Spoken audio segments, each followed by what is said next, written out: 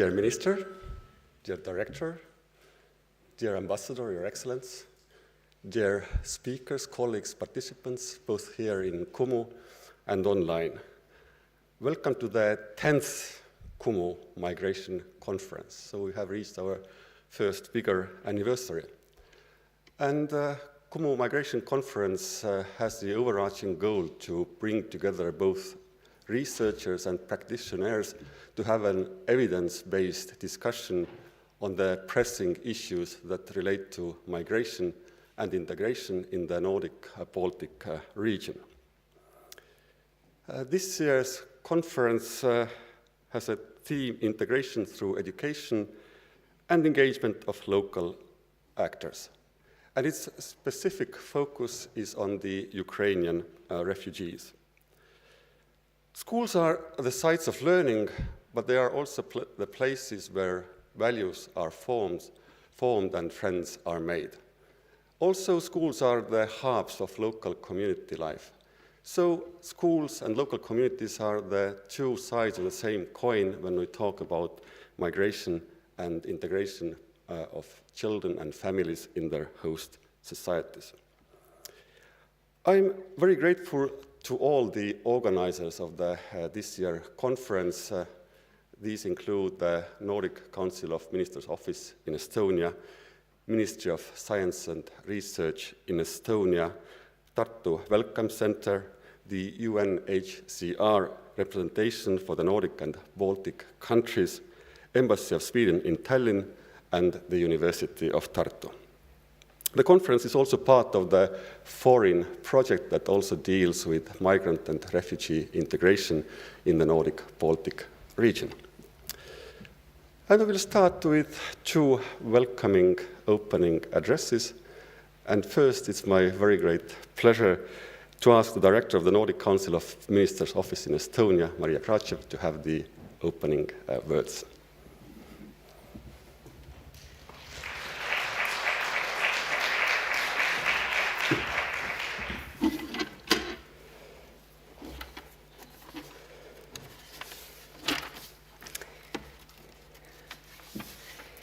Wow, thank you. Thank you so much, Professor, for that kind introduction. Excellencies, ladies and gentlemen, and dearest colleagues, and all those of you who are here participating in our work and in this project. As Professor Tammaru just mentioned, we are going to discuss the role of education and the role of local actors in integration processes. In order to illustrate some of the things that we will be discussing today, I am going to start off by offering you a story. In order to do that, we have to go back a few years, quite a number of years, actually 122 years. So where do we end up then? We end up in 1901.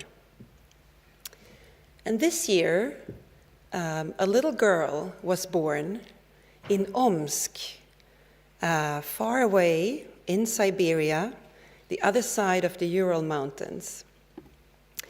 This little girl was born into a very poor family. Her father was a shoemaker, but even with that work, the family wasn't able to make ends meet. It was decided that this little girl would be placed in an orphanage. And as you know, back then, we didn't quite have the education structures or the local government structures that we see today, or education facilities. So the orphanages were often managed by the Orthodox Church, and this is where this little girl ended up. And her name was Alexandra. She grew up in this orphanage together with her little sister. And with the years, Alexandra started singing in the Orthodox Church choir. And it turned out, after a few more years, that she was quite a good singer. When she was a little older, she was also helping, sort of managing the choir, and also directing the choir. The church choir had been fortunate enough to gather some funds to perform in different places over the Russian Empire. So they were on a tour, and this tour started in 1917. So this girl, Alexandra, was then 16 years old when she was touring around Russia with her choir. And obviously the girls in the choir, they were so proud, having managed to do this as a group, all of them from the orphanage. But as you know, in 1917, there were big developments, and the Russian Revolution broke out. At this time, the choir was in Karelia, in an area close to Viborg. Borders were closed, things were a bit of a mess, and the girls in the choir were not able to move back and get home to Omsk. They were stuck. Some died, some were injured, some very quickly managed to find work locally as sort of housekeepers or similar in different families. Some got married. Alexandra ended up in a convent in the women's section of the Valamo monastery, where she spent a few years. And if I remember correctly, the story goes first you're a novice, right, and then a postulant, and so on, before you actually become a nun. But after a few years, a young man approached the convent, and he was not rich.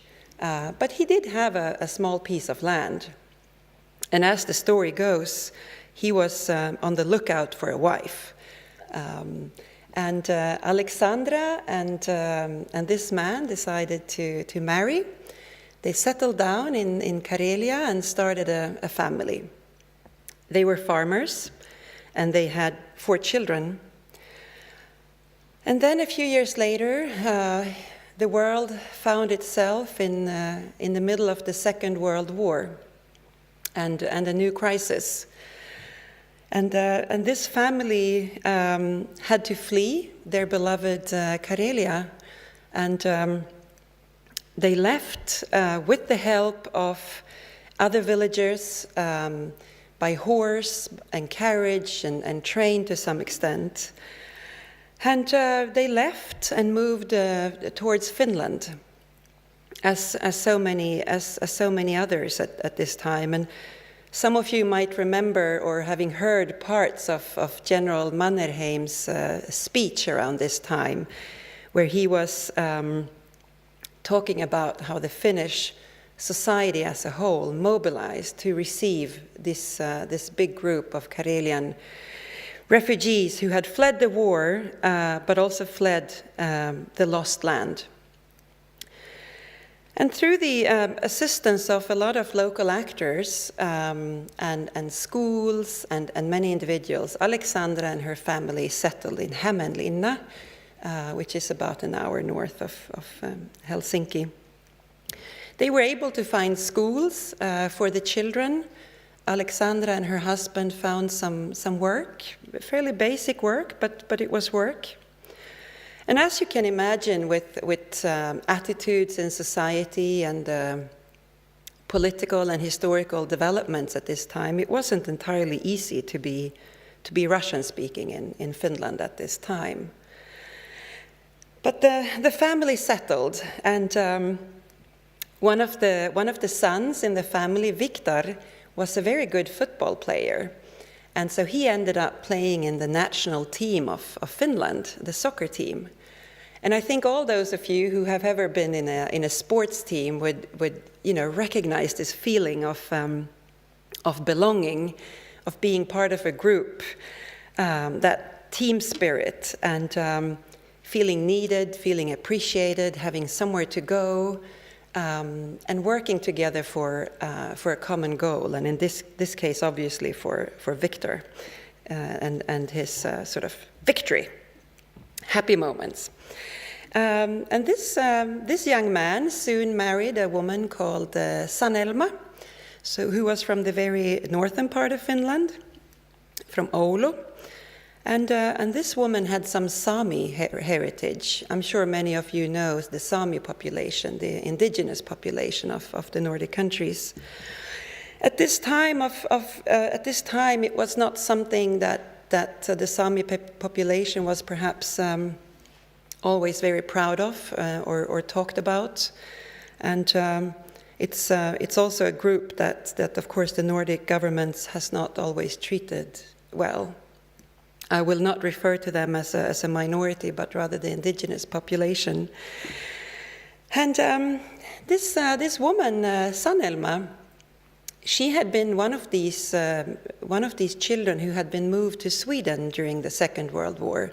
Many of you know how Sweden received many of the Finnish children in order to protect them from the war. Sanelma and Victor had 2 children, but also decided to divorce about 15 years later. For Sanelma, it made sense to move to Sweden with the children. As you know, back at this point, Sweden was really developing its industries and needed a workforce, really. As the children also moved to Sweden with Sanelma, their daughter, called Ira, was given a place in a Swedish school. And she was 15 years old, and she went to school.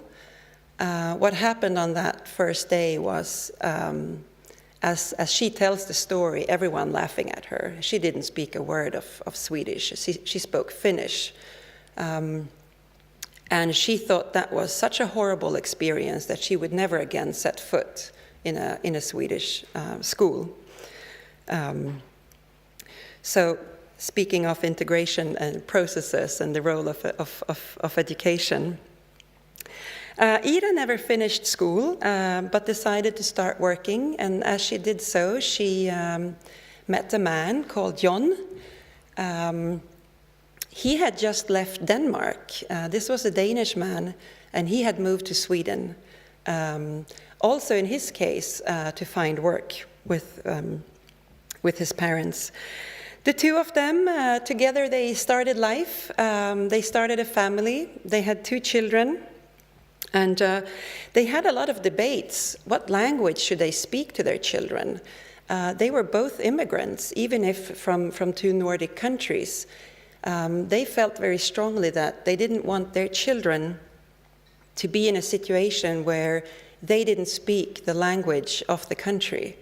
At the same time, they both really wanted the children to speak their languages, because how could the children otherwise speak to grandparents and relatives and have a choice about sort of maybe wanting to live somewhere else in the world? They decided to speak Swedish at home, as the Ira and John felt very strongly that the children should learn Swedish properly. And John later he was elected as the head of a local council in a suburb to Stockholm. Spent a lot of hours from home. I think many of you who work in local government would probably recognize that. You work around the clock, and it never feels like it's quite enough anyways. And I know that John's daughter often felt that her father was away a lot, but also quite early understood that there was something particular about his work, which wasn't just about bringing home a salary, but work that meant to lead to change and to do something for the local community. And the community that is perhaps closest to us at the local level. Anyways, I am that daughter of John and Ira, as you might have guessed at this point. I grew up in Sweden. I was born in Sweden as a Finnish citizen, speaking Swedish at home. Speaking some Finnish and some Russian, But I've grown up with that feeling of, even if I master some languages, there are also languages that I don't master fully, and I cannot properly have a conversation with my grandparents or my great-grandparents in a language that I really master, where I can really express myself.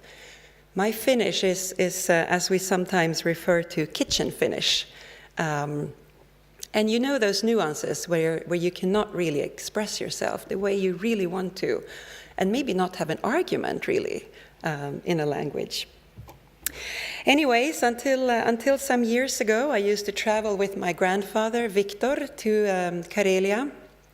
And he was looking for his childhood village that he had left as a 10-year-old.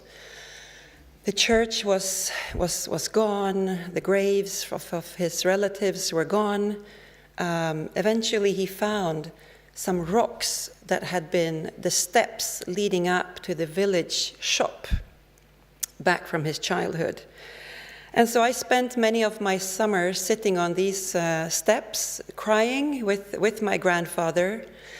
But you know, he did cry sort of over the grief of certain lost childhood places and memories, but he equally cried of gratitude of what life had actually given him, what individuals, institutions, schools, workplaces, sports teams, and everything else had really given him. And you know, in the new country, he had found work, he'd found a wife, and with time, he even managed to save up some money for a small summer house.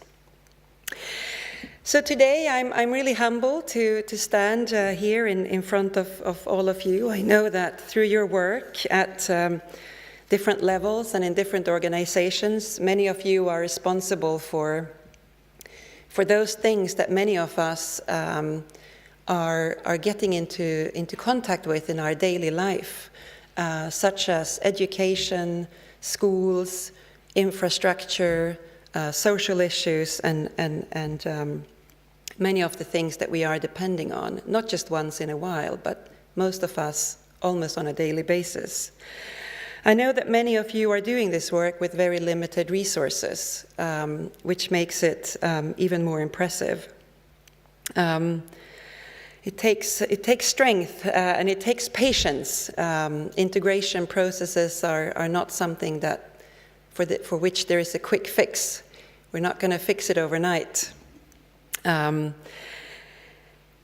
I know that there are many agencies here that are doing brilliant work. I recently visited Narva, the Estonian language house, the library, the art center. They have done an incredible amount of work with Ukrainian refugees, for example, over the last couple of years.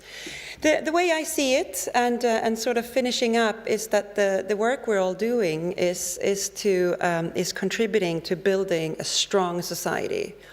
And when I say a strong society, I think that starts at the local level. Strong societies are inclusive, they are equal, they're peaceful, they're sustainable. And you know, inclusiveness is what happens when all of us decide to engage with individuals who are different from ourselves, that have a different background, that look different, that speak a different language, that have a different profession, level of education, or what have you. And so with this perspective of the local level, I'm also so incredibly proud and happy that we, as the Nordic Council of Ministers, also have an office in Tartu and one in Narva, which really helps in our outreach. So with these words, I shared some of my experiences, and most important today are your experiences and your work.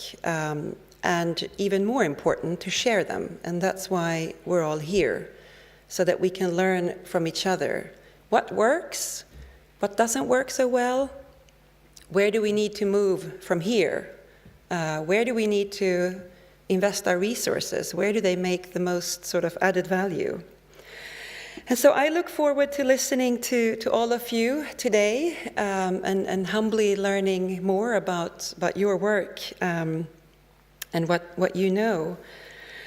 And I know that Professor Tammaru already mentioned some of the agencies who are part of organizing this today. So instead of mentioning each and every one, I'd like to just give you all a big shout out. It's a big thank you to all our partners,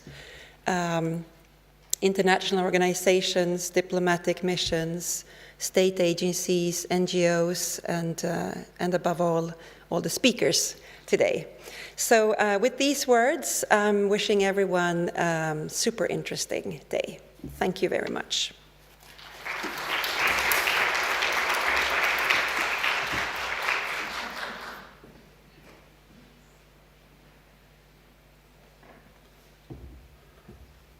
Thank you very much for these opening words and sharing your own personal stories that open all these different layers that relate to the migration and integration process.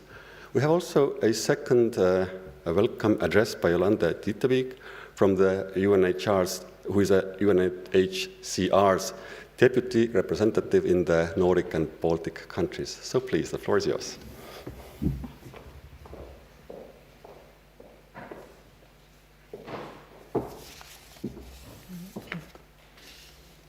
Good morning, ladies and gentlemen, Minister.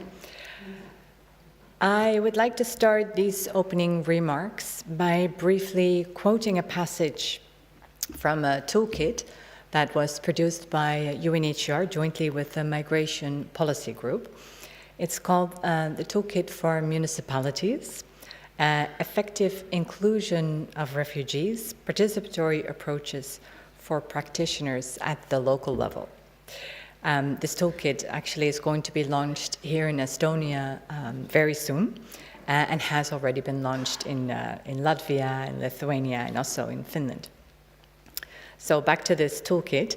The introductory words, they say, and I quote, "The inclusion of newly arrived asylum seekers, refugees, migrants, and stateless people has emerged as a key priority for mayors, municipal authorities, local civil societies, and service providers.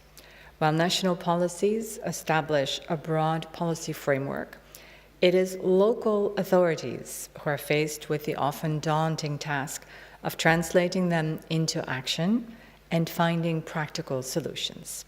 And then a little bit later in the same paragraph it says, "Success or failure to achieve effective inclusion or integration at local level can influence future decision-making on asylum, resettlement, and complementary pathways. It is imperative, therefore, that we get it right," unquote. So I started with this quote because indeed it is imperative that we get it right. And I believe that so many municipalities and other local actors here in the Baltic countries have absolutely managed to get it right.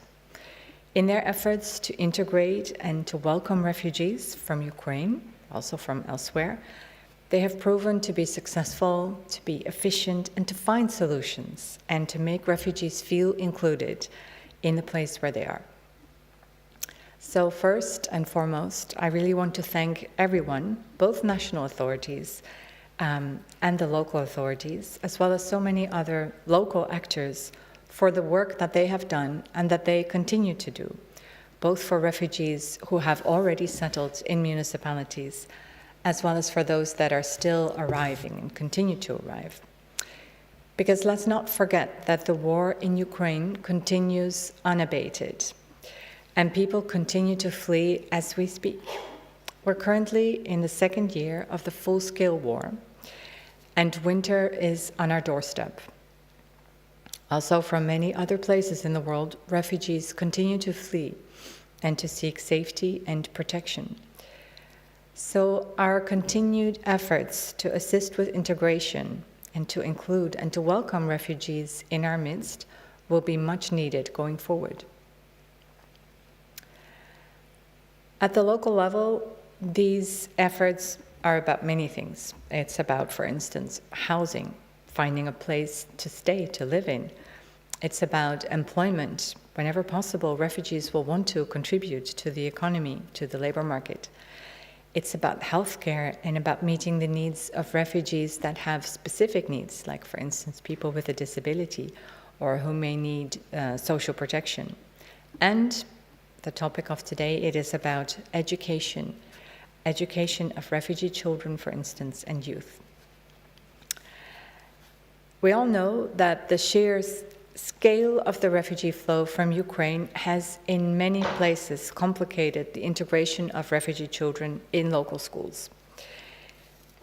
Since the start of the full-scale war, around 5.8 million refugees from Ukraine have fled to countries all over Europe.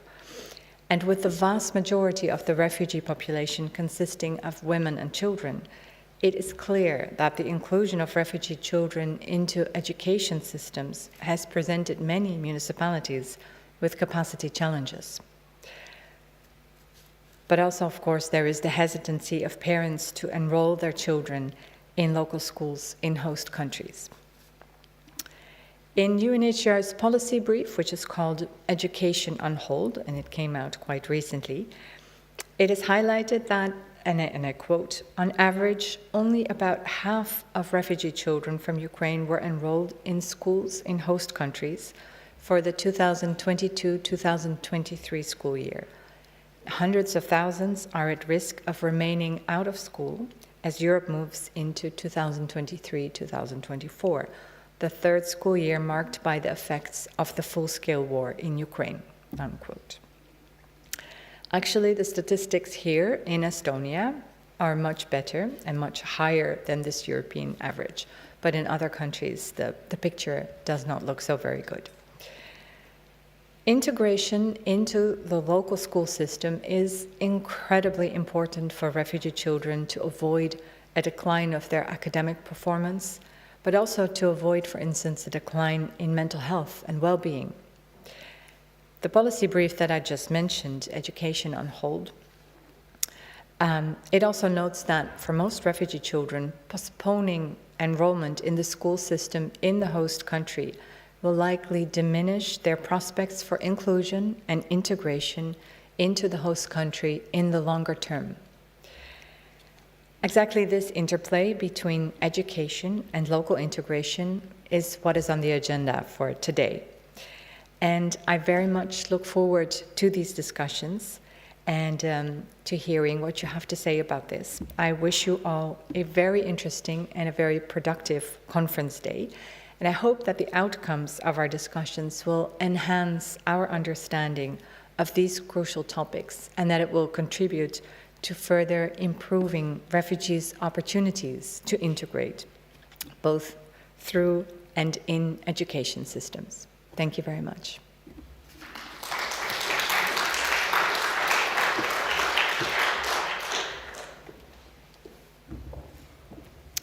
Thank you very much. And I will now start the first session, and we have two very distinguished keynote speakers. We have 30 minutes for each talk, and then we have also short time for discussions. And it's a great privilege that our first keynote speaker is the Minister of Education and Research in Estonia, who is not only leading the policy making in the field of education and integration, but who is also a top expert in the field of integration, who has also a PhD in the field of integration studies, who has worked as a researcher, been head of the Narva College in Narva, and has really a lot of experience also firsthand when it comes to education and integration. And today, the talk will focus on the school reform in Estonia. So please, the floor is yours.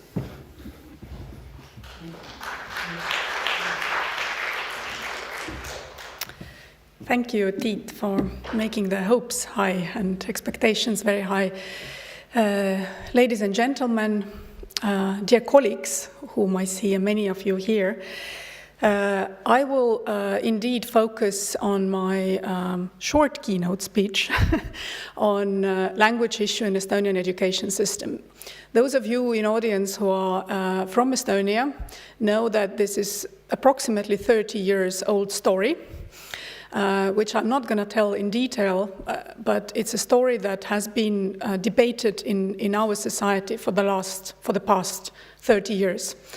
And the reason for this is that we have a situation where 17% of children with Russian as a main language spoken at home are in our education system. And we have additionally now arrived within past 2 years Ukrainian refugee children that make up already 5% of our children in school. That's a very significant share of children. So approximately this is the share of children in Estonia who go to school but who do not speak Estonian as a language at home.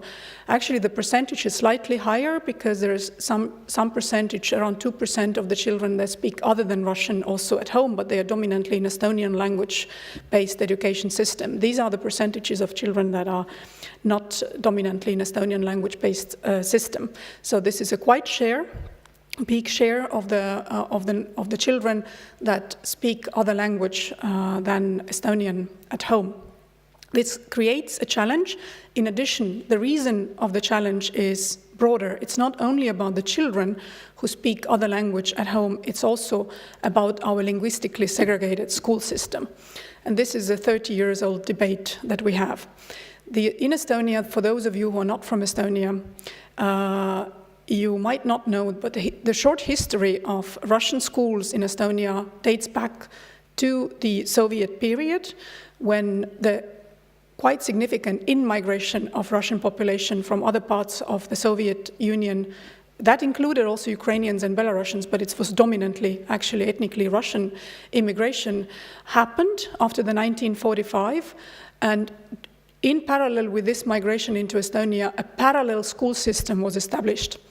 This parallel school system operating in Russian language was also parallel, not only linguistically, but it was a school system that was subjugated to Moscow, run by Moscow, the school system that was operating in a curriculum of Russian Federation at the time, not Estonian curriculum. So it was a completely parallel system, not only linguistically, but also in terms of curricula. The schools, those of you who are older remember that Russian kids went to school 10 years, Estonian kids went to school 11 years in Estonia, exactly for the reasons that these schools were operating in two completely parallel systems. One was with Estonian curricula under Estonian Ministry of Education, and the other ones were with Russian curricula, with the teachers educated in Russia, with the Russian pedagogical practices in Russian language, and operated, basically run from Moscow. So we had these two parallel education systems that we inherited back in 1991 when Estonia became independent again. And the big question became what to do with this parallel Russian language education system that had been created there within past 50 years, but that was not integrated into Estonian education system as such. Of course, the first move was to take over those schools, to integrate them into Estonian curricula system. So Estonian curricula was translated into Russian language and adopted in those schools. The school years were extended also 1 year, so the Russian kids also started going to school 11 years, at that time already 12 years, as Estonian children did. And Estonian language as a subject was introduced compulsory to all the schools. This is also an important information. During the Soviet times, Estonian was part of the curricula in those Russian schools, but not in every school it was actually implemented. Not in every school Estonian was actually taught. So many of the children who graduated from those schools had no skills of Estonian whatsoever. And I have also a personal story about this, because back in 1998, when Estonian integration policy was adopted for the first time, and we had a first integration conference in Narva-Jõesuu, close to the Russian border. I remember that conference, Integration Foundation brought to the stage 2 Russian girls from the school in Narva, and the girls on the stage were supposed to show how much they have actually mastered Estonian within last 2 years because of the specific program that they went through, which was financed by the Dutch and Canadian embassies. So this is just to tell you where we were back in 1998, where finding Russian children in Narva from the school system who would speak Estonian was an event on itself that had to be showed as a good case study that should be promoted more. So this was the starting point where Estonian education system started the debate of the question of the language in education. We have had many small steps by integrating Russian school system into Estonian education system. It usually has been 2 steps forward, 1 step back, 2 steps forward, 1 step back.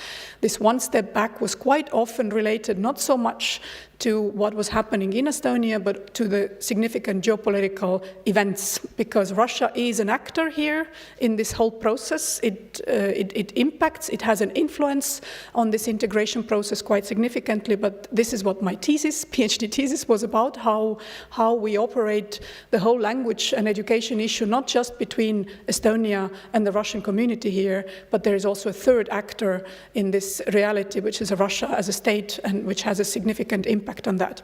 But I'm not going to go deeper into that. So we had this reality of parallel education systems and the plan to start integrating Russian schools into education system of Estonia. They changed curricula, but they didn't change the language of instruction. The Estonian language was introduced as a subject to those schools, but over the years, we have seen that this has not actually given us the results that we have expected. And I just show you some of the statistics regarding that. It's not the question of only mastering Estonian language, it's also the question of academic performance. And over those 30 years, the Russian schools have actually shown that they are not catching up also in academic performance. These are the PISA results, comparatively Estonian schools versus Russian schools. In reading skills, over all the years that PISA has been taking place in Estonia, Russian schools have been lagging behind more than 39 points, and that means academically there is a gap of 1 year, academic gap of 1 year between Estonian and Russian schools. You also have the same gap in mathematics, slightly smaller, 2/3 of the academic year, but still there is a gap in mathematics results between Estonian and Russian language schools, and you have the same gap in science skills, also 1 academic year. So in all PISA measurement, academic measurement results, Russian schools are lagging behind academically as well. And it's important here to understand that they are doing the PISA tests in their mother tongue. It's not that they are doing them in Estonian and that's why they have a gap. Their education is in Russian, the PISA tests are in Russian, the education in Estonian schools in Estonian, PISA tests in Estonian, but the gap is quite significant. There is an academic gap. And that has been an issue for many years, and this academic gap has an impact on socioeconomic future of these children quite a lot. In addition to this academic gap, there is also severe linguistic gap. Linguistic gap in a sense that the children that come from the Russian schools do not master Estonian in the level that they could actually proceed further either to the higher education or to be successfully operating on the labor market. And this is something that Tiit Tammaru has also, professor, shown many times, that there is this vicious circle of minority school situation where you go to minority school, you don't do so much well in academic performance, you also don't acquire linguistic skills, you exit the schools, you enter the labor market, which is a lower income levels with the Russian language dominantly operating in this lower income market levels, and that's how you don't get out of this socioeconomic vicious circle due to the school situation. Here is the linguistic results. You see every year only 60 to 55% of the graduates of the schools with Russian as a language of instruction actually pass B1 level of Estonian. B1 is by far too low to actually proceed to any higher level, but they don't reach even B1 levels. And this is quite a problem. So we have been seeing this for 30 years. We have been trying to do several different reforms. We're integrating those Russian schools into Estonian language or Estonian education system. but they have been honestly a little bit too small steps, and the results are still showing that the graduates of the Russian schools, the children from the Russian schools, are in disadvantaged positions. What we did last year, Estonian Parliament adopted a very extensive school reform plan in the law, which foresees within next 6 years the transfer of all Russian schools into Estonian language of instruction. So they will be changing language of instruction, and with this they will become integral part of Estonian general education system, so that it wouldn't be anymore a segregated system with the Russian schools for Russian kids and Estonian schools for Estonian kids. This reform is extended for 6 years. That means that next academic year, 1st of September 2024, first grades and fourth grades will be the ones transferring into Estonian language of instruction. And then with every year, it's the first grades and fourth grades that go into Estonian language of instruction step by step. So those kids that start with the fourth grade next year, they have to continue until the 9th grade in Estonian. Those children that start in the first grade next year have to continue in Estonian till the end. Those kids that go to second grade next year continue in third grade in Russian, but in the fourth grade they are switching into Estonian language of instruction. So this is a process. Approximately 23,500 kids or students are a part of this process. They are the ones who have to actually transfer into Estonian language of instruction. Now, it's a huge challenge. It's an extremely huge challenge, because we basically have to change language of instruction within 1/3 of our education system. So 1/3 of our education system has to change the language that they use. That means that everybody who is involved in this part of education has to change the language that they use for studying, for learning, and for teaching. I don't think any of the countries in the world have done that to that extent. This is quite a unique experiment. There is a Latvia next to us who is doing the same reform, even with a faster pace than us. A little bit slightly different modeled reform, but basically the same reform. But I believe that many of the educators in the world are looking at us, whether we succeed or whether we fail in doing this. And I don't think that failure is an option, but it's quite an experiment. It's quite a bold move, I would say. But there are some very important elements that we need to keep in mind when we do this transfer of language of instruction because of the children. The important elements is that you have to use an appropriate methodology. You can't put a child who doesn't speak the language into the classroom, and the classroom is full of children who don't speak the language, and expect that you can teach them with the same methodology as you teach to the native speakers. That's not going to work. Luckily, in Estonia, we have used for 23 years language immersion system in Russian schools very successfully. So there is a methodological experience, there's a knowledge, and there are skills of the teachers to teach the classroom full of children who don't speak Estonian, but teach them in Estonian. So this is an experience that Estonia has had in many schools, and this is something that we need to now extend to all schools, to all first graders who go to school starting from the 1st of September.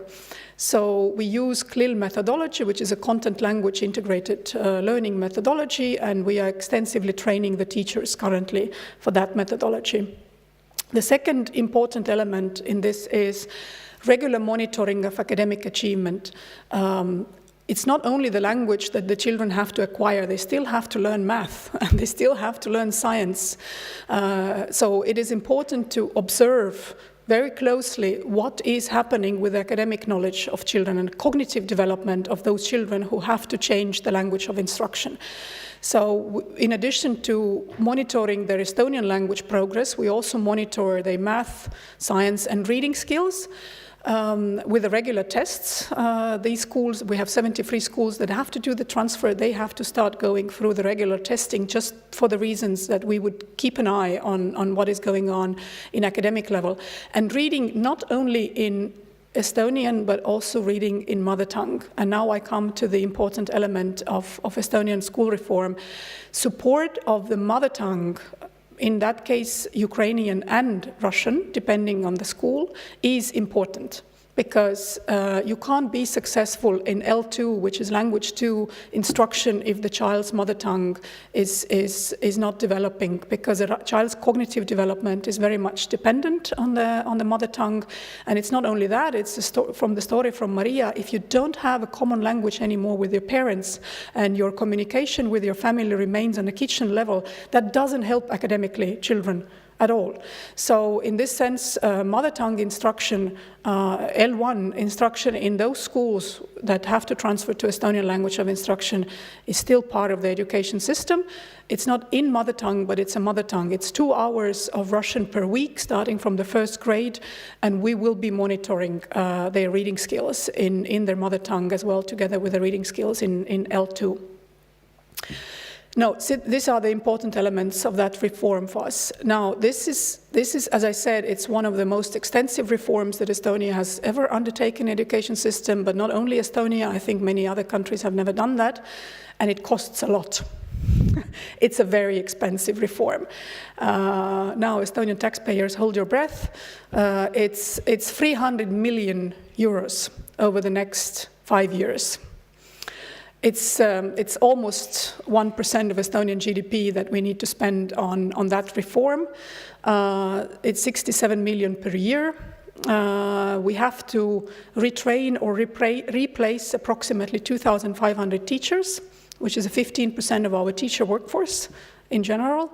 And here is the most important resources are our teachers. And that's how we focus most of the 300 million that you saw goes into teachers, into preparing them.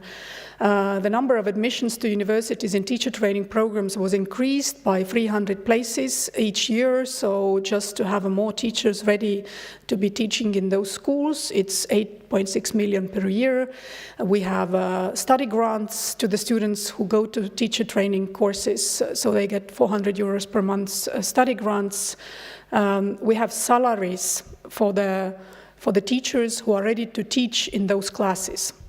So if they go into the class to teach the children that are not the ones who master Estonian, those teachers in one region of Estonia, which is Ida-Virumaa, they got salary coefficient 1.5 in schools and 1.3 in kindergarten. So we pay them 1.5 times, 1.5 coefficient more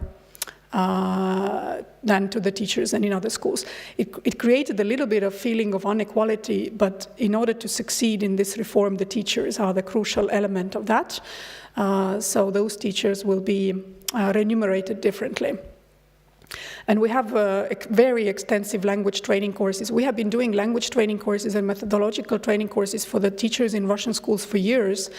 But in the next 5 years, we increase 3 times the money we spend on training of language and of methodological CLIL methodology for the teachers in those schools. So this is the effort of resources that the state is putting into that reform. And last but not least, the success factor is not only money. It's not only how much money you put it into or how right is your methodology in training the teachers. What the success is much more broader. And here is my take in success stories. Very important partnership with the school community, not only with the teachers in the school, but everybody around the school, around you. And not only, it's also about partnership between Estonian language schools and Russian language schools. If you don't have partnerships and you're doing this alone, your school is doing it alone, that's going to be very, very difficult. You really need to have a very significant network of social partners who would help you, who would sustain you in this process. Teacher training, I mentioned that many times. School leadership. If the principal of the school and if the owners of the school, which in our case are municipalities, if they don't believe that this is the right thing to do, then we actually are not going to succeed. So in school leadership, in actually the leader, the persons who are leading this reform locally, they have to believe that this is something that is worth doing. And this is because it's difficult, it's going to be very hard. There will be a lot of tears, a lot of complaints, a lot of stress from the parents, a lot of stress from the teachers, a lot of stress from the community. But the leaders who are there need to be the ones believing in this and preserving this.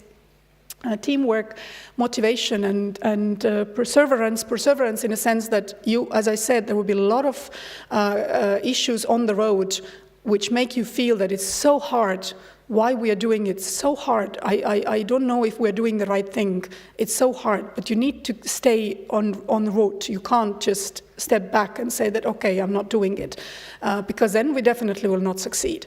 We have to really keep motivation and support also very high. And now the key to me is parental cooperation. It's not going to be hard on children, because children with the proper methodology and the proper environment in school are capable of doing this. We have seen it many years in Estonia through the language immersion programs. It will be hard on parents. It will be very hard on parents because, first of all, many of them will not be able to help their children at home. Many of them will feel helpless. Because they know that there's something happening, and the kids is in distress, and maybe there are some setbacks, but they can't help their children. They can't help because they don't speak the language, or they don't understand what's going on in the school, and because the parents themselves have never been through this. So they studied in a completely different linguistic situation, in a completely different methodology. So they don't even know, for example, when we know, experts know that when the kid starts studying in a language that he or she doesn't master, there quite often happens that there's a silence period for the child. So the child might not speak for a year, just doesn't speak in the classroom, doesn't open the mouth, doesn't say anything. And it can be very stressful for the parent who has never been through this, knowing that this is actually okay. This is absolutely okay, just you need to give time. Eventually this child will open the mouth and speak 2 languages at the same time. But this is something that parents need to be informed, taught about how this is happening. So parental cooperation, the school needs to deal with parents quite a lot, and the parents need to support the child.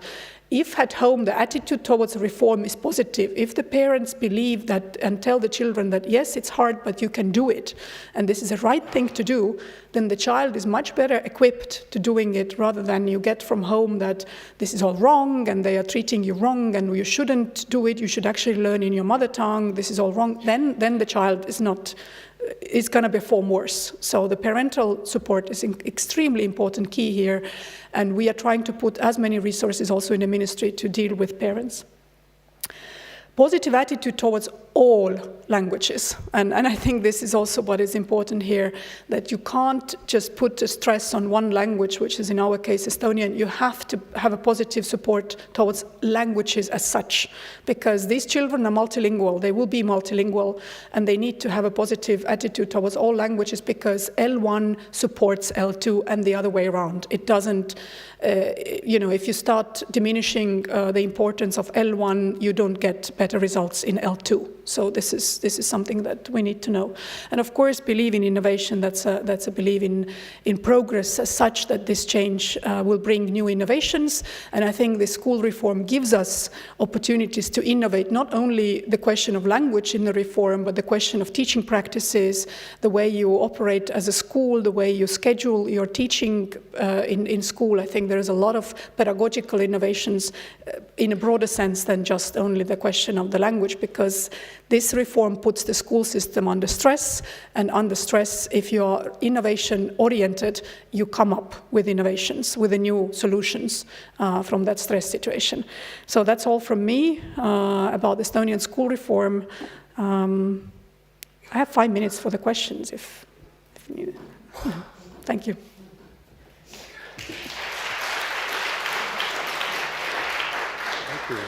Thank you very much for this interesting talk. And now the floor is open for questions, comments. We have 5 minutes, so please, quick questions, quick comments.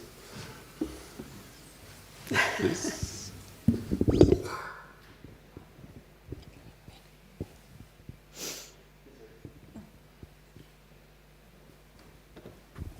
Hi, good morning. My name is Ingrid Tröspen and I'm the Swedish ambassador. Dear Minister, this is truly an impressive reform that you are going through. And I know that there has, of course, and is quite a bit of reluctance in parts of the society. And I'm wondering how you are conducting the dialogue with parents so that they can really support their children, and also working with communities. It's not only Ida-Virumaa, it's also in Lasnamäe and Mustamäe and around Tallinn. And also there are political forces who may not appreciate this reform, which is then so necessary for the country in the years to come. And it's a very brave reform, finally. Thank you. Thank you. Yes, communicating with the parents is the key. And of course, the closest to the parents is the school. So the school is the first contact and the first instance where the parents need to feel that they get information and they get understanding.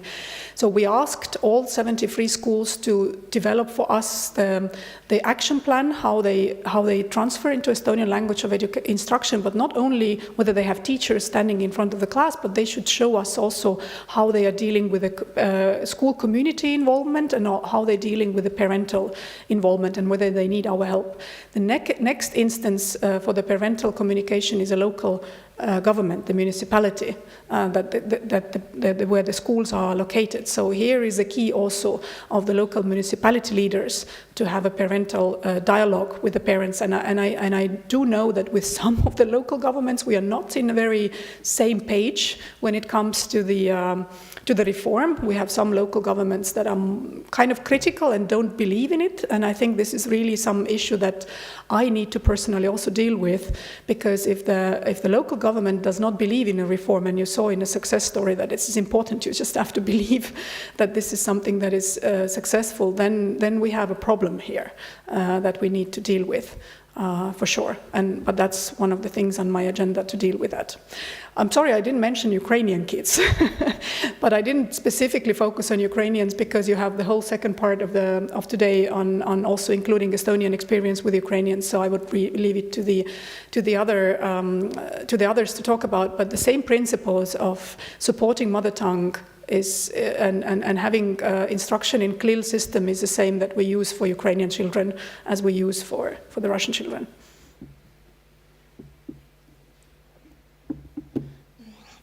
Hello, my name is Victoria. I'm the representative of Ukrainian teachers here in the local community. The question I have about us being teachers and educators here in Estonia, how can we help the government and people maybe we can take part into some educational courses to implement them for our Ukrainian kids and make it easier for them to learn into Estonian kids, maybe through the language or our local communities, because it's really important, as you told, to try to switch a bit this kitchen language at home, and it will be a way easier for kids to communicate. So how the Ukrainian teachers can help? Yeah. That was a question? Yeah. Yes. We have this concern with the Ukrainian community that not all children are actually enrolled in school. And we have been trying hard to get them enrolled and to provide them environment in school where they study in Estonian language with the help of the assistance of the CLIL methodology and assistant teachers, but then still supporting their mother tongue instruction. So the Ukrainian teachers are the ones who we need to do the L1 assistance, right? And because many of the Ukrainian kids are doing in parallel, going through Ukrainian education system, which I think is a double stress and probably not always necessary, to be honest. I think that what they need is they need to go through Estonian education system and Ukrainian teachers supporting L1 development academically for them in that school system, because in school we are providing them the L1 support if needed. Thank you so much. And we have to conclude here.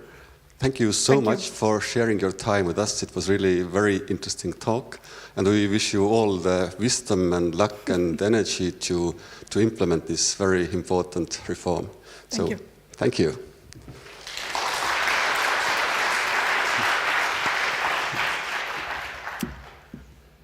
And we will proceed with the second keynote speaker, who is Professor Karina Mood from Stockholm University. And she has made extensive research on integration, poverty, intergenerational transmission of disadvantage and well-being of youth and children.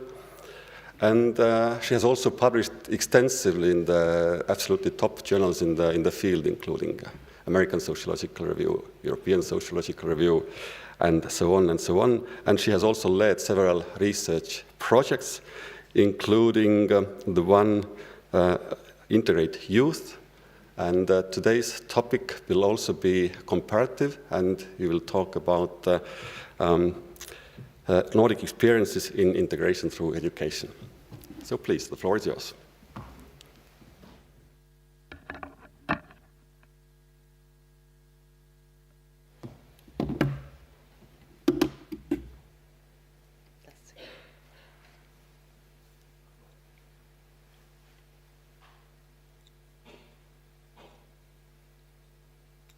Oh, no. I think I'll have to go with this one. Sorry. So, thank you, Tiit, and thank you everyone for being here. So, I'm going to talk about integration among young people. So, in my research group, we do research on integration among young people. We do studies on Sweden. And Sweden, of course, is an educational system that is similar to the one in the other Nordic and Baltic countries, with little tracking and open choice-based system. But Sweden is also a country that has had a long period of both high and very diverse immigration. And by now we can follow a diverse group of immigrant background youth throughout the educational career. We also do studies on several countries, comparative studies, within the Integrate Youth project, which is funded by Nordforsk. So in this project, we study not only Sweden, also Norway, England, Germany, and the Netherlands.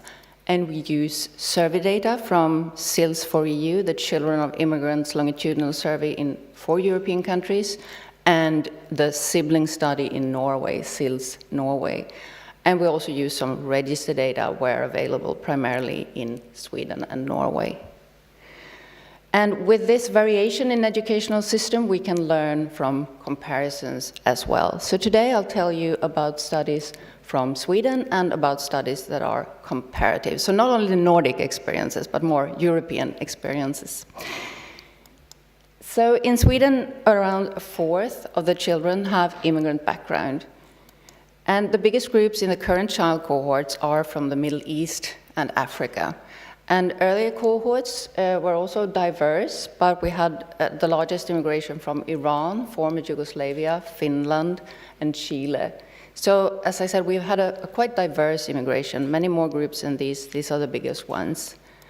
And of course, we have also had some immigration from Ukraine this year and last year, around 60,000, whereof slightly less than a third are children.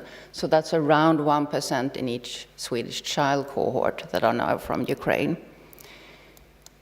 And for those who read Swedish, we have published 2 books, one last year and one this year, very recently. One focused on integration in many dimensions, and one strictly focused on education and the early labor market. They are available for free online for those who read Swedish.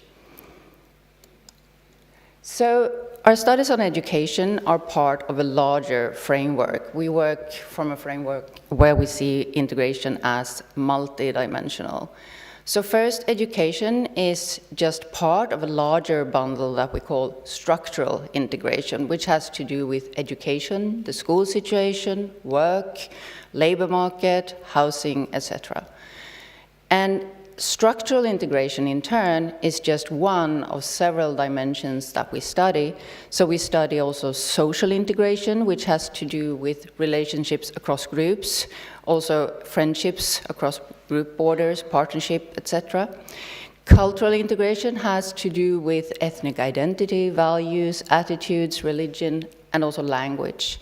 In this category, we also include the political aspect of integration, having to do with participation in democracy and civil society. And psychological adaptation is a more psychological aspect of integration, having to do with potentially negative consequences of migrating or of being in a minority. And I'll briefly mention some of this at the end of the talk. But for now, I'll focus on education. And what we want to do when we study education is to take the full picture. So we follow kids from comprehensive school, through upper secondary school, tertiary for those who go there, and then into the labor market. And we have one primary study cohort, the latest cohort that we can follow up until a reasonably old age, and that's those born 1996. They finished compulsory school in 2012, and then we follow them up until age 25, 26, which is how long we can currently follow them.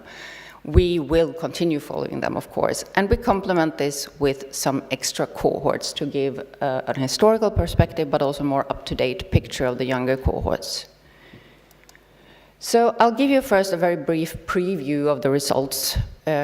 So when it comes to education, the overall picture is surprisingly positive. So when we presented our recent report, there was a lot of surprise about how positive the results looked, surprisingly positive to many.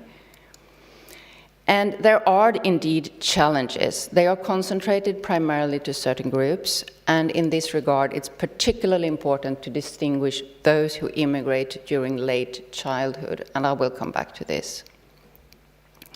So let's now start in compulsory school. So when we first interview these children, we ask them about their aspirations when they're around 14 years of age. And very consistently, we have a large battery of questions about school ambitions, aspirations, effort, attitudes to school and education.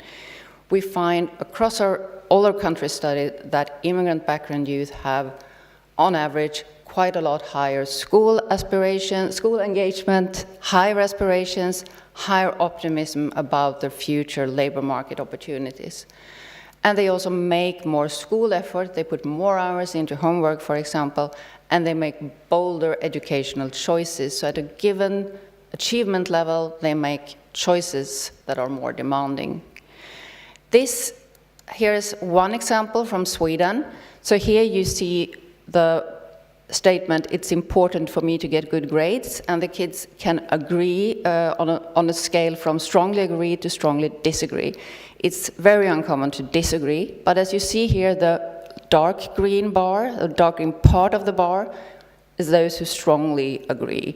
And the immigrant background youth, the proportion who strongly agree is 70%.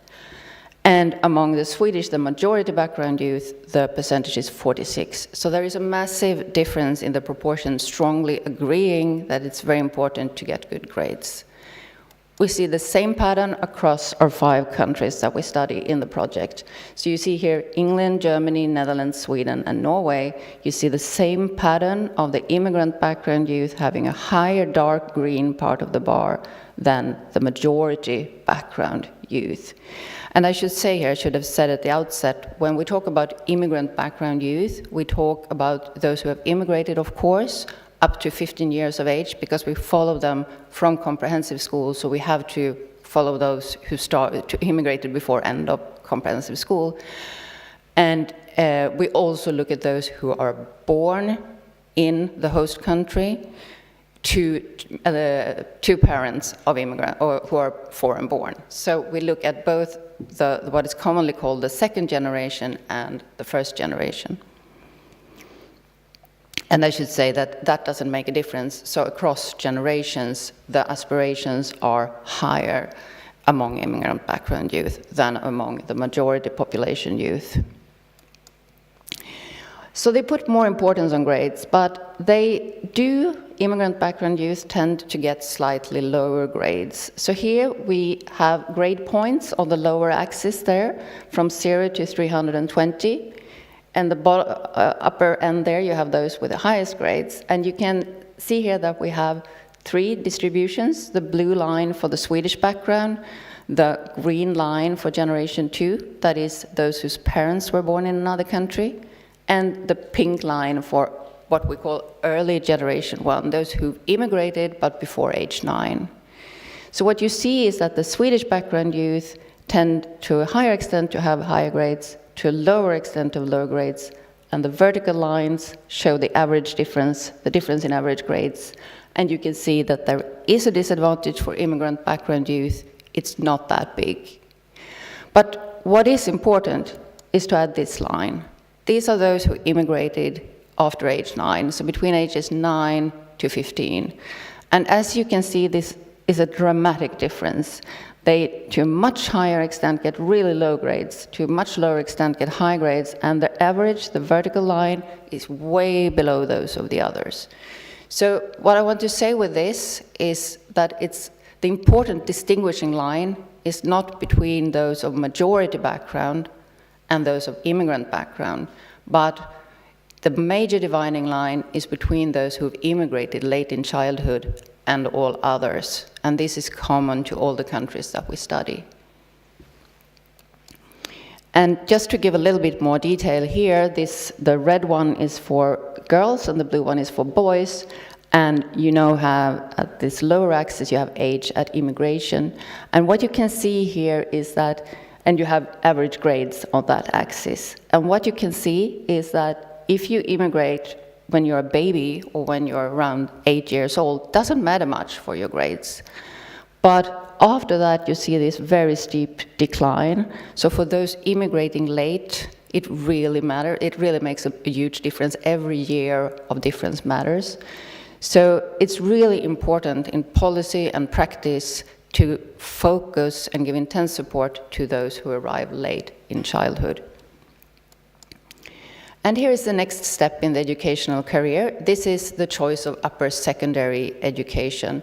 And we have divided the programs, so this is Sweden, we have divided them into 4 different categories. The natural science program is the most demanding one, is preparing for tertiary education, it's also the most high prestige one. Then we have other academic, other preparatory for tertiary education, social science, and some other smaller programs. And we have different vocational programs, preparing for example, nurse's aide, childcare worker, carpenter, vehicle mechanic, things like that. And the important takeaway from this picture, so you have grade points here at the lower axis in each of these, and you have percentage choosing the program. So what you see is that at each grade level, at any grade level, among immigrant background youth, the red curve, there is a much higher tendency to go to the most demanding program, the natural science program, and there is a much lower likelihood of going to vocational programs. So here again you see these high aspirations visible in choices. So even at lower grades, they tend to choose more demanding tracks.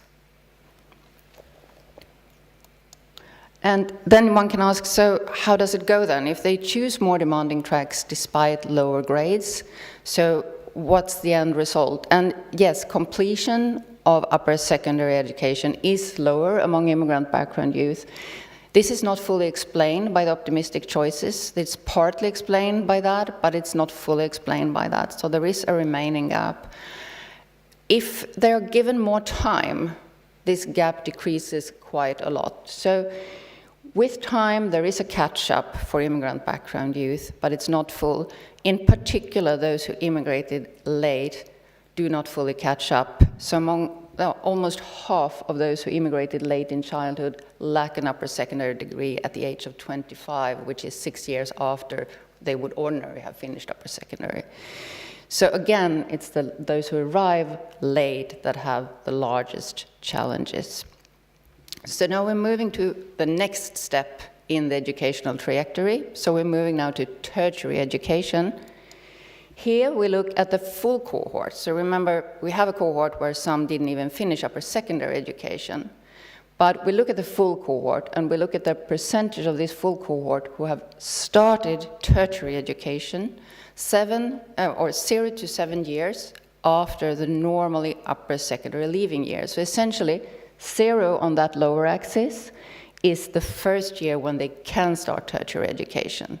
This is the first year when you can potentially, in this cohort, go to tertiary education. We follow them for 7 years. And here again, we have these 4 curves for the different categories. So Swedish background, generation 2, early generation 1, late generation 1.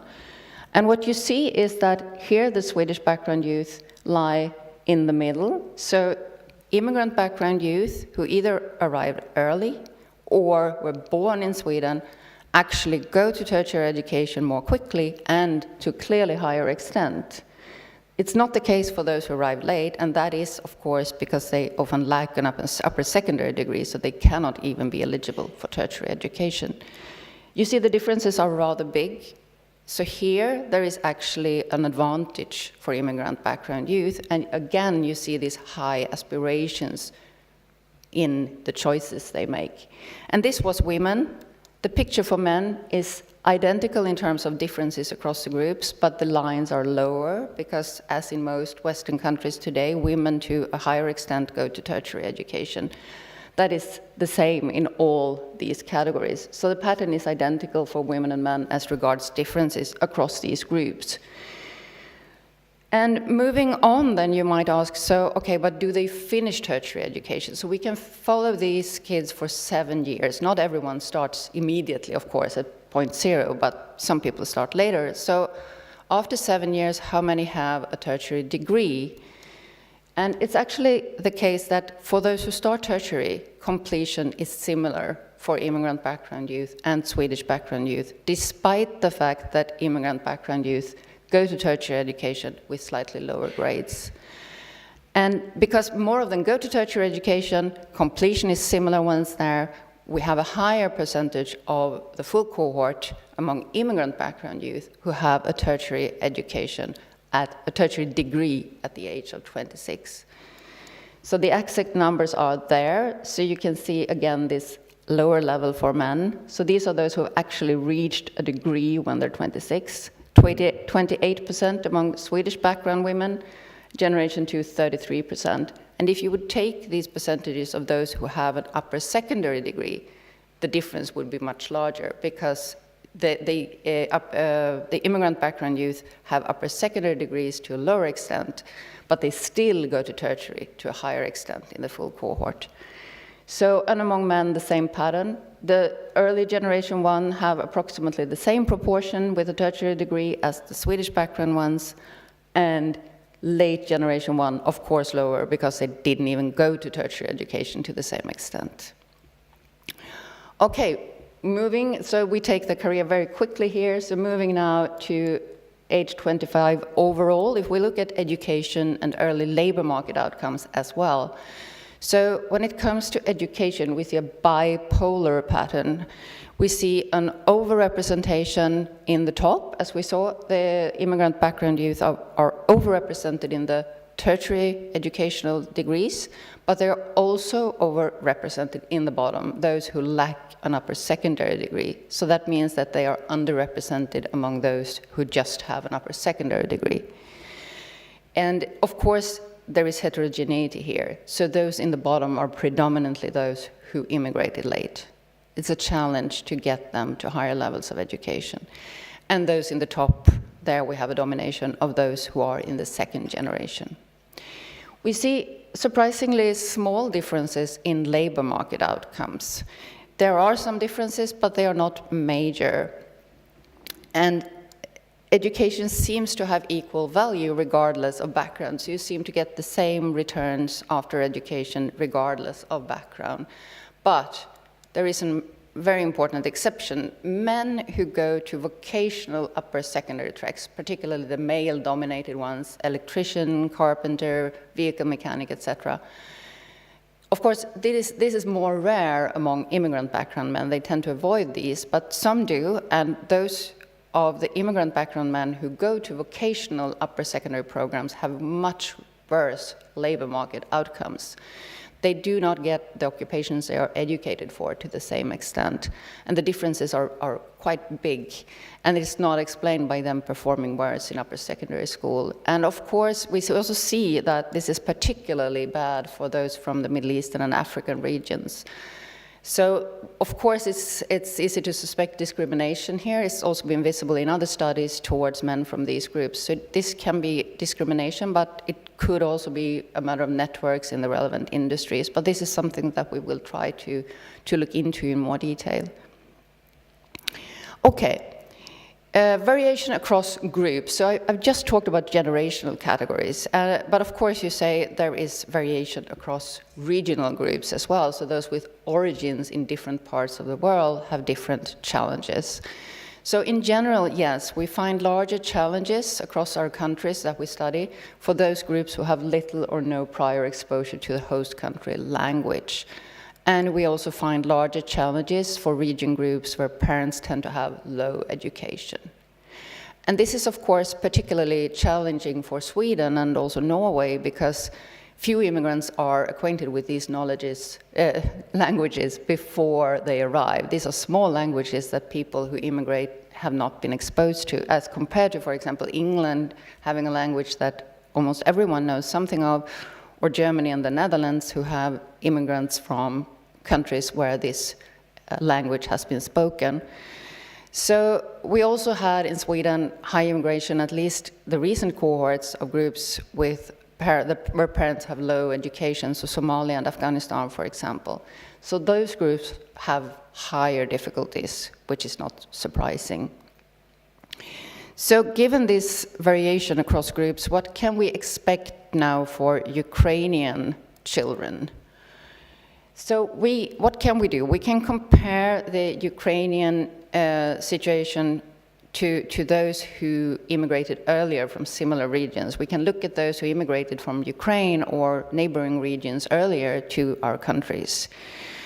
But of course, these were predominantly labor migrants, another selection, and also not dominated by women and children as now. So it's not really a great comparison group. We can also look at those who immigrated from former Yugoslavia in the 90s. These were also refugees from war and large-scale violence, a similar traumatic experience. They also had a European, a Slavic language, and relatively high education, as is the case with many of the Ukrainian refugees. So we can look at these groups and see how they compare to a couple of other immigrant groups, just to get a picture of what we might expect.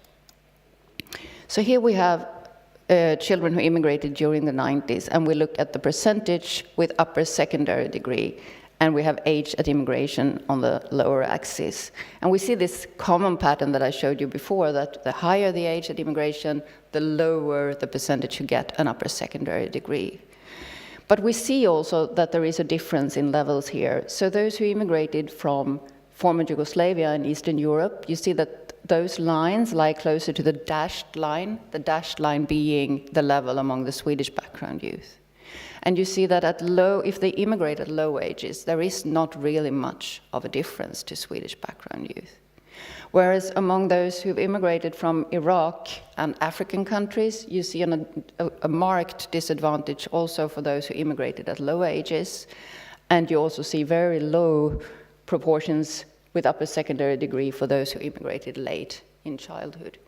But important as well to remember that you have this sloping line also among those from former Yugoslavia and Eastern Europe. So for those who arrive late, you still face large challenges. So again, that's the group that we have to give the most energy to.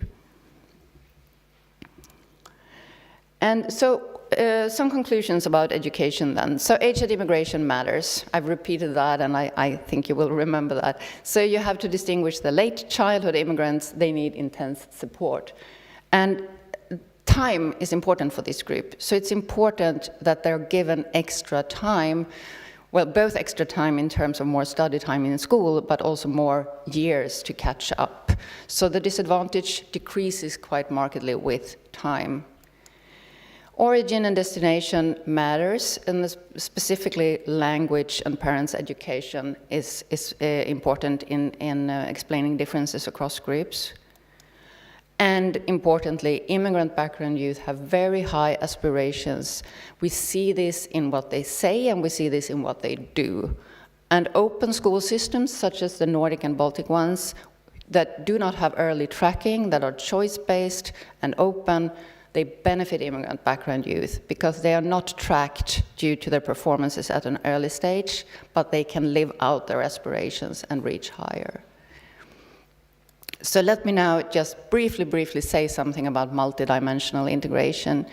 I will just mention a few things. So social integration, mental well-being, adaptation, and something about values and tolerance, aspects of cultural integration. So social integration. So in Sweden, as in many other countries, we have school segregation. And we see that this matters. The opportunity structure matters. So if you have more of immigrant background youth in your school, you also have more immigrant background friends. So the opportunity structure matters. But desegregation would not lead to total friendship integration, because preferences also matter. So even within given schools with a given opportunity structure, people tend to prefer, students tend to prefer to become friends with someone with a similar background as themselves. So both segregation, physical segregation, school segregation, and preferences matter for social integration. I think this one takes a bit too long to explain, but here we just show another aspect of integration, which is partnerships, which is forming a cohabiting union or marrying. Who you marry, this is your first partnership in Sweden, and this is also for those who immigrated as children, who are born in Sweden to foreign-born parents. So this is not partnerships that are formed outside Sweden before arriving. And I won't go through this in detail. It's the immigrant groups here at the bottom axis, the percentage having a partner with different kinds of background. But what you see in this graph is that the green part, those partnering with Swedish background partners, is very low in some groups, specifically Middle East and African ones, but also some of the other ones. And there are very high proportions, despite being very small groups, there are very high proportions who partner with someone from their own group.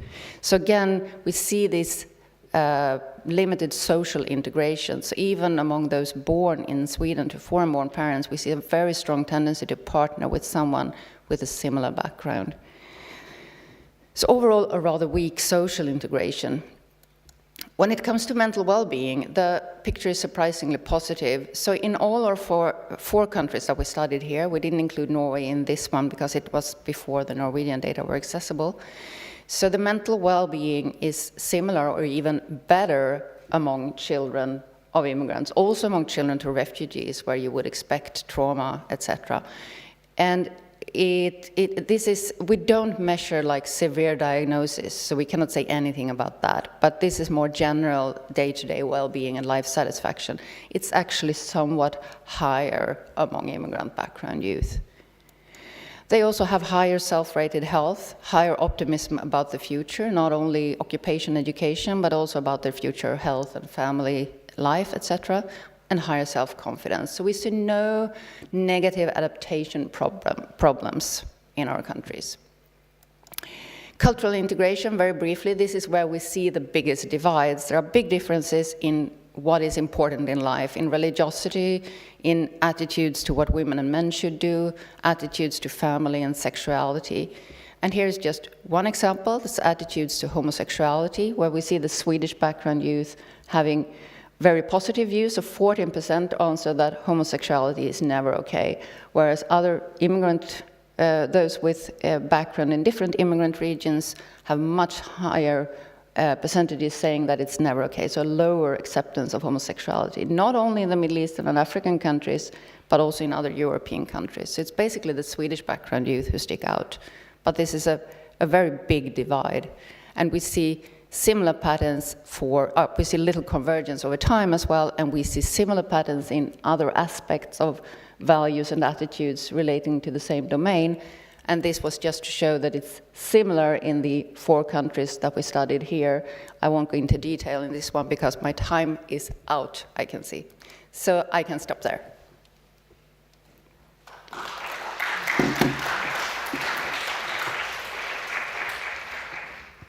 Thank you so much for this interesting talk. Yes, please. So we have time to take a few comments and questions. So please, the floor is yours.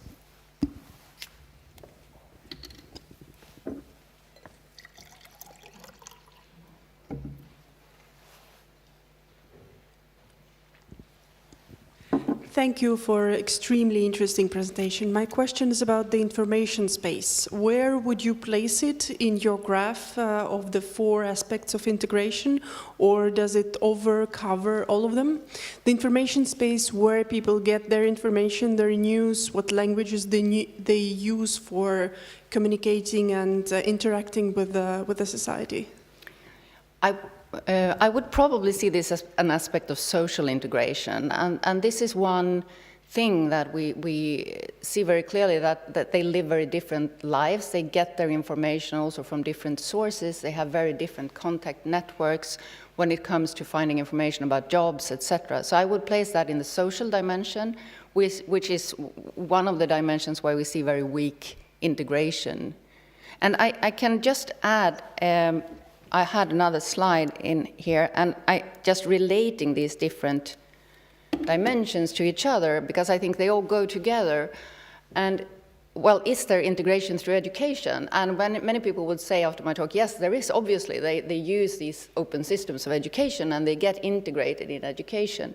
But we don't see that this integration goes hand in hand with the social and cultural integration. So we have large cultural and social divides. So it doesn't seem that the integration through education promotes integration in other domains. So it's a surprisingly little overlap. But sorry if I went beyond your question.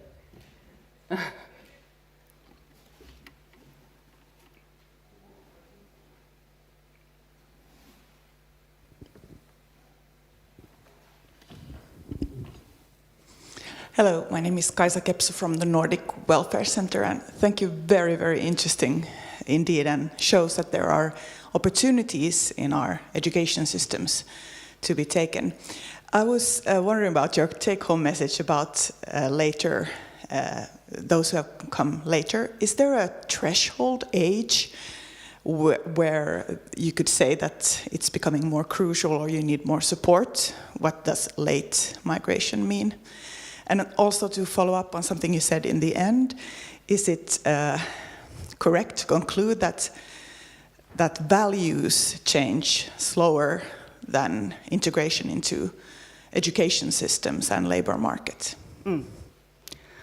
Yeah, the threshold age, we have just an empirical definition based on our results, and we definitely see a threshold. So it's around 9 years of age. We look at grades, percentage eligible for upper secondary education, getting an upper secondary degree, and there we find this very systematic pattern of around 9 years of age. And after that, you have this steep decline for every year. Before that, there is very little decline.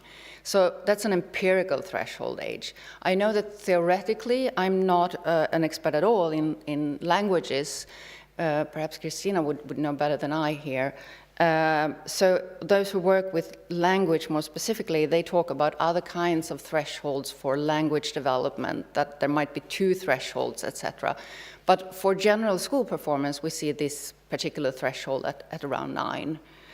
And when it comes to values, yes, we see some changes in values. It isn't the case that there are no changes in values. So the case is that youth tend to become more accepting and tolerant over the teenage years, especially more tolerant views to gender equality. And that holds in all groups, but the distances don't change. So you see more tolerance, but you see a similar difference across the groups. But it's definitely the case that values remain for a longer time. So the integration in the school system, the equalization there is much more visible than an equalization in attitudes, values, and in social relations. Thank you. And I'm afraid that we have to conclude now, as time is running very fast. Thank you very much once again, Karina, for this excellent presentation. And we will proceed now immediately to the next panel. So we have 3 more in-depth case studies from the Estonian, Finnish, and Lithuanian context. So we have 3 panelists, and each has 20 minutes for the talk. And the first speaker is Irene Käosaar, who serves as a director of the Estonian State Gymnasium in Narva and probably has dedicated her whole life to the topic of ethnic integration in Estonia, serving on very different leading posts in the Ministry of Education and Research and in the Integration Foundation.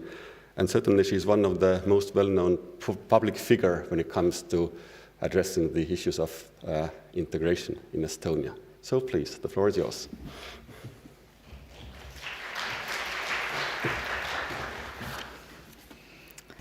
Thank you very much.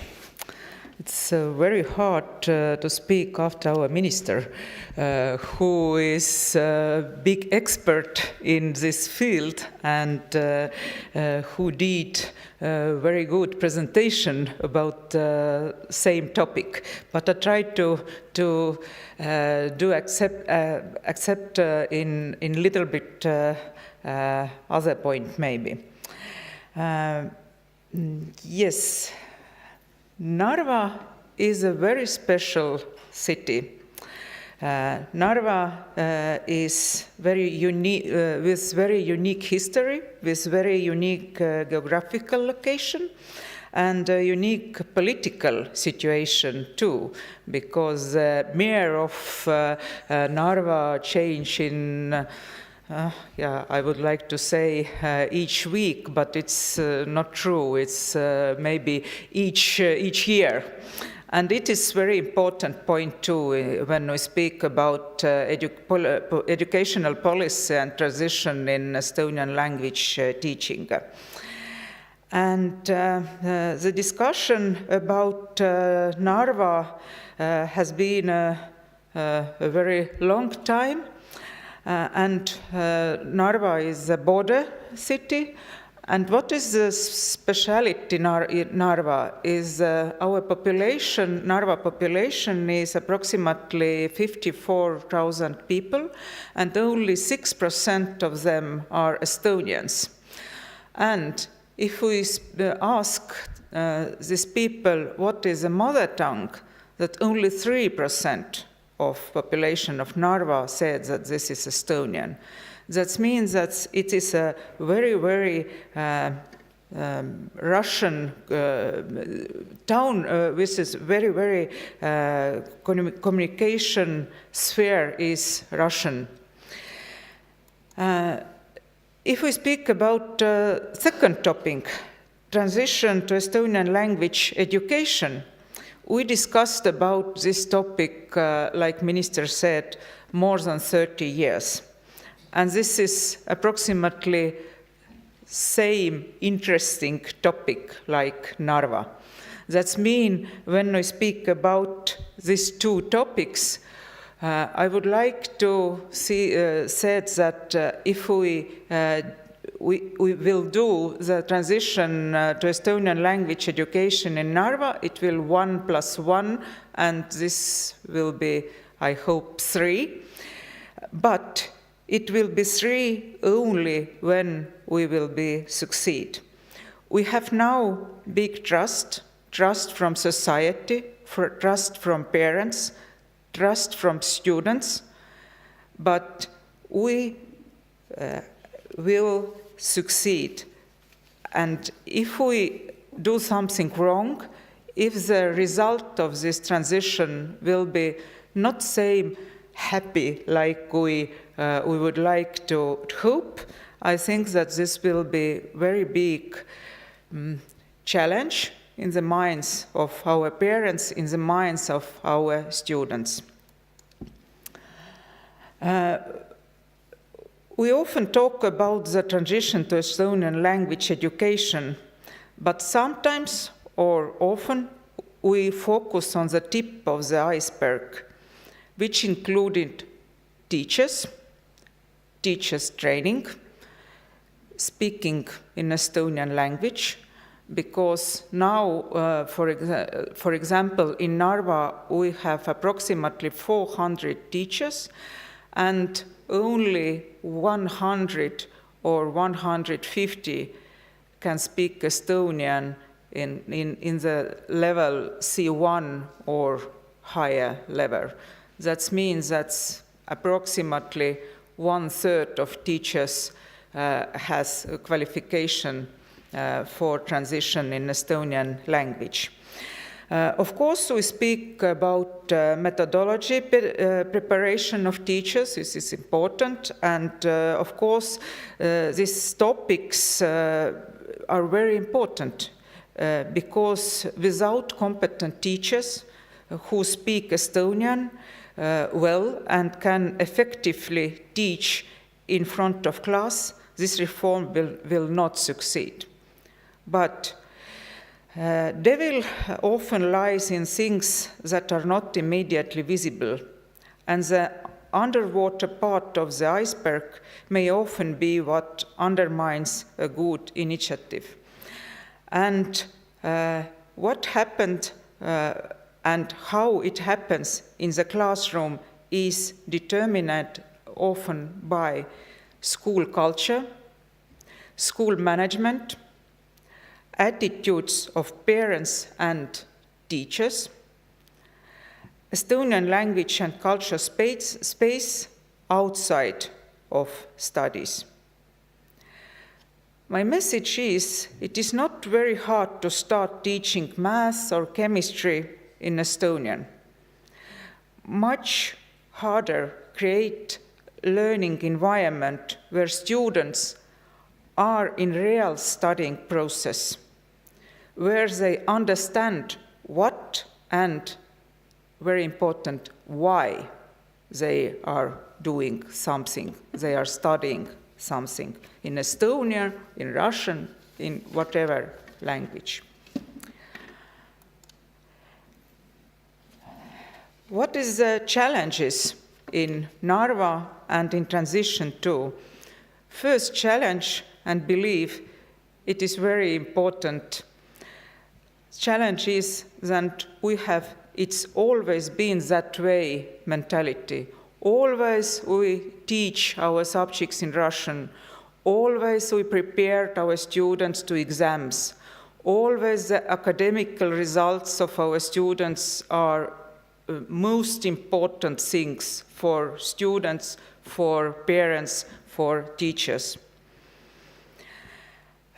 Second challenge is that in same time with transition, we have changing in school network in Narva. Last academical year, we had, for example, 8 schools in Narva where was upper secondary level. But in this year, we have only 4 this kind of schools. That means we had now 2 state gymnasium, 1 municipal gymnasium, and 1 private, very small private gymnasium. Of course, very important that usually in schools where language of instruction is Russian, challenge is traditional authoritative leadership at the both level, in school level and in classroom level too. That means this is the management level and teachers level. Of course, teachers is very important, it's understandable. And for me, for example, like principal of school, find new teachers because understandable that I need new teachers with this process. It's very big problem and very big challenge. And not only find this teacher, but work with them and create this kind of pedagogical environment that next year these teachers will be in my school, not came back to Tartu or Tallinn or other regions. What is the plus of Narva? I think that we have great anticipation and preparation. That means that parents and students, they are ready. They were waiting this process. And like I said before, they trust school. They trust ministry now. Big plus is Narva is very popular. Narva is a little bit mysterious city. we don't know what is there, who are living, who are people from Narva. And this is often a point why young are not so young, for example, like me, move to Narva and starting working in school system, because they really trust that they can change the world in Narva. And of course, partner readiness and contribution is very big. It's really, I really feel every day how different organizations, how different partners in Narva and in other regions of Estonia, in Tartu, in Tallinn, in ministry, in other organizations, like I said, they support us and they are living with our challenges. And of course, like I said, problem is a different attitude of schools, political instability, and lack of Estonian-speaking staff. The minister said about different partners, and it is crucial to involve all stakeholders in the transition, as we are not implementing this reform for teachers, students, schools, leaders, or partners alone. We must involve everyone on the same page with one common goal, providing the best education for our children. This is local government, school management, teachers, school staff, parents, students, community. And very important that target groups must know why and what is done, understand their role and responsibility of the process, have the skills and will to play the role effectively, have opportunities to learn and make mistake, because we all make mistake, and we have to have this kind of atmosphere where we can do this. The main keyword must be professionalism. Like I said, the big trust now for society, but if we will be not professional, I think that this will be changed during last years. One more question that we often forget when talking about education changes. This question is simple. We need to ask why. Why we do this? One of our main concern in education has been that we want our graduates to be happy, to be healthy, to be creative, capable of making choices in future studies and work. We want this, but we teach often them facts. And we want, in our school, for example, a graduate is ready to adapt to a changing world and is ready to be world changer. This is important hope for our student. And to adapt, they are creative, collaborative and broad-minded. To adapt, they have acquire study skills, future skills, and self-minded and self-directed. They are life-affirming and care about their health, belief in the future, and dream big. To change the world, they have knowledge and skills, attitudes, values, proficiency in foreign language. They are brave and curious about changing the world. And for this challenge, we need really school culture. And school culture must be set norms, values, beliefs, rituals, symbols, and stories that make up the face of the school. And when we speak about transition in Estonian language teaching, Important keywords for valuing diversity. We have belief, school team knows and believe in what they are doing. This is very, very important. And believe me, it's not this in everyday life. Not each teacher believe, not each school leader believe, not each parents or student believe the educational process. Of course, Estonian language is valued at the school. It is a natural part of the school, natural part. We don't play Estonian language learning or teaching in Estonian language, but this has to be natural process. It's very important. Creating an Estonian language communication environment, both in classroom and in the school. Communication between teacher and students, between teachers, between teachers and leaders, between students and leaders, between school staff and parents. Other languages and culture are valued and highlighted in the school environment. It is very important. Of course, we are teaching in Estonian, we study in Estonian, but all languages are very important. Activities in the school are closely intertwined with what happened outside of the school. We are living one life. We are one body. That means that if we study in Estonian and speak only in Estonian only in school, only in classroom, it's not enough. We have to have different possibility to speak in Estonian, to learn in Estonia outside of classroom, outside of school. And different languages and culture are not taught just for the sake of teaching. A living and beautiful real language is taught.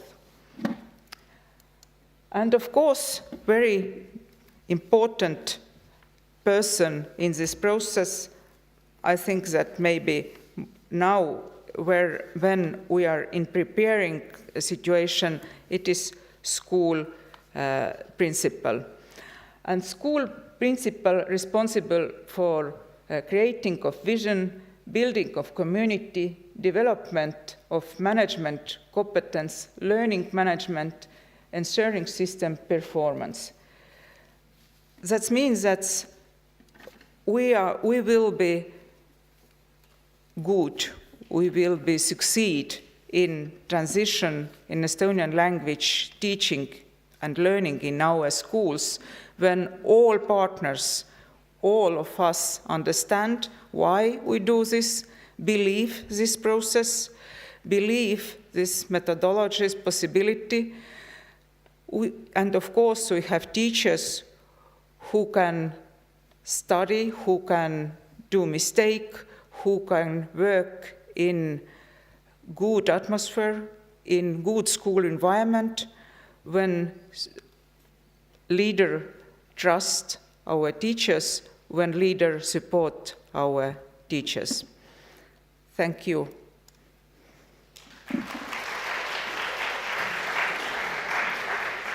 Questions is later. Thank you very much. The Narva case is really fascinating. We will proceed with the next talk now and take the questions and discussion after we have heard all the three presentations.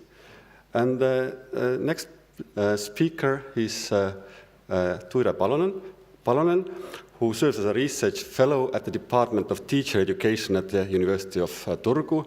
So she has been studying learning in different environments, ranging from schools to workplaces and organizations.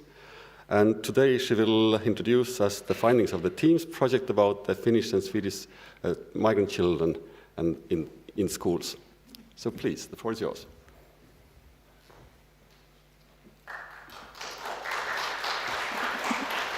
Thank you.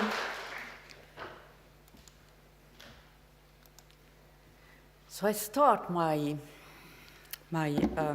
presentation a bit out of the label, just mentioning that in Finland we have a bilingual system in our educational system. It's totally divided, can be divided to Finnish-Swedish at about 5%. They start really from kindergartens and preschools, and they end up to their own universities, and it is working in a perfect way and in very neutral, and no, if there are differences, so then they are better on Finnish-Swedish side among the minority. Just to mention this, cannot start without saying that we have different kind of position there. Yeah, but now I go to my own title, and it regards integration of migrant background students, and there I have divided it in 3 parts. At first, I tell you some words about the Teams project funded by Nordforsk, which we have conducted together with Scotland, University of Edinburgh, Sweden, University of Stockholm, and then 2 Finnish universities, Jyväskylä and Turku. And then I tell you some features which have popped up while we have had this project, when Ukraine refugees suddenly settled down in Finland, like in many other countries. What was different? So we have discussed that all immigrants are equal, but this case looks different. What has been different, particularly seen from school perspective? And at the end of my presentation, I tell few further steps, what we are going to do for next.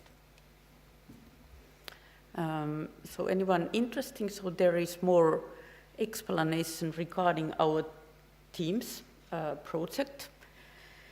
It focuses both on students and on school staff members, not only on teachers, because it has become evident that when we have immigrants in schools, so then the number of other professionals than only teachers is getting higher up, and it is one of the most crucial features here in the process.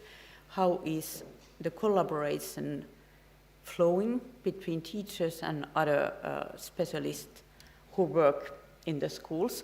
And we have been, particularly I have been surprised of this, how much they are specialists, how much they are in the core of school communities, and in a way the teachers give room for them. In Finland it has been even surprising how much room they give for specialists. Before we had the project, I thought that we have a really strong professional group of teachers in Finland, and now I have seen that in the core of school communities are not teachers, but the managers and specialists, and teachers make a strong group, but really not there in a core of the school, but more like somewhere in mid, not in periphery, but not in the core either. So regarding school staff members, we have focused on collaboration and the social ties among school staff members between various professional groups. What kind of practices they have been in need to change, what are the challenges which they can see in front of them. And regarding students and pupils, I would like to elaborate the word of integration to some parallel concepts, like belongingness, academic performance, maybe not performance alone, education aspirations, education academic learning in general. And then identity. Not only speaking about integration, but to speak about what kind of identity the pupils and students have. Like in all other countries, so at first we had the wave of 2015, and then we got the Ukrainian war and the wave following that. We started the Teams project in 2019, and then at first we experienced COVID, like you all did, and then this delayed our study processes. And then when we were about in the middle of the project, so then the Ukraine students arrived, and we collected some more data, even if we didn't plan to do so. We noticed that we have collected data, and we are going to continue with that data in our next project called Influx. And that is then focusing more on Ukraine students. But here, I mostly speak not in terms of quantitative research, but more like zooming in to thick information coming from notions which we have found in the schools. So academic learning is one issue, and we can measure this by looking how the school children perform in grades and in numbers that can be measured. Or then we can look at their aspirations. The schools are really hubs for society and can help the migrants to integrate to the society. So the schools can influence on opportunities which are provided. At the same time, there are other factors such as belongingness. Am I welcome here? And here we already have seen the difference between Ukrainian students. They have felt that they are welcome to our schools. We also have got some sort of messages that the migrants who arrived earlier have been somehow sad that they were not that welcome when they arrived. However, belongingness is much more than only feeling that I'm welcome. It is a rather complex process, and their school staff members, all of them, not only teachers, can do a lot for students. Parallel to these welcoming activities, we have seen that it is important that those children who escape the war, they also need to get some sort of support from other ones who understand their situation. Not only that let's integrate now quickly to the society, but that there is someone who understands the traumas or panic which has been behind them, and which is not only behind them, but which is there all the time when they are pendling between the new home country and or host country and their old or present home country, depending how to do it. And they also have had this, for the reason they have had this double school issue. So if you're not so sure that this is your new home country, so then you want to keep the ties to your sort of real home country. And if you're not that sure that this school system is better than your old one, so then you want to hang out in your old school system and see what subject maybe were better taught in that school. In any case, the schools can do good job. I would say that better job than any other institution in societies in welcoming and integrating new members in the society.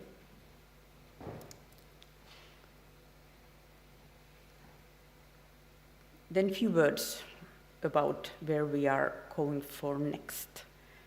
We are going to focus on family-centered social networks, and this is to help us to find early indicators from the situations where families lose their social ties.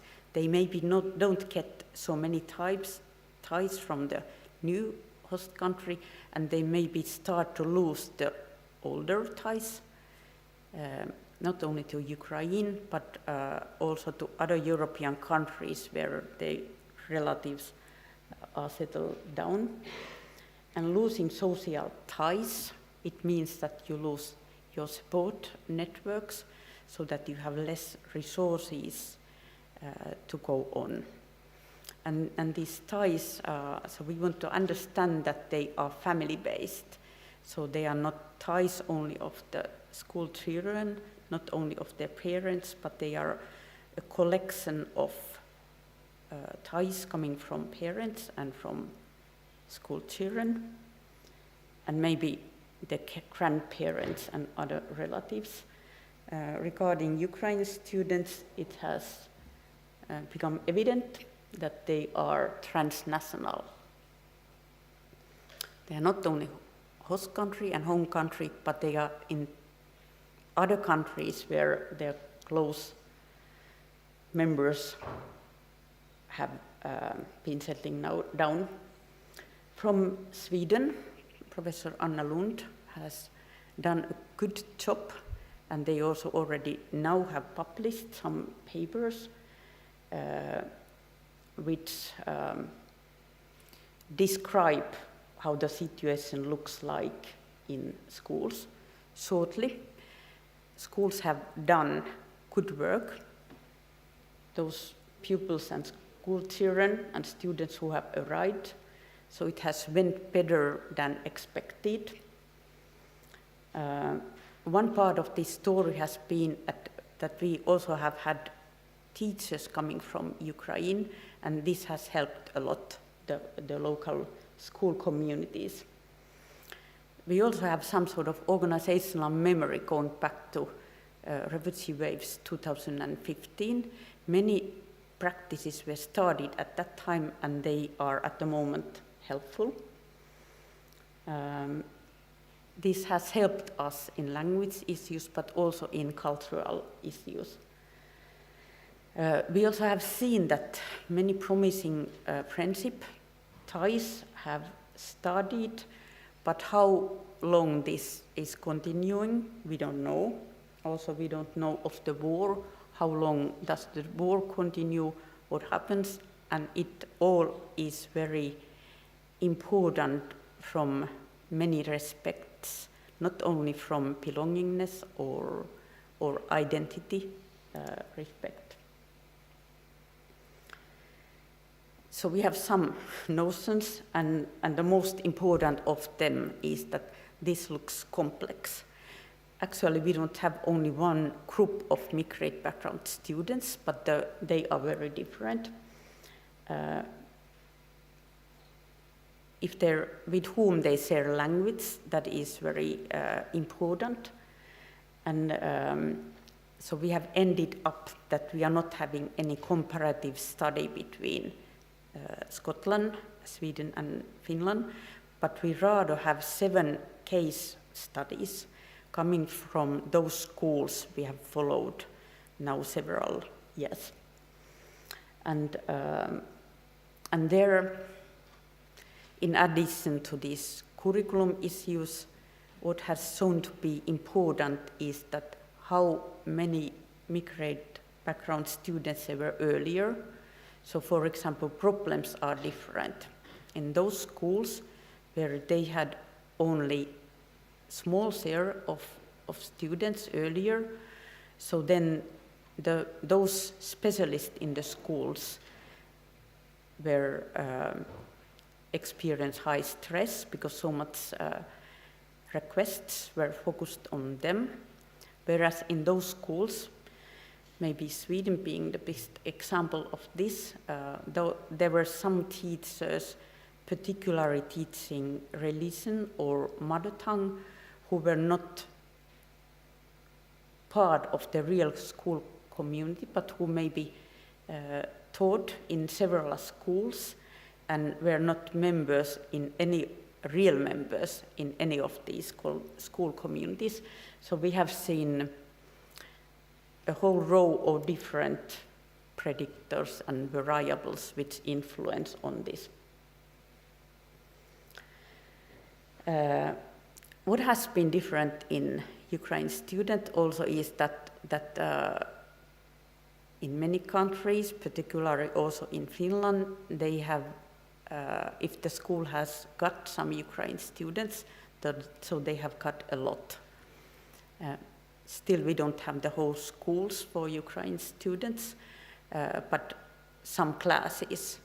We have some preparatory classes meant for Ukraine students to support them at the early beginning, and then later they should integrate themselves as a part of normal classes.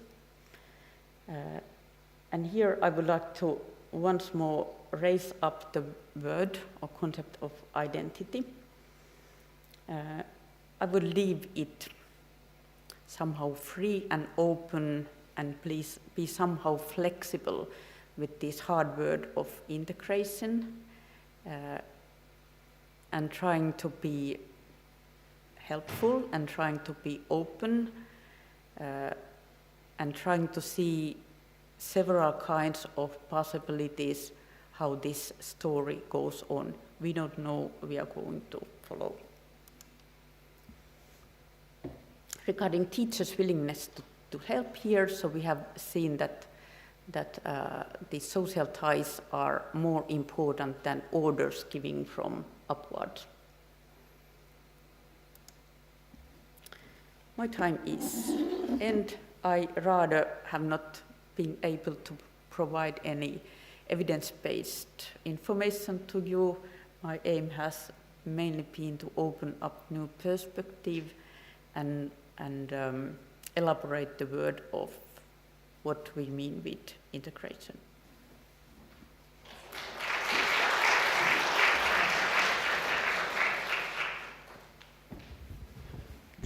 Thank you very much, and sometimes delays are good, so you were able to get some insights to the Ukrainian students as well within your project. And our last and third intervention will be from Lithuania. It's a great pleasure to have Julius Lukošius with us, who serves as a counselor of the Lithuanian Ministry of Education, Science and Sports. He holds a master's degree in economic policy from Vilnius University, and upon graduation he has made a brilliant and quick career in the public sector, working in the State Audit Office and now in the Ministry of Education, Science and Sports.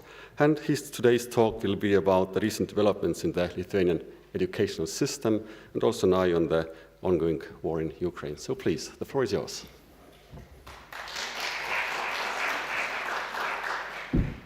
Thank you. Was surprised by such a detailed presentation of myself. Wasn't ready for that, but thank you once again. And yes, I am Julius Lukošius. I am a counselor of the Ministry of Education, Science and Sports in Lithuania. And this counselor is a job title often thrown around with a different set of responsibilities and tasks all around various countries.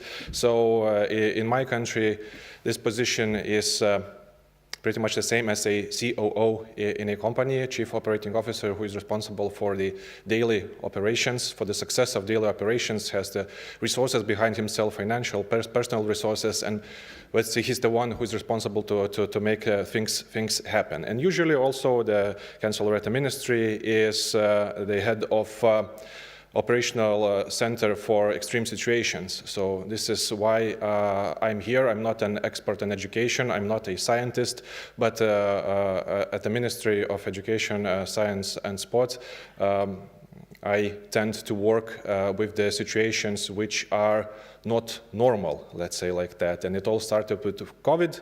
Then we had this EU-Belarus border crisis with illegal immigration in 2021. And the saddest part is the war that started in February of 2022. So, yeah. So the general overview is that we have almost 82,000 Ukrainian refugees in Lithuania now.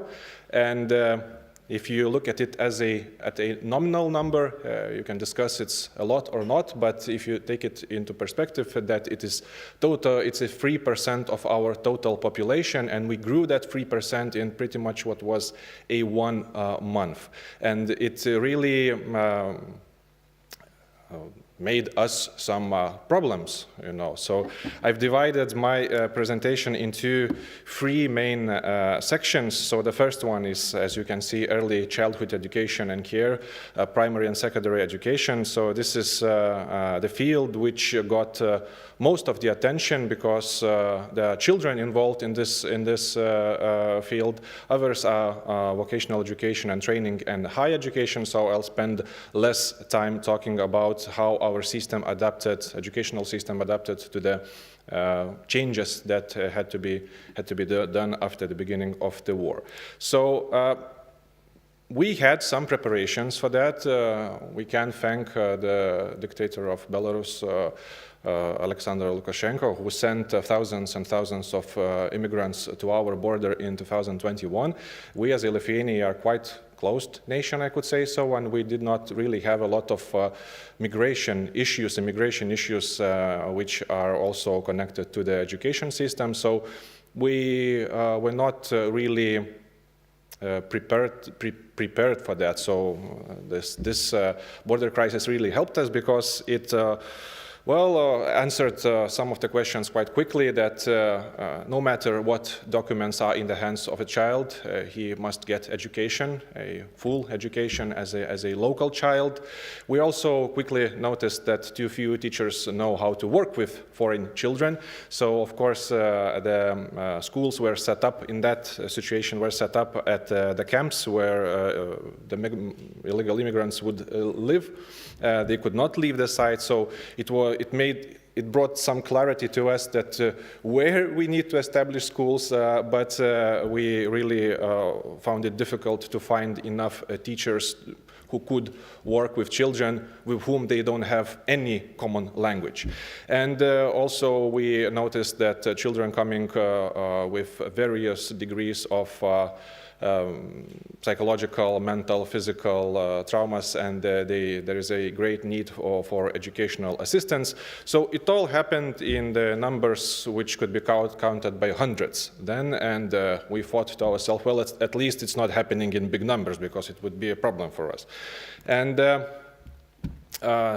now we have big numbers. Almost 12,000 Ukrainian children who are registered in our educational institutions, and they are attending them. And quite quickly we noticed that we don't have enough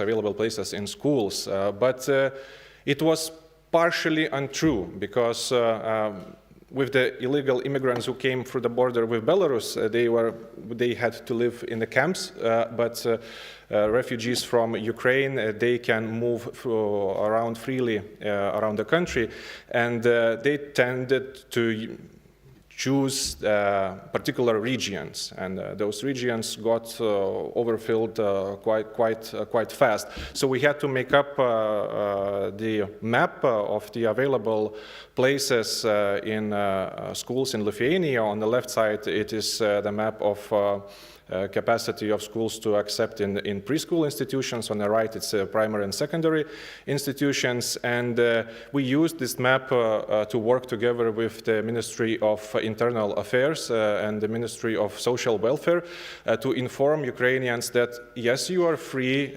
to migrate to whichever region of Lithuania you prefer, but if you choose certain regions, it may come with certain problems for you. Housing problems, to places in educational institutions, and available jobs in a labor market. And this map, it really helped to navigate the flow from the capital city of Vilnius and other bigger cities of Lithuania to other regions. And we now have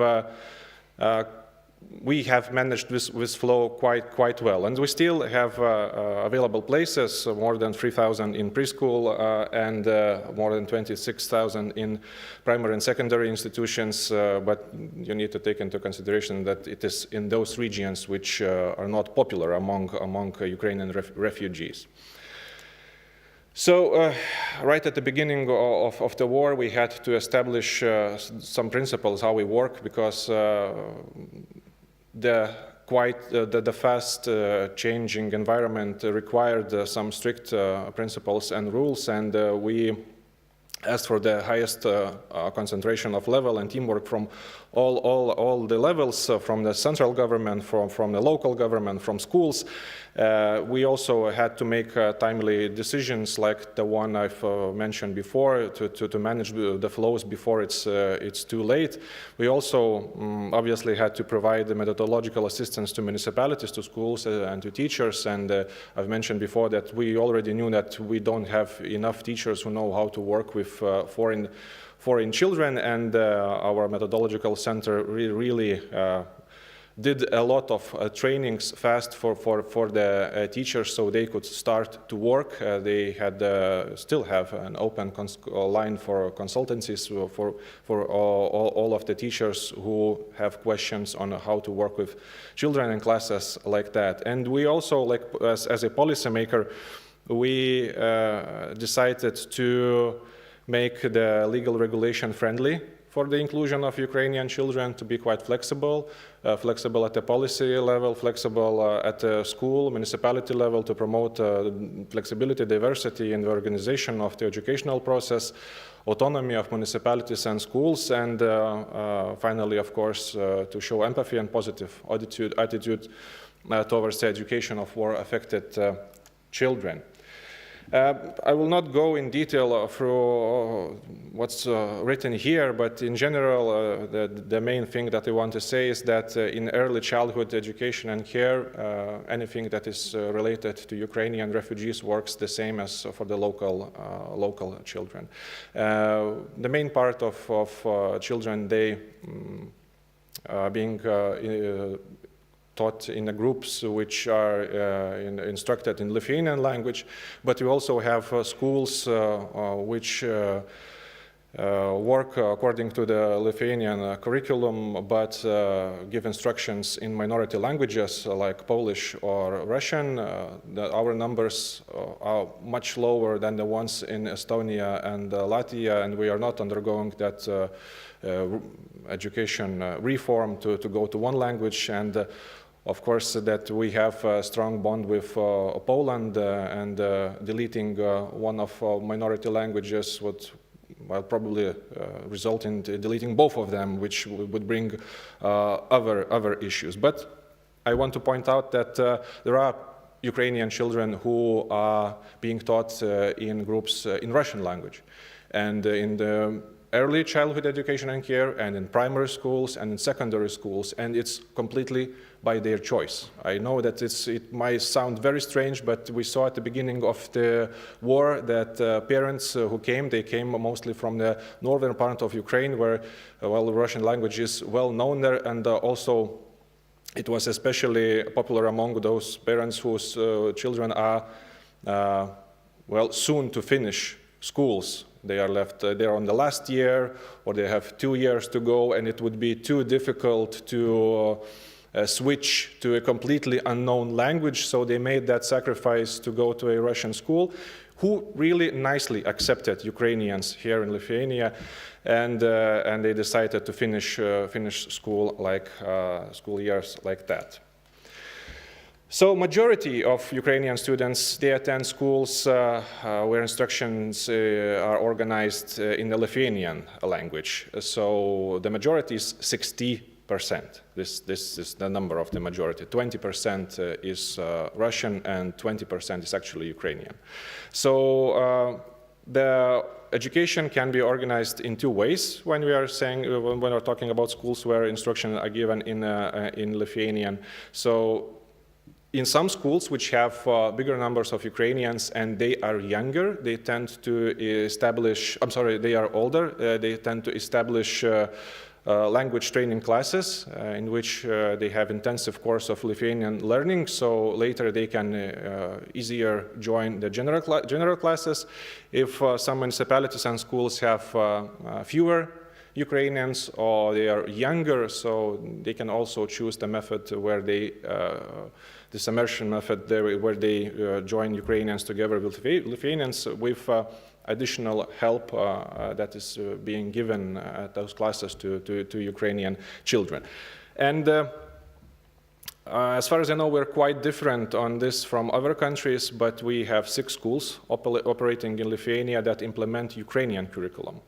And these schools have received special permission from the government, and we have more than 3,000 students studying there, and their teachers are also from Ukraine, which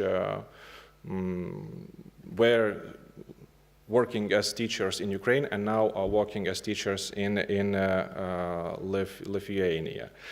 And of course, it doesn't matter what type of school it is, even if it's the school where you implement Ukrainian curriculum, you always have Lithuanian language classes and informal, non-formal activities education, which is also in Lithuanian to promote the sense of being a part of a community, not only closed between Ukrainian refugees. We had some exceptions in the matriculation examinations. Up until 2024, we have an exemption that Ukrainian students don't have to pass Lithuanian language exam. And after 2024, it ends, and it will be only applicable to the ones who newly come to Lithuania for the first 2 years of staying. And we also had the subject examination papers translated to Lithuanian language. So we had in 2022, right after the beginning of the war, 224 Ukrainian students who came and were taking examinations, Lithuanian exams, and but just in Ukrainian language. And in 2023, you see that the number went down pretty much 3 times, and there is a good reason behind it. I will explain it a little bit later. Now, I'll try to be very short on vocational education and training. So, once again, the admission is general. It doesn't matter from where the person comes. And it would be nice for us to offer vocational education and training in other languages other than Lithuanian, but the number of students is too small to form English-speaking groups, so it's pretty much the education and training there happens in Lithuanian, but all students have the opportunity to learn their Lithuanian language and have educational assistance for it to be faster. So 25 out of 44 schools like that have Ukrainian students, and the number is, I don't know, it's not very high for me, but still 166 Ukrainians are currently studying in those kind of schools. And The most popular professions are cooks, vehicle technicians, welders, waiters, bartenders, and so on. And the last part is higher education, and Ukrainian citizens who seek the state support to study in Lithuania must meet the requirements. So it could be a matriculation certificate and the 2 past state exams which were translated to Ukrainian, or this other way of getting into the higher education institution. It's the school diploma and a past entrance exam, which is organized by the Ministry of Education and Science of Ukraine. So we had it also in 2022, but up until the beginning of the summer, we were not sure if it would happen, so more students chose Lithuanian exams, but in 2023 it was quite clear that they will have the ability to go and pass this national exam, and so more students chose to do this and then to apply to Lithuanian higher education institutions like any other person from a foreign country to study here. We give financial support to study cost reduction. So most of our higher education institutions choose not to apply study fees for Ukrainian students. It's actually their choice, but to alleviate this burden, Ministry reimburses 60% of that study cost for Ukrainian students. And like that, we had 700 state-funded Ukrainian students who joined higher education institutions in 2022, and for 2023 we had the goal to support 350 students, which we support. So the number is lower because actually we don't have that many Ukrainian students who will be coming to Lithuania anymore, at least for now. We also support Ukrainian students by providing them with a monthly €300 scholarship, and it's bigger for the master degree studies, up to €490 per month, and we cover study costs for 60 Ukrainian students. And they tend to choose IT studies and business and public administration. Those two are the most popular. And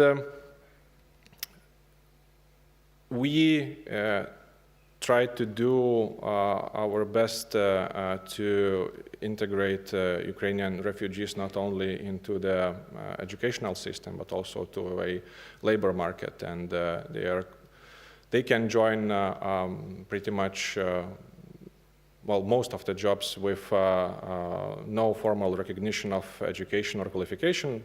However,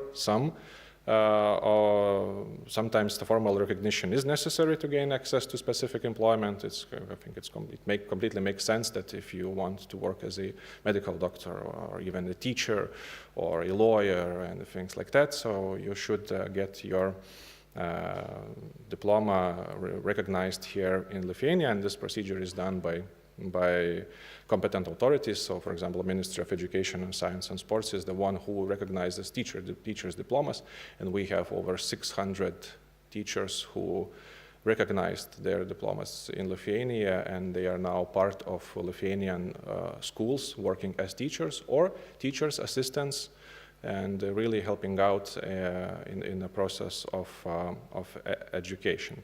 And I could tell more, good and nice and beautiful stories about this integration process which happened in Lithuania, but I don't want to take the credit for the things that was done by other institutions, not ministry, because the nicest things happen at the local level, at schools. So teachers should be given that credit. Non-governmental organizations, which spend a lot of their effort and time helping out real people, at real time. So my goal was not to show, their work. My goal was to show what the ministry as a policy maker had to do.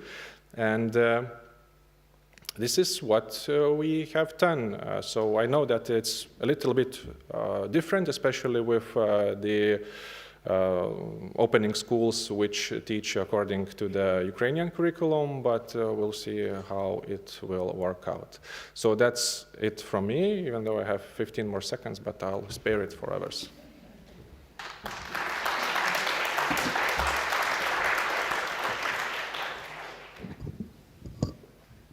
Thank you very much for this very concise overview of the situation in Lithuania.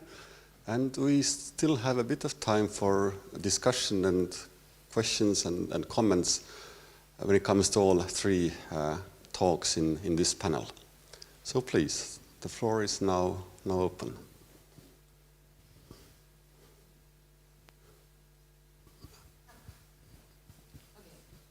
Yes, this is to Julius. I could just turn around to you.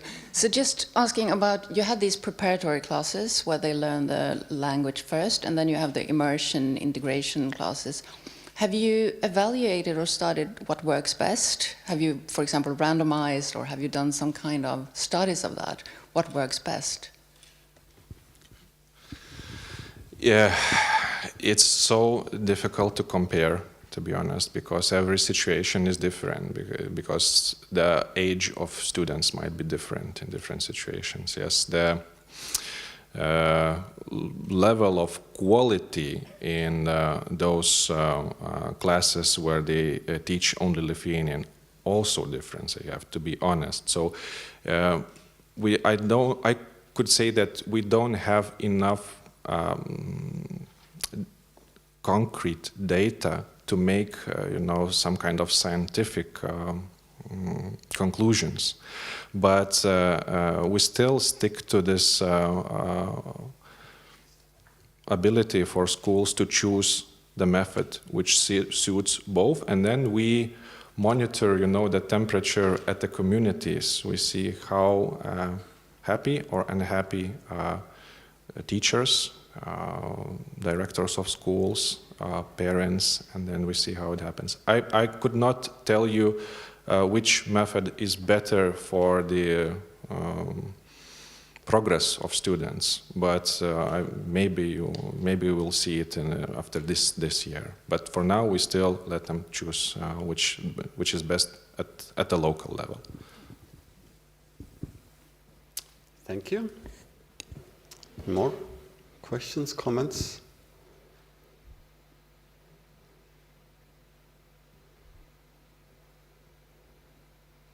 So maybe I will then have one question also. Where is Irene? Ah, here you are.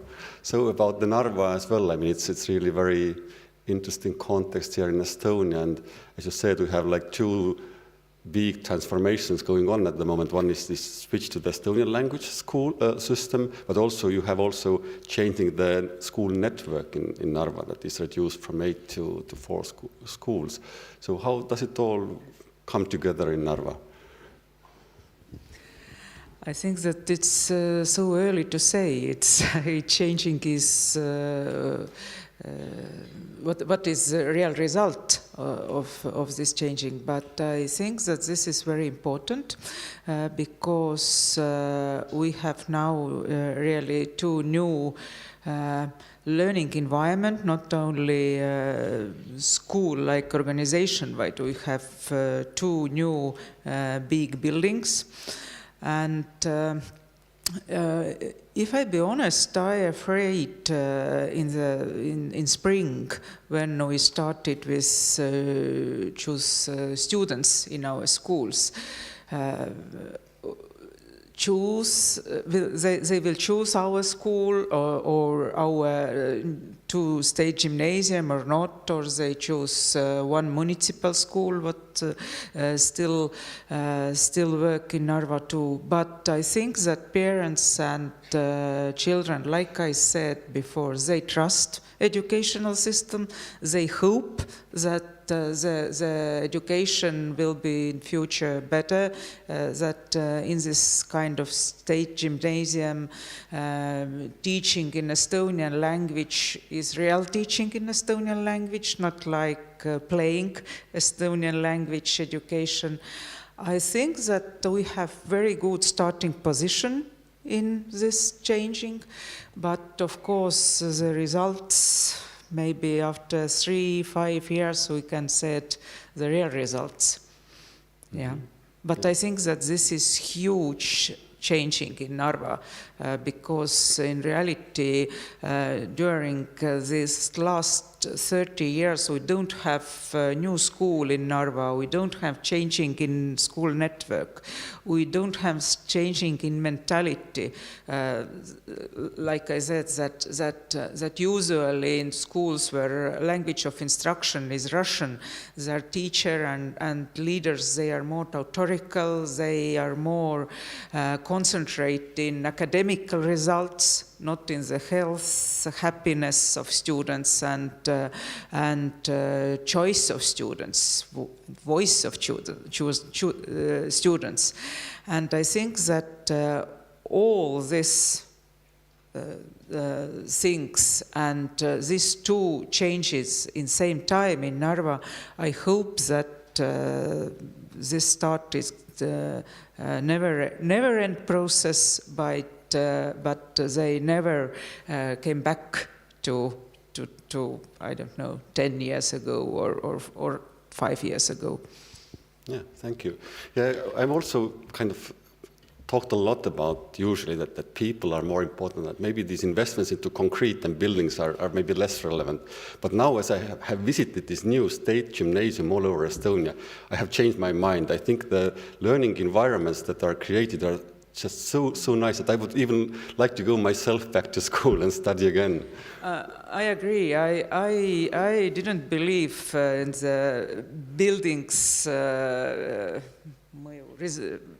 influence, before, but now, but I am not in my new building. We started our school in old building in Kreenholm. This is one area in Narva, and we started in very good, but with hope, with dream, to our new building. And it is very important because education is now not only a classroom teachers and students. Education in more bigger influence and school buildings can play a very big role if we use this school building in the right way, of course. Yeah.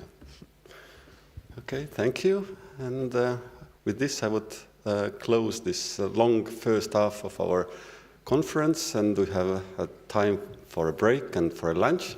And after the lunch, we will return back to this room at 2:20, 20 minutes past 2, and then Karolis Zibas will already take over the position as a moderator.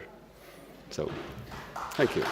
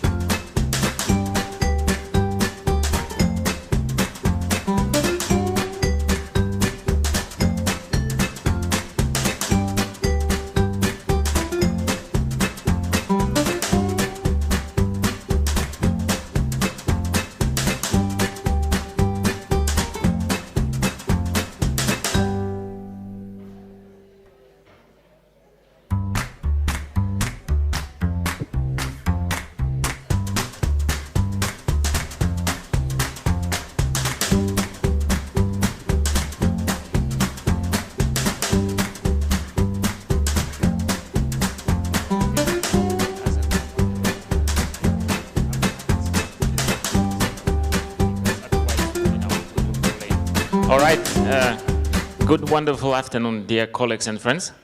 My name is Karolis. I'm an integration advisor at the UN Refugee Agency based in Stockholm. And today I will be the moderator of 2 hour last panel discussions. As you might see today, we have a little bit now different setup than before the lunch, because we will have a little bit more different approach to the topics. Mainly we will be focusing on Ukraine situation response, but as well we will look at opportunities, how this could be translated into the more holistic policies for other refugees as well at the same time. And we will have a combination of researchers who are bringing the good approach of evidence-based policymaking on the one hand, but also we will have practitioners that they have been working also very, very heavily to welcome refugees. Also sometimes not even, having that luxury to look back and, to reflect and to analyze the research data, etc. Because we all know that at a certain point, when the war broke out, there was an issue that we have to do it now. So yeah, I mean, we heard about Lithuanian numbers, 80,000 Ukrainians came in 1 month, so you just don't have any time for reflection, analysis. You just go and do the thing, you pick up the phone and you work. And I know that many people, they were also canceled from the vacations and annual leaves and etc. So that was also one of the illustration of what tremendous work has really been done to welcome and integrate Ukrainians. However, we would like now to go to our panel, to the panel discussion. It will be more on the Ukrainian situation response at the local level, and we have 4 great speakers, 4 great panelists. So we have 2 researchers and 2 practitioners. So I'd like all of you to sit here on the panel. We have Jano Järve, who is a senior researcher at the Estonian Center for Applied Research. Thank you for coming. We have Adne Aslan, senior researcher at the Norwegian Institute for Urban and Regional Research, Oslo Metropolitan University. Welcome, Adne.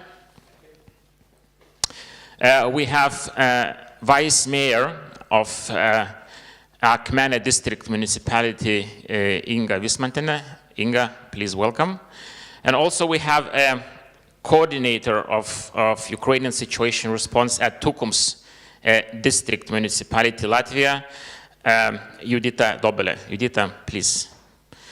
So how we will run this panel is we will try to have, first of all, a round of introductory speeches, like 12, 13 minutes each, and then we will try to dive into a more dynamic conversation between the experts, also practitioners, and the whole audience. So without further ado, I give the floor to you, and perhaps we can already start. Yeah. Okay. I will. Yeah. Please go ahead. So good afternoon to everybody. My name is Jano Järve, as you already heard, and I come from Estonian Center for Applied Research Center. Now, as you all know, in February 2002, when Russia launched its brutal attack against Ukraine, many people had to leave their homes. And despite the fact that a lot of them found their shelter in Germany or Poland or Czech Republic, of course also Lithuania, relatively large part of them came to Estonia, especially considering the size of Estonian country.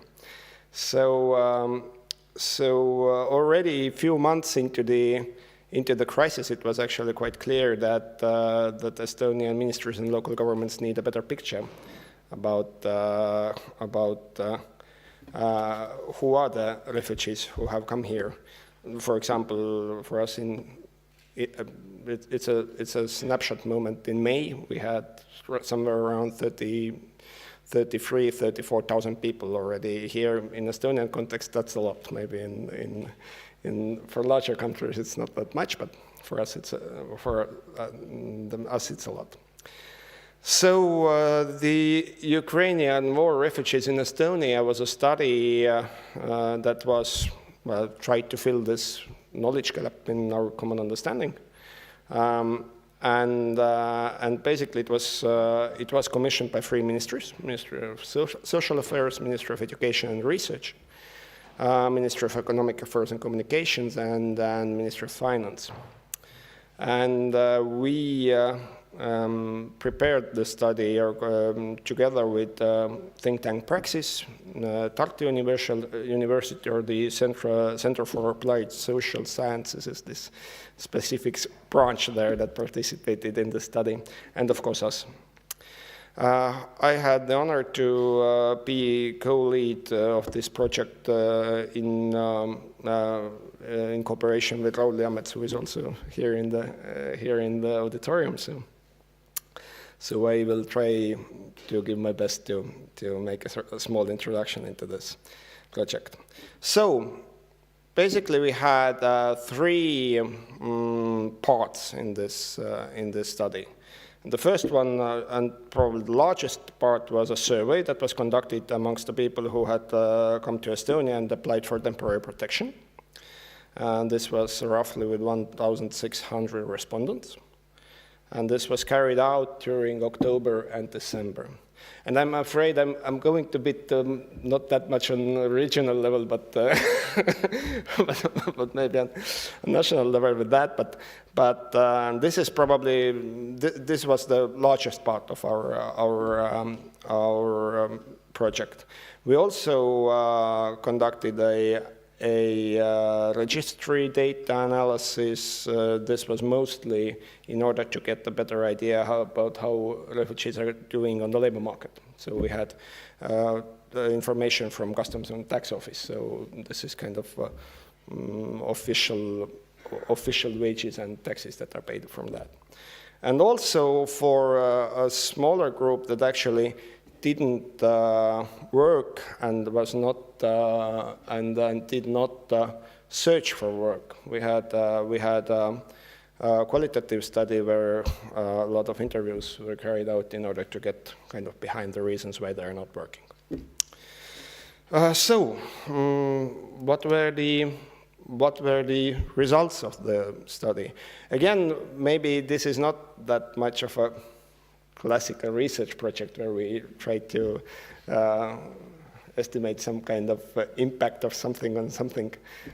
This is more a snapshot in time to get a better idea who the refugees in Estonia are or were at this moment when the study was conducted. It is from October to December, to remind you. So mostly, if we would portray the picture for us, who were the Ukrainian war refugees in Estonia, they were mostly primarily young, educated, healthy women. So we had roughly 74% among the adult refugees, 74% of them were women. They were mostly well educated, roughly 50% of them had university degree. And also there was a large number of younger people, and especially children. For example, 37% of the total refugee population were children. So this, of course, had certain impacts on schooling and kindergarten systems and the parts like that. Now,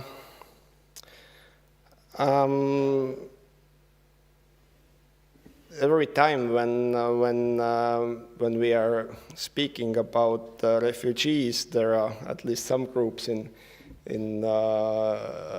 among people who say that, well, are they really coming from really dangerous places, or maybe this is some kind of economic migration and economic ideas behind this.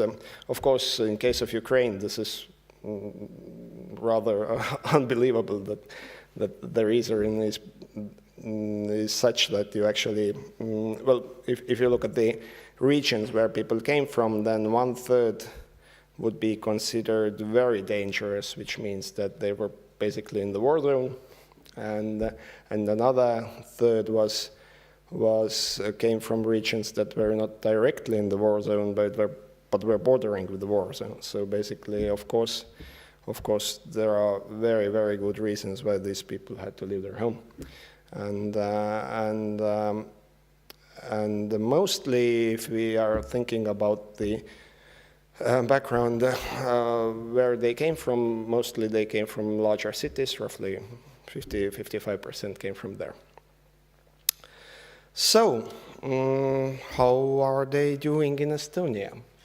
I would say concerning labor market performance, they are actually doing quite well. This chart on the screen shows the employment rate equivalent or something like that, which the higher line is for Estonian population, and then the lower one is for Ukrainians. Of course, it's lower, but if you think about the figures, then we see that roughly 40% of Ukrainian refugees earned some kind of salary that was reported to Estonian Customs and Tax Office, and this is maybe some 2 or 3 months after coming into Estonia. So this is, I would say, it's very good. And then in this respect, this is of course a very good result.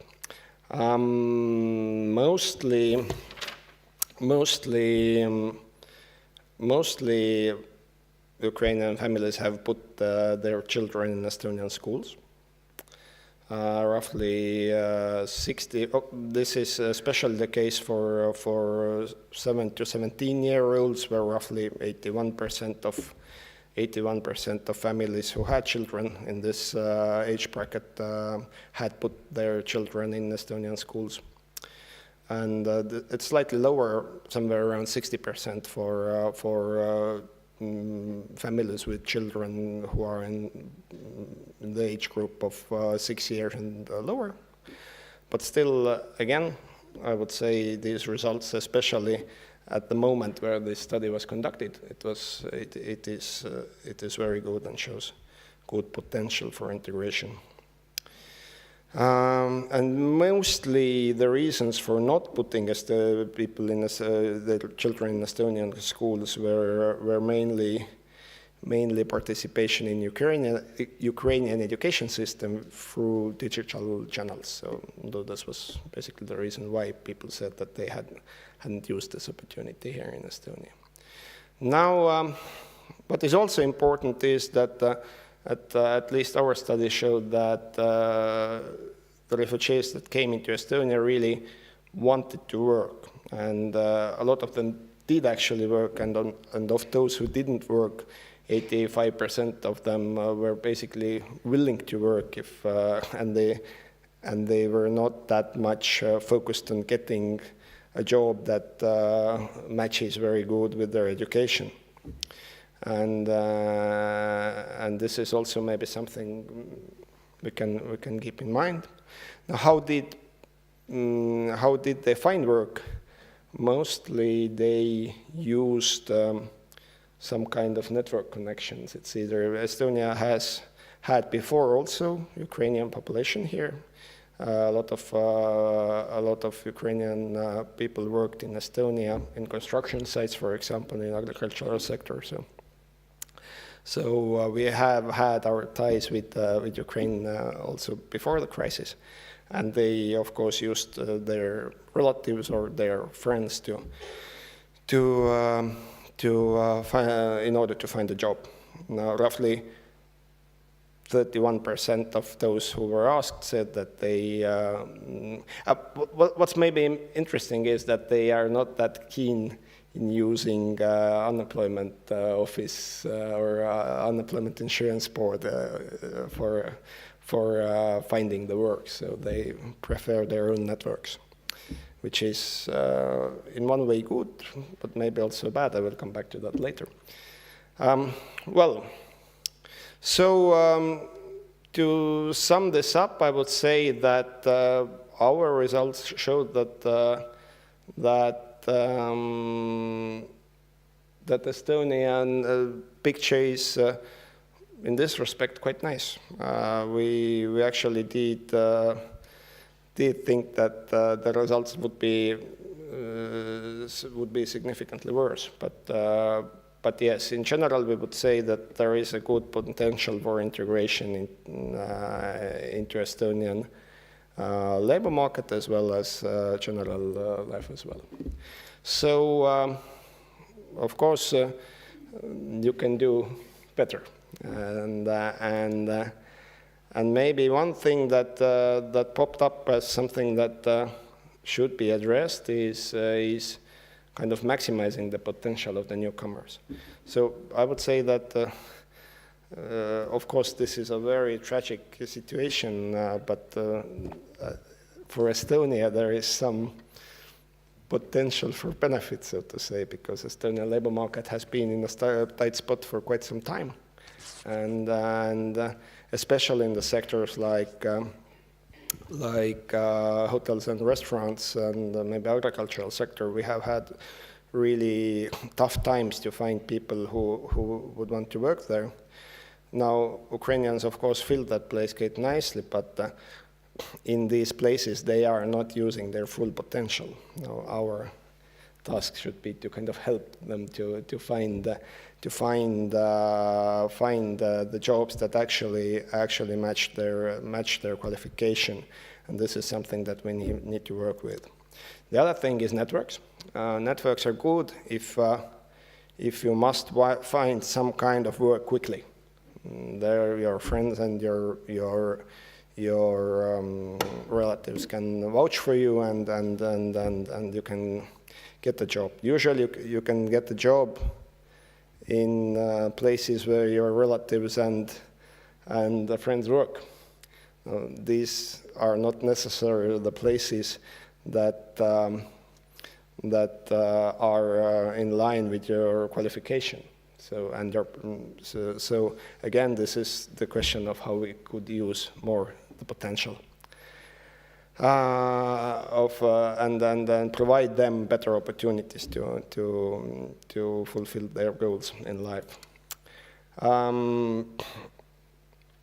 What is also maybe something that we need to work with is how these two economic education systems are capable of working together. Because we have Estonian education system, and children are enrolled in Estonian education system.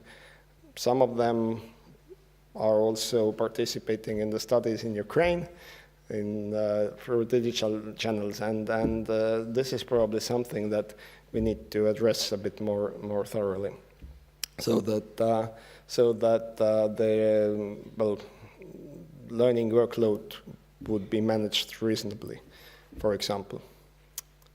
What else? Balancing Estonian language proficiency and cultural preservation. This is also something that Minister of Education and Research already talked about. This is a challenge and has to be addressed. And both, it is a challenge to learn Estonian language, and it's also very important to keep proficiency and enhance proficiency in Ukrainian language as well.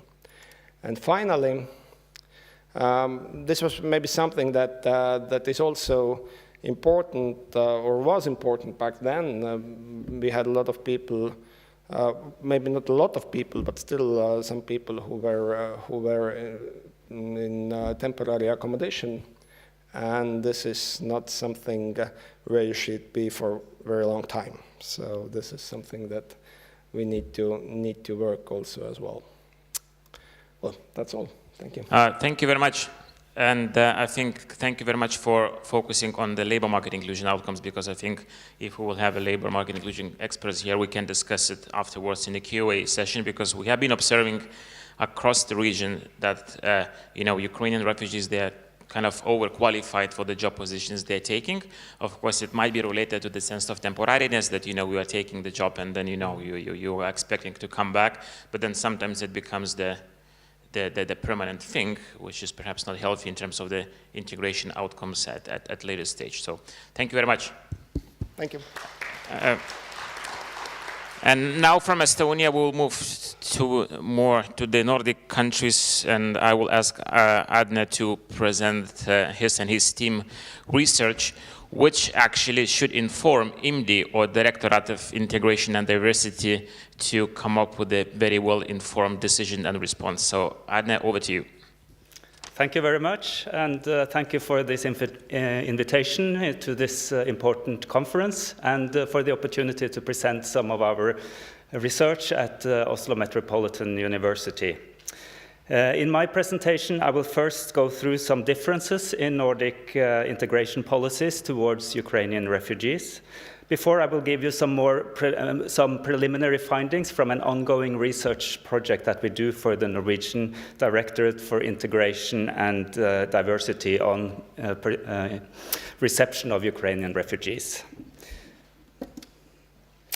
So let me first start by showing you the situation in numbers presented on UNHCR's webpage.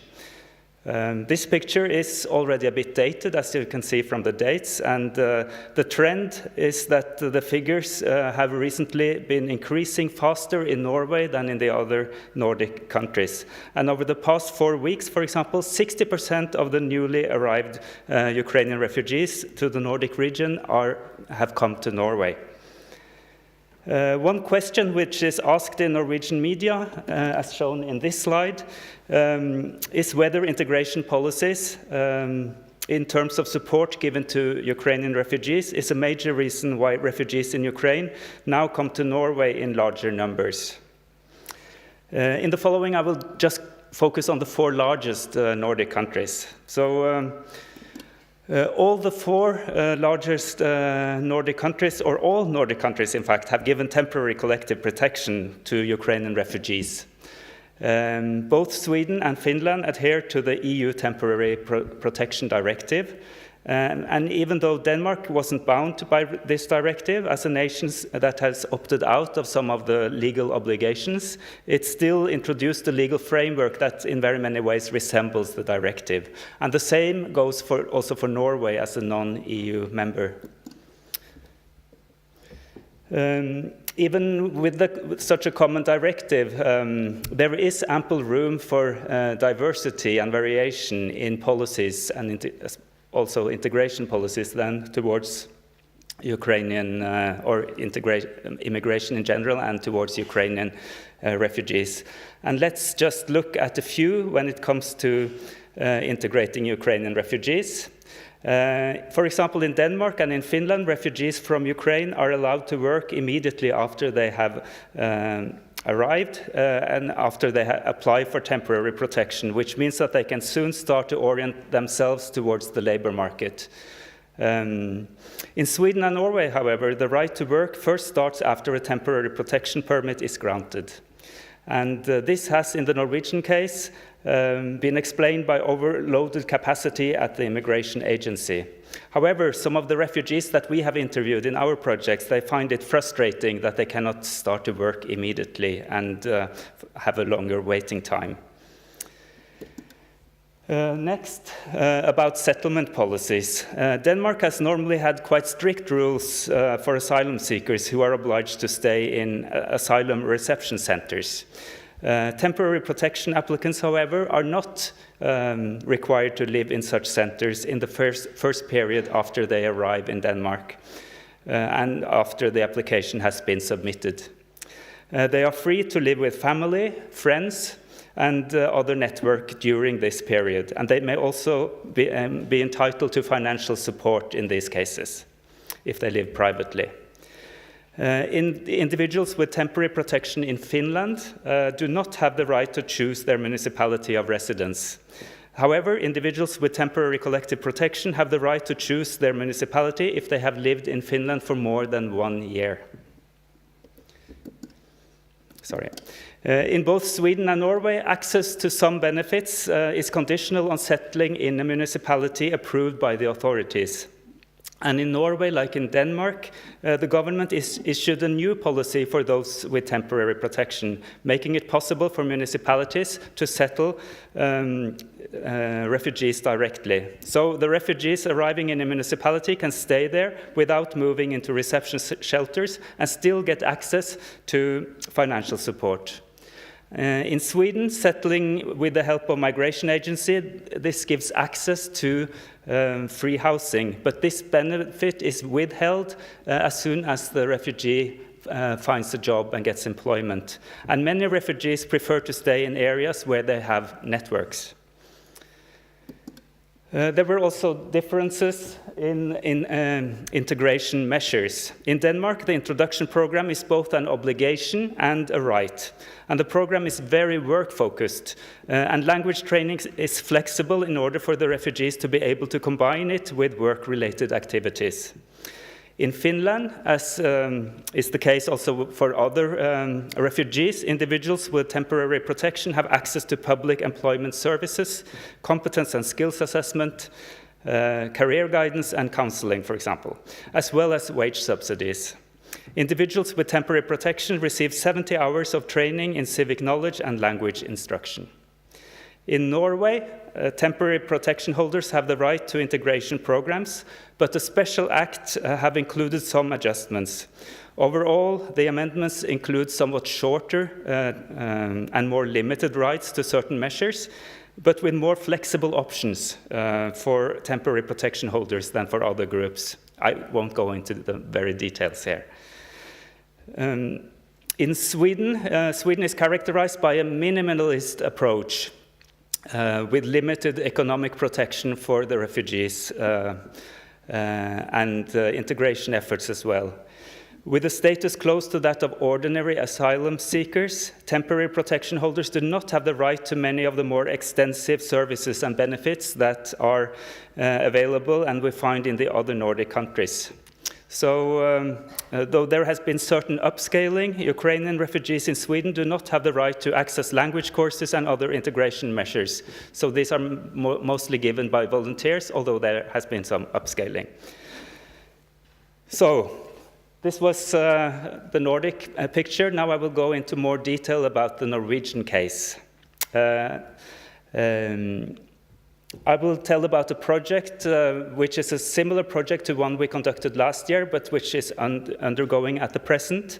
And we are conducting surveys to Ukrainian refugees and to municipal services, but we have also conducted qualitative studies, and this is what I will focus on now because our survey is right out at the moment, and so are the two surveys, but they will be published in January.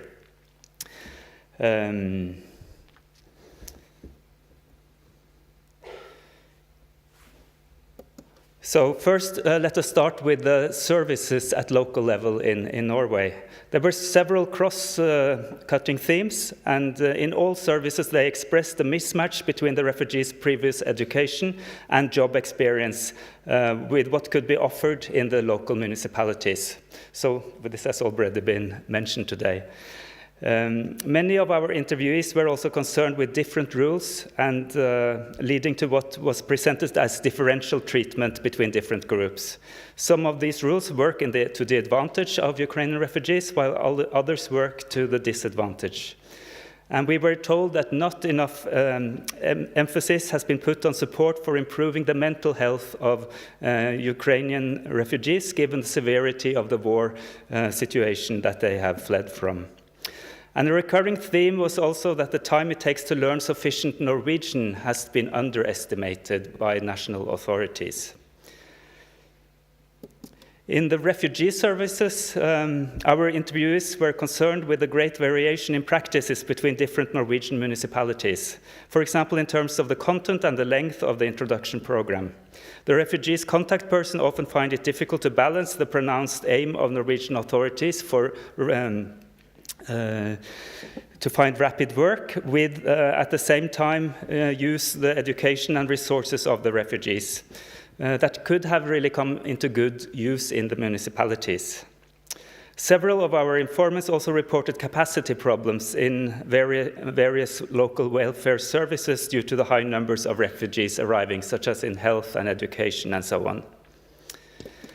The introduction program in Norway is usually implemented by adult education, and they reported frequent capacity problems in terms of available premises for teaching as well as human resources. There were also reports of varying levels of motivation among the refugees, and the fact that Ukrainian refugees could go in and out of the program also gave some challenges in terms of systematic progress.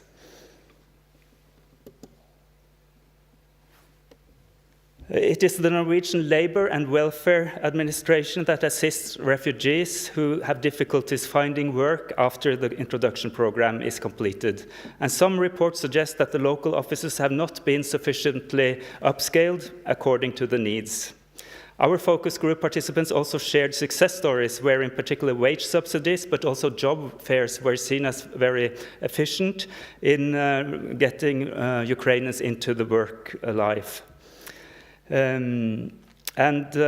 However, some felt that assisting Ukrainian refugees has made it more difficult to assist other groups that should also be prioritized and are politically prioritized in the Norwegian system at the moment, for example, young people, the youth. As for employers, they are mostly positive to employing Ukrainian refugees, but the language barrier often comes in the way. And surprisingly, many employers are not very well informed about the opportunities to support and what support they can get to employ Ukrainian refugees. And another challenge is the strict requirements for different professions in Norway, making it hard to utilize the competence of the group. This is said to be more of a problem in public than in private part of the economy or the private sector. Finally, representatives of voluntary organizations that we talked to found it challenging that some volunteers are only willing to help Ukrainian refugees and not other refugees from other parts of the world, which they find discriminatory, and they don't always accept this. Another thing was the lack of predictability of funding was a thing that was also often mentioned, that it's also very often project-based.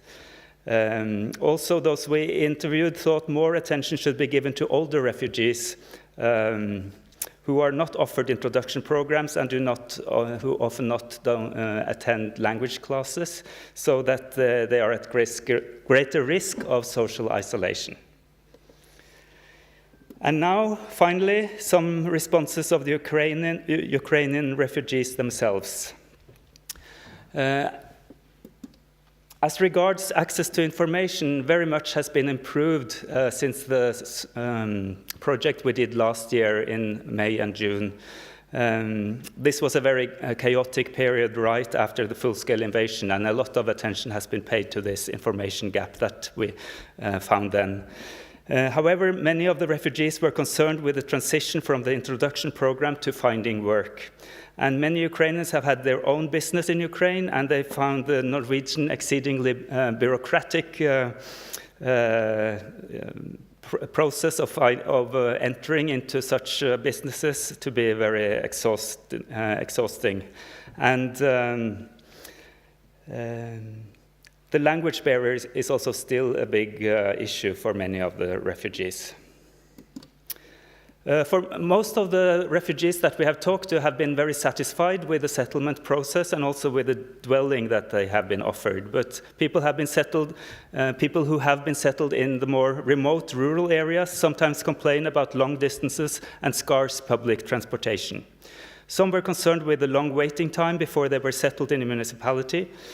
And labor market opportunities vary a lot between different parts of Norway, and there are considerable differences between municipalities in terms of the level of support given. So many refugees, or some of the refugees at least, told us that they felt this settlement process to be a bit of a lottery where they end up in Norway. A general response is also that it is hard to find Norwegian friends, and this is not only the language barrier, but quite a few find Norwegian culture to be quite reserved and difficult to enter into friendships and social action or activities. When it comes to the introduction program and language training, this was something most informants appreciated to be able to participate in. However, again, some of them were concerned with different practices of different municipalities, and almost everyone agreed that the amount of language training offered is not enough for proper integration. And finally, most Ukrainian refugees in Norway want to work and contribute to Norwegian society. However, many have educational qualifications that it will take time to put into good use in Norway, but that could have been useful to Norwegian municipalities who often lack qualified labor. This is challenged by the current move towards more short-term perspective of work integration, explicitly now favored by Norwegian national authorities. So what comes out of, as the main conclusion of my presentation for Nordic governments, local communities, and Ukrainian refugees alike, is that there is a tension between short-term and more long-term perspectives on Ukrainians' integration. And this balance is perhaps something that we can come back to in the further discussion. So thank you for the attention.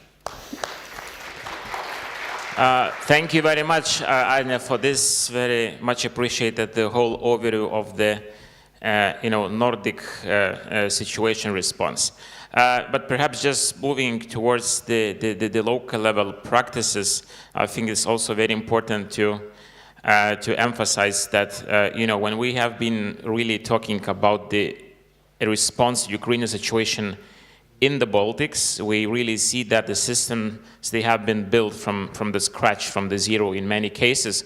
Well, what we see in the Nordics basically is that the same Ukrainian refugees, they are onboarded in all the existing integration programs which have been established either in the 90s for the Bosnian integration model or in 50s, 60s for the Syrian and Afghan refugees. So that's perhaps where we have a certain difference. And I think this is something that we can really discuss afterwards, because we will definitely leave more part for the Q&A with all the audience. But now I would perhaps refer to previous speaker, Julius, last part, when Julius said that, the bulk of the job is done at local level by municipalities. So this time we also thought that we had a very brilliant overview of the regional and national level situations, looking at the research and evidence-based policy making, perhaps. But what we really would like to do now is to see how smaller cities have been dealing with the Ukrainian situation response, because we know that we have Ukrainian and non-Ukrainian centers in Riga, in Tallinn, and we have one-stop shop in Vilnius. So the capital areas, they have a lot of capacities, they have strong NGOs, quite engaged civil society, but we also wanted to have 3 cities from the Nordic and the Baltic countries with a plus minus 20,000 population, and to see how they have been addressing. Unfortunately, we don't have a representative from Finland, from Jakobstad, as unfortunately she couldn't make it, but we have 2 small but very ambitious cities. It's Tukums in Latvia and Akmenė district municipality in Lithuania. We have been working quite heavily to welcome Ukrainians, not only, as Akmenė will tell you, in the last couple of years, but since 2014, when the occupation of Crimea took place. So I would like to now introduce you to Inga, who is a vice mayor at Akmenė district municipality. Sorry, Akmenė district municipality. So over to you. Exactly.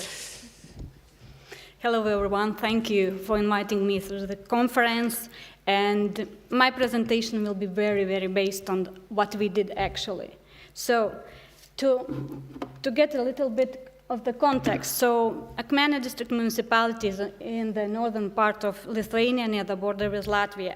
It's a small municipality with just more than 20,000 of inhabitants.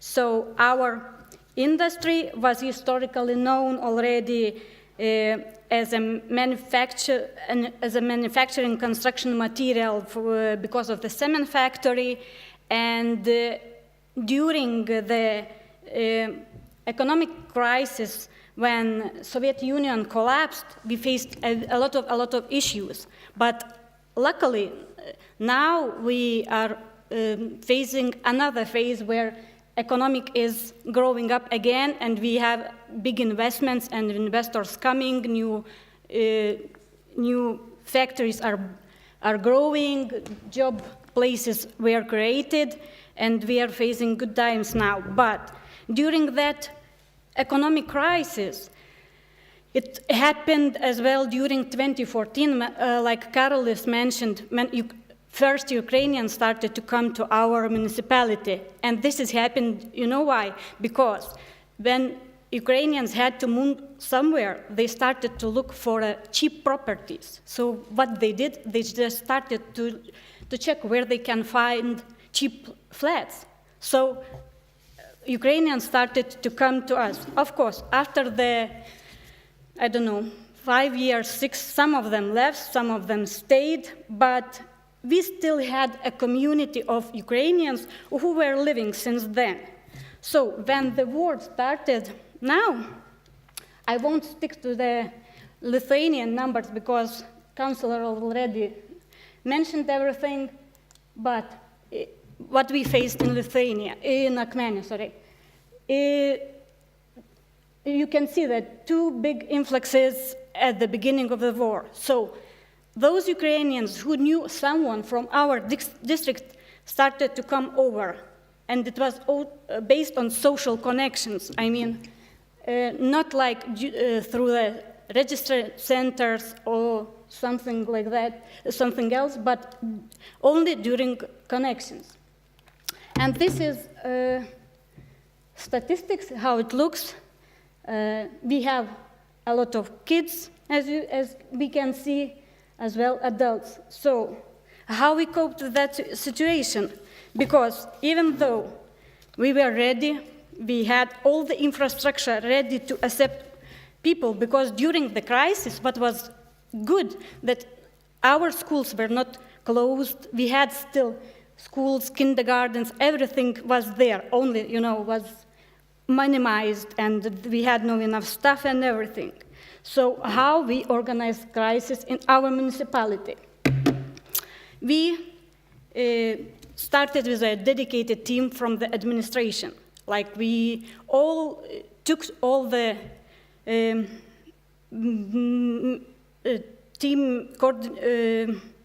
we took specialists from different departments who were specializing, for example, for the housing, for the social affairs, education, IT, communication, and who could do something. And we had one coordinator in front of them, and it was me. I was lucky to coordinate all the process with the Ukrainians and to learn a lot. But it was really a journey. And also to our group joined employment agency, which helped us a lot, and as well local businesses and local NGOs. Because we do not have such strong NGOs in our municipality because we are quite small. But we had quite a lot of local initiatives, and people helped really a lot. Also, we invited leaders of municipal districts, elders, who knew what is happening in their district best. So we decided that we do not need to invent a new system, we just need to adopt what we have. So we have quite a good administrative structure, and we have to adopt to the situation. So we did so.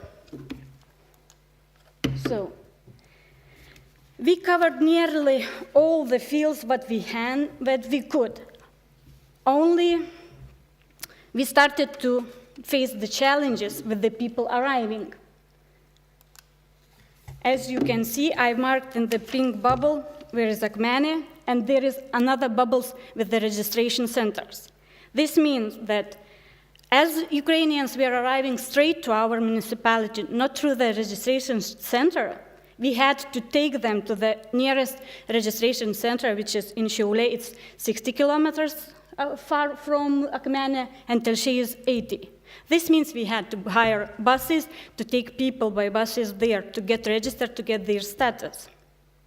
And this became an issue because those 2 registration centers were also very busy. They had not enough capacity.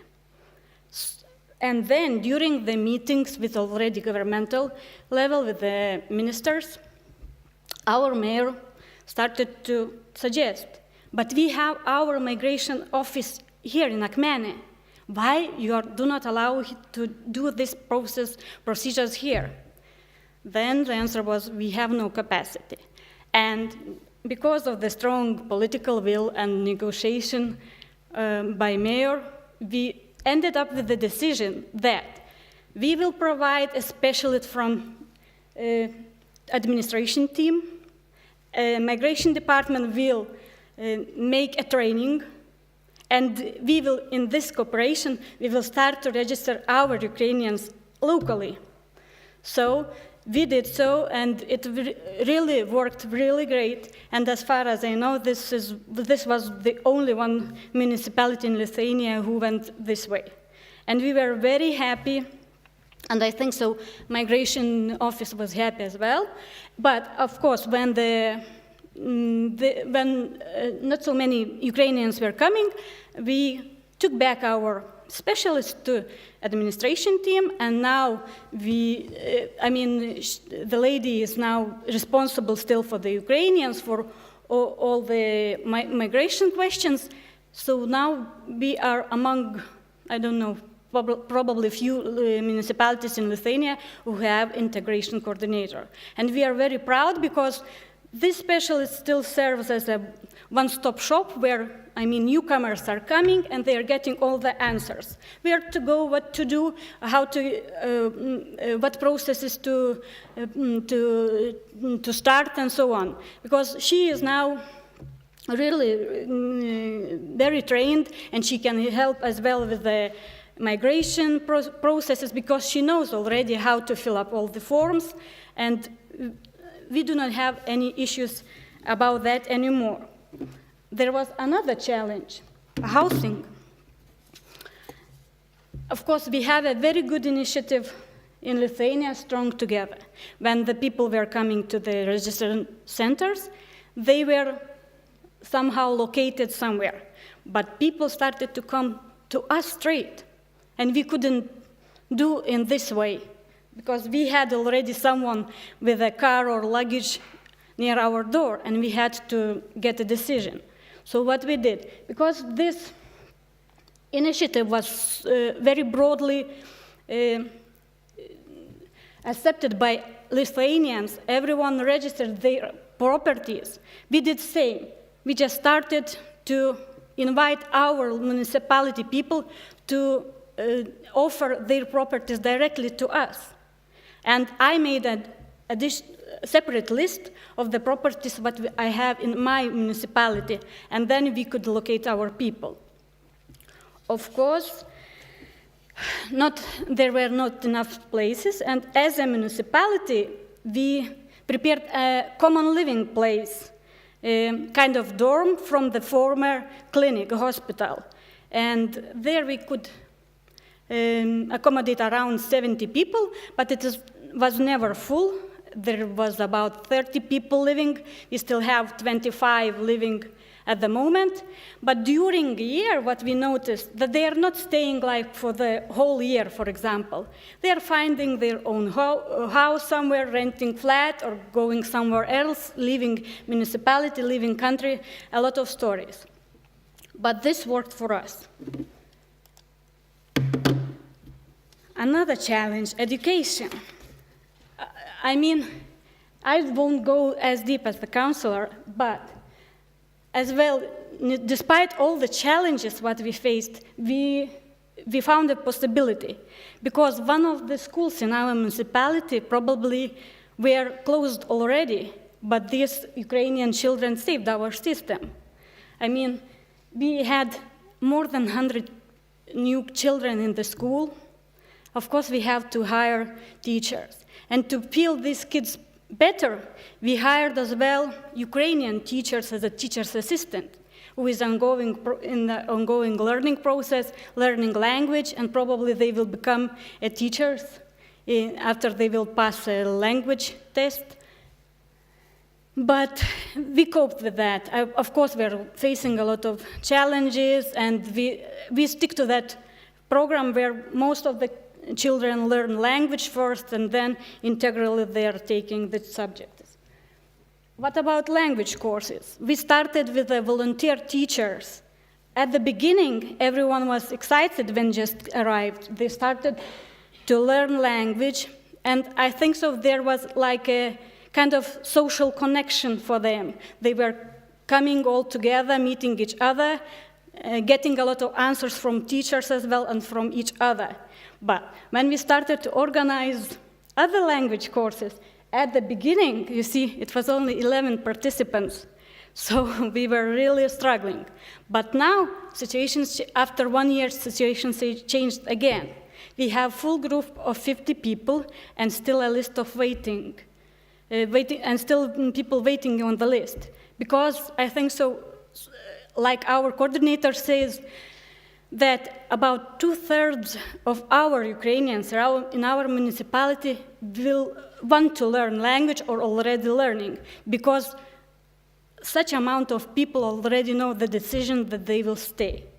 I hope so they will stay in Lithuania and they will learn the language and they will integrate, because I will tell you another story, how we started with a program for women who could start immediately to work. So, as was mentioned before, cooks is the most popular profession. And it was, this profession was also brought to us. They could learn locally. And there was first group of 5 women who finished the course. They started to work immediately. After 1 year, when I checked the situation is such that 1 already left the country and 2 left for the better positions.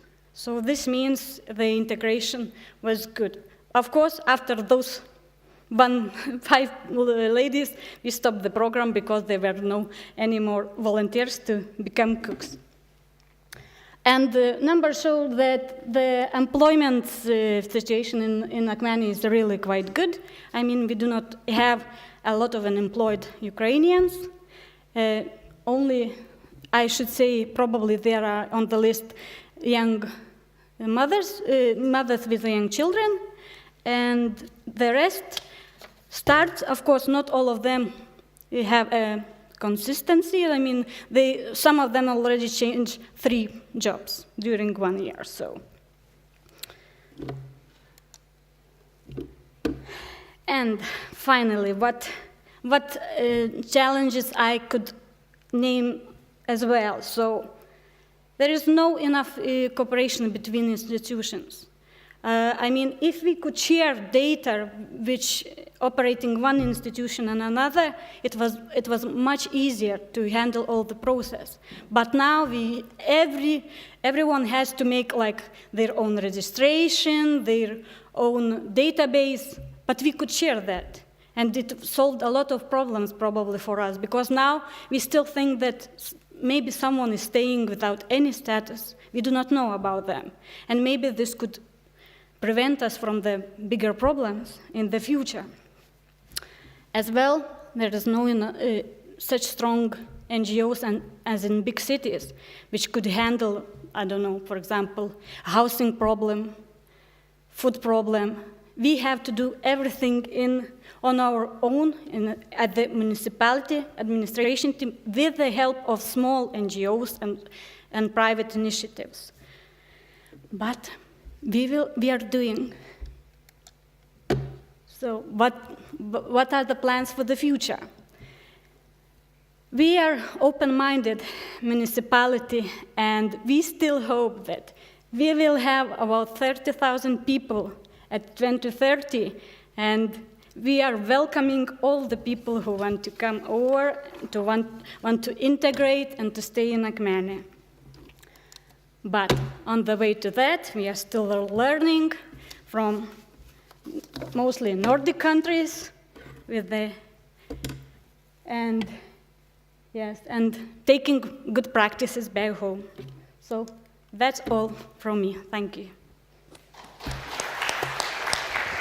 Thanks a lot, Inga, for this, and I think it very clearly tells us that if there is a political will, especially coming from the city administration, even you can handle those registration and data protection things by placing the administration representative in the migration service. So I think this was kind of a very interesting and unique practice in Lithuania. But now we're moving to Tukums, to one small but very interesting Latvian city, and perhaps over to you, Judita.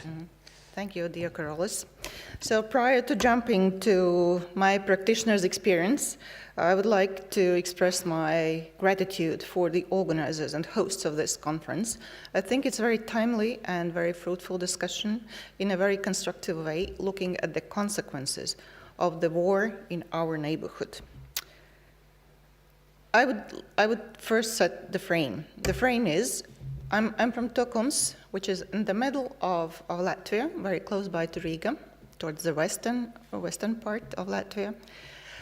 Inhabitants, a number of inhabitants, around 20,000, and it has never received refugees. So there was no integration issue and receiving refugees and bulk. So, and Ukrainian civilians coming in at the very beginning of initial period of the war, I speak about, for a very brief period, about 850 persons settling, coming. We were welcomed and coming to the town, and we had to solve together with the municipality all those issues that everyone here has been referring to. Right now, all in all, Tukums has welcomed about 1,100 Ukrainian civilians. Some of them have moved in, moved out, and right now, those who have settled, it's about 460 persons. And today, this is the 608th day of the Russian aggression, started February 24th, 2020. I've been working with Ukrainian civilians 604th day. And I think under this period, we've seen challenges and success stories. We have seen joy, we have seen sorrow, despair, everything, all emotions. I would say that a very intense and challenging period initially, when the work was done parallelly to learning how to do this work. And now our experience has grown under 20 months, and we know how to better handle all the issues. At the same time, we are again facing another sort of challenges. And we have again to adapt, think and act promptly. And in order to tell you 20 months period, I have split this period in 3 parts. And the first one, which started with the outbreak of the war and lasted around till August 2022, it's the force majeure period. So the very first days were a bit of chaotic and messy, I would say, as many more Latvians and myself, we had the urge and impulse that we would like to assist whichever way we can, whichever way we can imagine that assistance would be necessary. I was very purposefully looking for the ways to be involved and started my work with the Riga-based NGO, which is called Weizenbergi, in the transport group. And our task was to bring Ukrainian civilians to safety, wherever they were at the moment. How did we know about them? So Weizenbergi had an internet homepage where you could apply. Ukrainians were applying on the part, I would need help, and Latvians were applying on the part, I could help. So that's how we met each other. And I started February 28th last year, and I had my phone, I had 2 Excel sheets, Ukrainians applying, and the volunteer drivers, and I had to figure out how to do this job and how to help. For Ukrainians, I would say that we were assistants, the persons whom they trusted, and at the very heaviest moments, we were psychologists, although I have no that kind of education or background. My municipality, Tukums municipality, has been welcoming Ukrainians from day one, and gradually also I transferred my activities from the center, from Riga. I started working locally, and very fast cooperation among the local municipality, NGOs, and local people was set up. And the basic needs were addressed in no time at all. So shelter was provided, clothes and food and whatever has been the need at the moment. On the Ukrainian side, this was a period of fear and dread, confusion, lost home, and pain for the relatives left behind and their lives. So in fact, those who really were working hands-on, so we were going through all these emotions. And I would say the most difficult part were the conversations. And I had to answer the questions. So why did Russians attack us? Why do they call us fascists? We have escaped, but our relatives, our kins, have stayed behind under the bombs. Would they survive? I have lost my home, or we have lost our home. So having heard all these and having had all these discussions, the idea came around of the center called Ukrainsky Dym v Tukums, Ukrainian Home in Tukums. So that was the idea to have home where people could come together to share this emotional emptiness and despair. So this center was created, and we were sheltered by a small NGO, and it existed just for 3 months. So you would ask, why just 3 months? My answer would be that Ukrainians thought that the war will be over by June, okay, latest September, and they will return home. So they had the urgent need to discuss whatever emotion they had, but they had no even short-term perspective, even no mid-term perspective. And from that time, I have in my phone the WhatsApp group called Ukrainsky Dym v Tukums, just to remind that that was a period. So at the end of summer 2022, with those who stayed behind and the newcomers from Ukraine, from the occupying territories, we agreed that they would stay over the winter in this particular place, and then we'll see. So my last autumn, my task was to find like-minded people and leaders among Ukrainians, and we had to identify together what would they need apart from shelter, apart from food, and very simple basic needs. So, and this, the period I have called inclusion and integration. So the first come together of the Ukrainian families were celebration of St. Nicholas, and then we managed to celebrate Maslyana, which was February this year.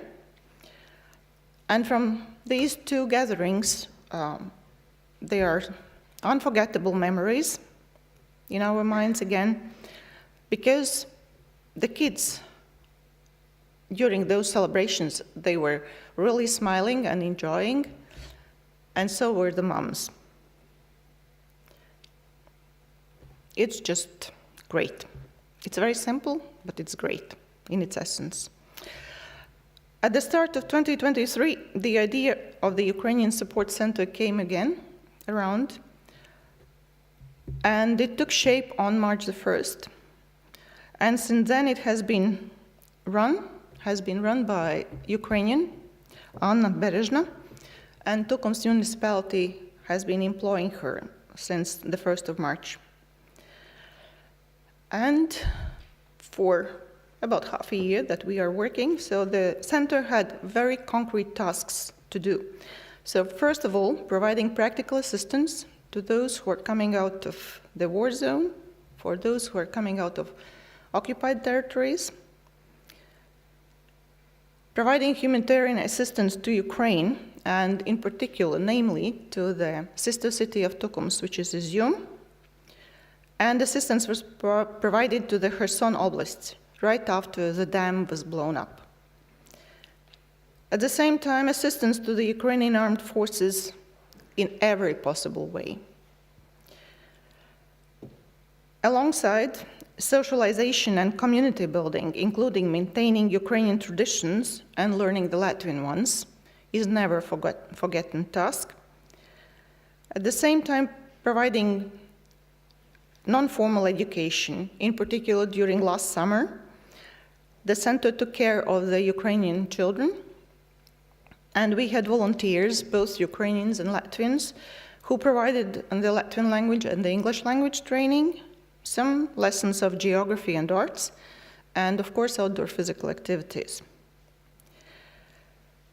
In particular, we concentrated our work with parents, Ukrainian parents, persuading them that they should enroll their children in the local schools, and for the many reasons. I think the reasons were mentioned here. Why do they need this one? That was not an easy task at all. But I would say we succeeded because for the center, we have 2 families known which didn't agree to our proposals, but the rest of the parents have enrolled their kids in the local schools. And starting this September, our focus is on the Latvian language training, history and culture, and both for children and grown-ups. So this last point, the last 2 points bring me to the third period, which I would call readiness and resilience building. I would say that this is due to the changing geopolitical situation, becoming more and more challenging at our borders, and not only at our borders.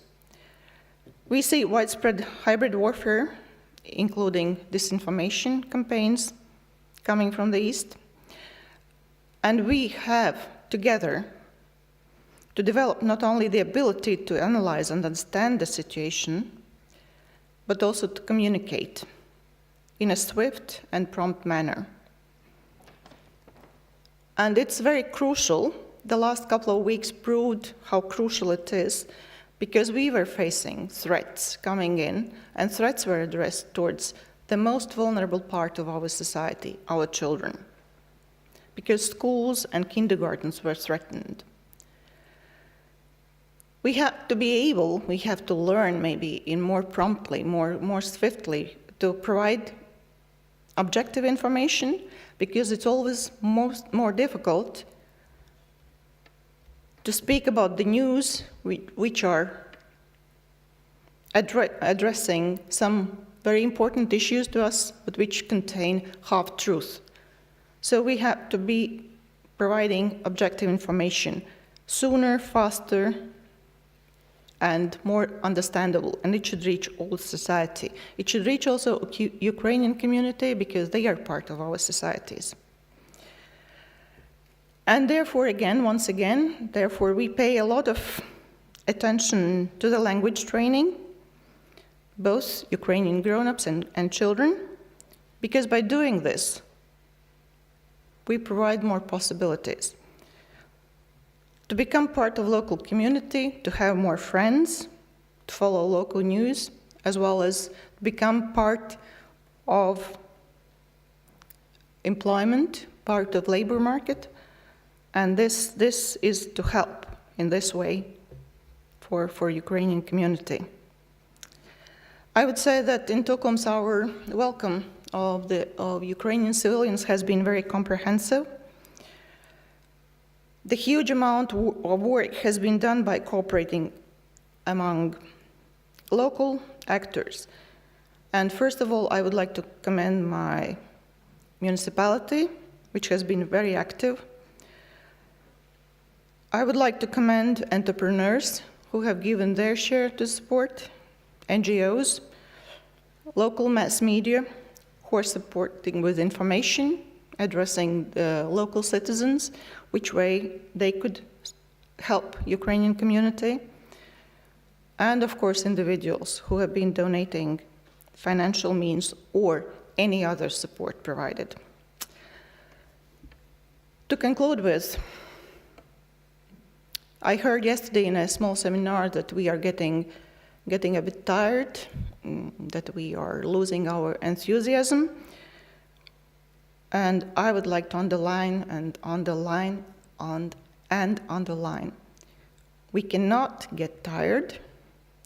We cannot lose our initial enthusiasm because we have still huge work ahead.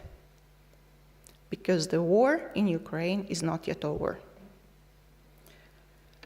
We cannot be tired. We have to go on, we have to continue. And I think assisting Ukraine and Ukrainian communities is assisting to ourselves. And let's remember that together we can do it.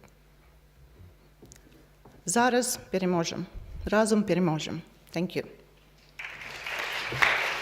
Thank you very much, Edita. I think, your example of, the engagement of municipality and all the other actors, that clearly illustrates, as we say at the UN Refugee Agency, integration as a whole of the society approach here, where it's not only municipalities and it's not only national governments, but also every individual, entrepreneurs, private sector, they are part of, reception and integration ecosystem, and that it really makes a very big difference.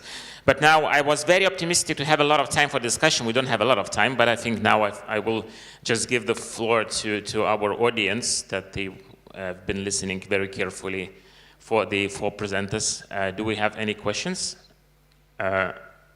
You can think about the questions, but I have a couple of questions. I have actually quite a few questions. So the first question perhaps comes to maybe researchers more, but feel free to answer. Because what we have been observing by looking at Ukrainian situation response is that, sometimes we have a lot of expectations related to the long-term inclusion from the institutional setup, but in the reality, the Ukrainians, as you indicated, they feel this temporariness. And, the temporariness on the one hand, and the long-term inclusion plans on the other hand, they don't go hand in hand. Do you have any suggestion how to try to translate that those two approaches would be closer to each other? I think generally, if I can start, that it's integration is something that takes time, but it's always worth it, because even if people are going to return to Ukraine, and all the Nordic countries, and I assume Baltic countries, are thinking of return as soon as it is possible to return to the Ukraine, hopefully in not a too long time, but it doesn't look as if it's going to happen rather soon. So, but I don't think that integration actually hampers return. I think that research shows, the little research that has been done on this, is that people actually who are integrated, who have resources, who are integrated in the labor market, they are equally interested in returning and to use their resources that they have gained in the new country for the best of the home society. So that is at least something that we should think of, and that we should not be afraid of integration, that people will tend to stay and not return, but that integration can actually benefit both the host society and the refugees themselves, who gain experiences and skills and qualifications, and also finally, hopefully, the home country. Yes, I do agree. I mean, even before the war, Estonia had quite a large number of people from Ukraine, and not necessarily working here permanently, but they were kind of moving between Estonia and Ukraine. And so the resources that people themselves are investing in, I don't know, learning Estonian language or our institutions or things like that, they necessarily don't have to be, so to say, wasted if they return home, because it might quite well be that they can apply them again in Estonia sometime under more pleasant circumstances, so to say. Perhaps we're moving now to the municipalities, and both of you have mentioned that you really created at the local level kind of new setups, let's say part of the ecosystem. You have the Ukrainian house in Tukum, Sinakmene. Inga, you mentioned you have a integration coordinator, and you already started to look at more or less like the integration system that has never been in place before the war in Ukraine. So do you have any plans, or do you know about the plans of the administration that, they would be, and the administration will be willing to kind of maintain this system in the longer run to create kind of their response to all the other, not necessarily refugees, but also migrants, as part of the welcoming and integrating system?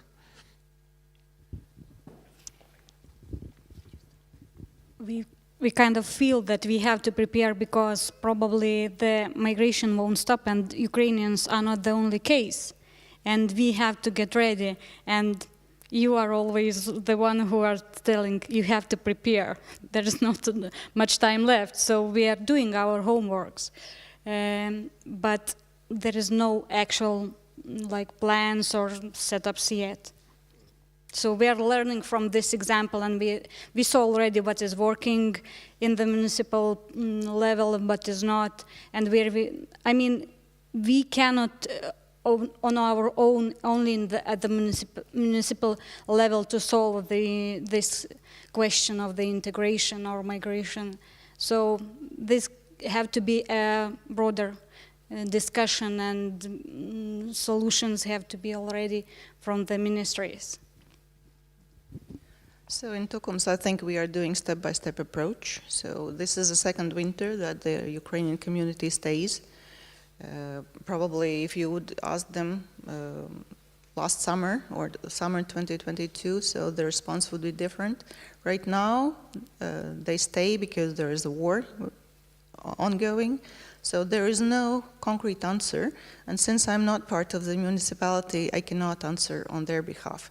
But I think the inclusion and integration process is ongoing, and we have been trying to do together with the municipality, providing the fish rod instead of the fish, which means that let's say community is becoming more and more solid, more united, and I think this is helping them because they are becoming more. The mentorship, they are taking over this practice, and I think that's benefiting not only them, but we are benefiting as well from this.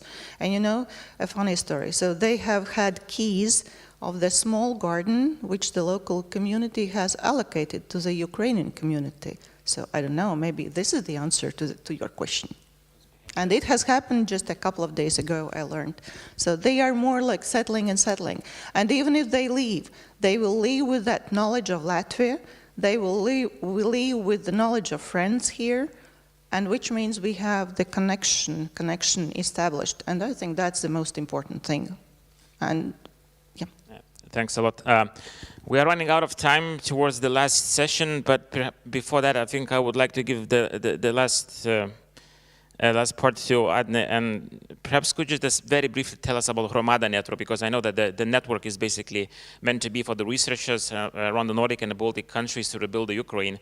Is that network is open? Can other researchers or even practitioners join this? How it operates? So perhaps in a very few sentences, can you describe that? Sure. Yeah, we have recently established a Nordic-Baltic network for researchers and experts on Ukraine to strengthen Ukraine, basically. And this researcher network has 6 working groups, and one of these working groups that I'm leading is on migration and integration. And so this is basically mostly open to university, institution, and think tanks, researchers, and so on. But we have a lot of activities, and I would like to draw your attention to one large conference that we're going to host in Oslo at Oslo Metropolitan University on 30th of November. It will be online and also physical attendance, where we are going to have one panel also on integration issues and comparing Nordic and Baltic countries, and where your Undersecretary in the Ministry of Culture and Diversity, Edda Silberg, is coming. Karolis is going to participate in this panel, and I think it will be a very interesting continuation of the discussion that we have had today. Thanks a lot. So just use this opportunity when Adne is here to talk and actually to join this network to really work also on the integration research, because that's also one of the priorities. So thank you very much. We don't have any more time for the questions. Applauses to our panelists. And as we have quite an intense day, we're moving right away to the last panel, which will be without any PowerPoints, but more as an open floor and open conversation, where again, we will have a little bit different perspective and the conversation between the researchers and practitioners. But not practitioners from the municipalities that we have had just an opportunity to learn about their practices, but practitioners who have a very specific role in the NGOs by having a twofold role, by being refugees themselves and also mobilizing other refugee community for the more inclusive and cohesive society. So I think this is very interesting. And our panel will be called What Have We Learned throughout those couple of years by integrating and receiving Ukrainians, and what are the challenges and opportunities. So please, dear colleagues, come and join me on the panel. So we have, as you already know, Professor Tiit Tammaru from University of Tartu. So welcome, Tiit. Then we have Associate Professor Inta Mierina, who is the Director of the Center for Diaspora and Migration Research, University of Latvia. Then we have Julia Puhtina, who is a Community Coordinator at the Estonian Refugee Council. So welcome. We have Angelika Vinichenko, who is also a Community Engagement Coordinator at the Lithuanian Red Cross, another NGO, and by the way, also UNHCR partner. And then finally, but not the least, we have Darta Pelsa as a policy analyst from the think tank, Providus, based in Riga, in Latvia. So welcome here. We still are missing one person, who is Angelika. All right, perfect. But I think we can, okay, so you have the mics. That's perfect. So when Angelika will come, perhaps I will start with the you, Tiit. And please, dear colleagues, just feel free to raise the hands and we can address all the questions and comments, because I really want to engage you as well on this side, because we have been talking from this part and perhaps you were less, more silent in that sense, so perhaps now I can create the balance. But Tiit, you have been researching integration, including spatial segregation in Sweden, in the other countries, and you have been working quite a lot on the hard data in that sense, on the big data.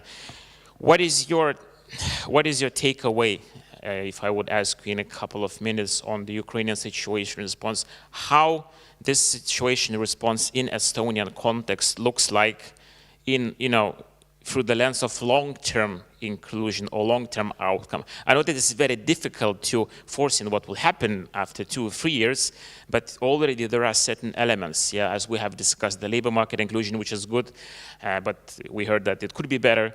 There are very good outcomes in terms of the, education or rollout rates, but at the same time we know that it is happening in the context of ongoing, very ambitious and very expensive the educational reform. So what would be your few takes away on how it looks like for the long-term perspective, what we have now at the moment, because you have a lot of experiences with the other refugee and migrant groups all around Europe?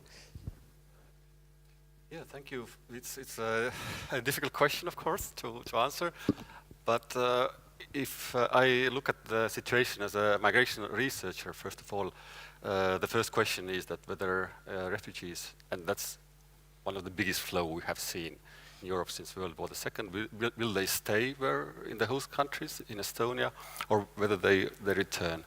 And here the migrant researcher's perspective is quite clear that not only every year, but every month that the war goes on, the probabilities that a lot of refugees will return is about to decrease. And I think this is already the Nordic experience from also the previous refugee flows, that we really have to deal with integration from day first, as things take more time, and if they take more time, there is less probability of returning. So that's one thing. And the other thing, maybe, as you said, really I work with large data sets, and this spatial distribution is something that is, from the Estonian perspective, something interesting. We have talked a lot about the rural depopulations and population shrinkages in many municipalities outside of Tallinn. But what we see now that the refugee population is spread quite evenly across the country in Estonia, as you see from the map, and in many places the population growth has been quite big. So we really have a new, more kind of widespread perspective of how to handle the integration processes. Thanks a lot, and I think now perhaps slowly I'll move to Inta. Inta, your focus has always been also on among many things, on the attitudes and public and political discourses around migration and integration issues. And we heard today already that, you know, there are certain elements of differentiated treatment. Yeah, there are kind of the different systems and parallel systems. And, you know, what is your takeaway on, you know, what have we learned during these 2 years in terms of, you know, receiving Ukrainians in 2022, receiving Syrians in 2016, and how the whole Latvian system has been changing in that sense, in terms of, you know, the public discourse and political commitments around it. Right. Well, when the war in Ukraine started, I think hardly anyone expected people in Latvia and in Central and Eastern Europe in general to be so welcoming to refugees, because we all had seen what happened in 2014 and 2015, where countries like ours were fighting the refugee quotas, and, you know, we don't want any immigrants, and the surveys would constantly show that, you know, we are not very open to immigrants. And then this happens, and people really open their hearts and open their homes literally to like lots and lots of migrants. And I think what is also telling is that, you know, we don't even, like, despite the really large numbers, we don't even call it a crisis anymore. Like, that used to be a crisis, but this is not really a crisis. So it also shows a difference in attitudes. And I think, like, really at the different levels, think about the level of society. Like, countries like Latvia have been known for relatively passive civil society.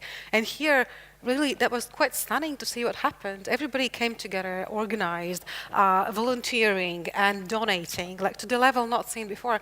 And what really comes to mind is there's a Lithuanian sociologist, Dovile Budrytė, who talks about vicarious identification, which basically means that the Ukrainians have been included in the category of us. And it has resulted in solidarity not seen before. And also at the level of municipalities, like as we heard, for many, that was a new experience. They hadn't faced any refugees before, and they suddenly needed to organize right away, introduce different mechanisms of support, and they managed to do it really unbelievably well. And at the level of the state, as someone who's worked in the area of refugees for quite a while, I know how deep problems we have in Latvia. We always had a problem, for example, with housing.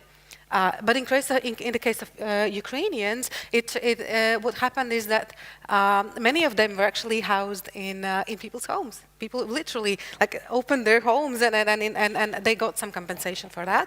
But it actually turned out into a really good example, a really good case of integration, because it really, like, it's not just a home, it's also the networks that they provide, it's also the help with the language and so on. So it's really, really nice example of how you can organize it. Also in terms of education, the Ukrainian language teachers, assistants that they had, in terms of labor market, immediate access to the labor market, lifting some of the ridiculous language requirements that we sometimes have. It did not really relate to Ukrainian refugees, which was really helpful. So they have managed to do really well, also partially because of the policies.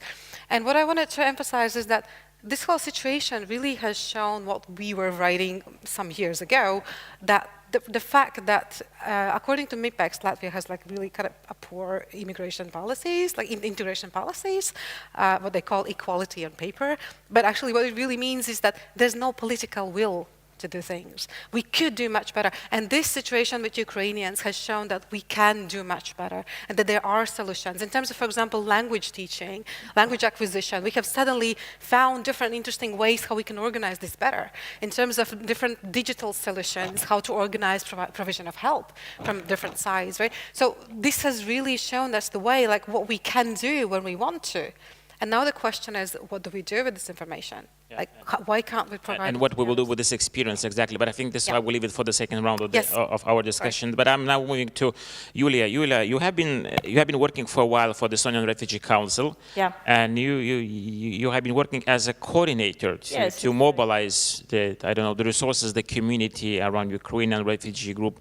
So what is your experience so far here? I mean, not just in terms of being yourself as a refugee here, but also how the structural approach of your experiences.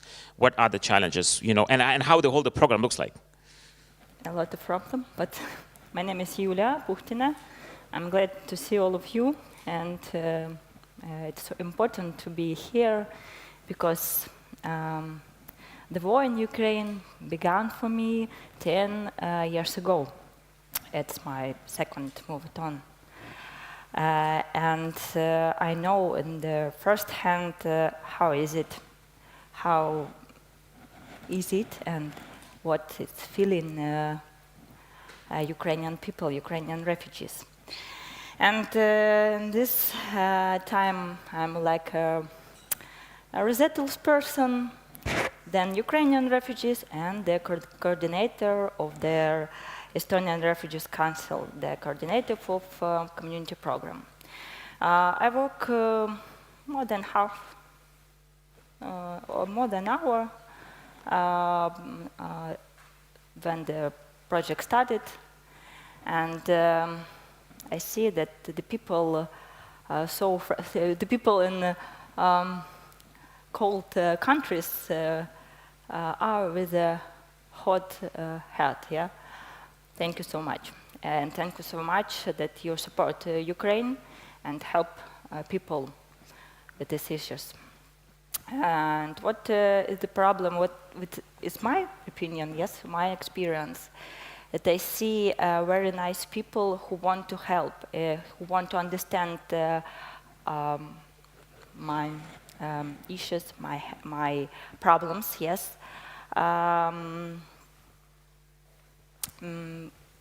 What about our project, or it's the second round? Yes, what about our project? That we organized activities who help people to feel better in eco-friendly areas, maybe.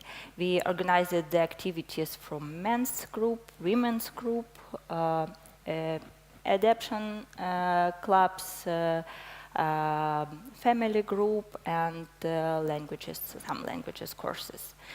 And the main the main goal is the people understand the rule of these countries and realize themselves and socialities and integrate into this area and to understand their issues. So I think we read and we see a lot of things about the hours program. That the hours program area is the whole Estonia and eastern, western, central, and the island, Saaremaa, and it is our maybe the main area to support people to whole Estonia. Thank you. Thanks a lot. And perhaps, Angelika, we can move to you, because you're working in Klaipėda's Red Cross Center, also more or less having a similar role as Julia has. So what is your experience in at least Klaipėda and Klaipėda region on let's say the response and the outcome of your program, but as well as the experiences coming from the whole Ukrainian community there that you're working with? Yeah, I can say that first of all, at the beginning when I have arrived myself, and in a month, around in a month, I have become a Lithuanian Red Cross volunteer at first, and I've been volunteering at the registration center where I was registered just a month ago before, and I saw it and by myself, like how much the Lithuanian community, Lithuanian organizations were mobilized, that were you saying about, and they were ready everything they can, and even if they can't, they still do whatever people need. And of course, it was very important, and it was very touching for people. And I also can say on behalf of myself and on behalf of Ukrainians, thank you so much. That's what I hear very often from Ukrainians. Some of them, they come just to Red Cross and they don't know that I'm a Ukrainian at first, and they say thank you. I just answered that I understand what you're talking about.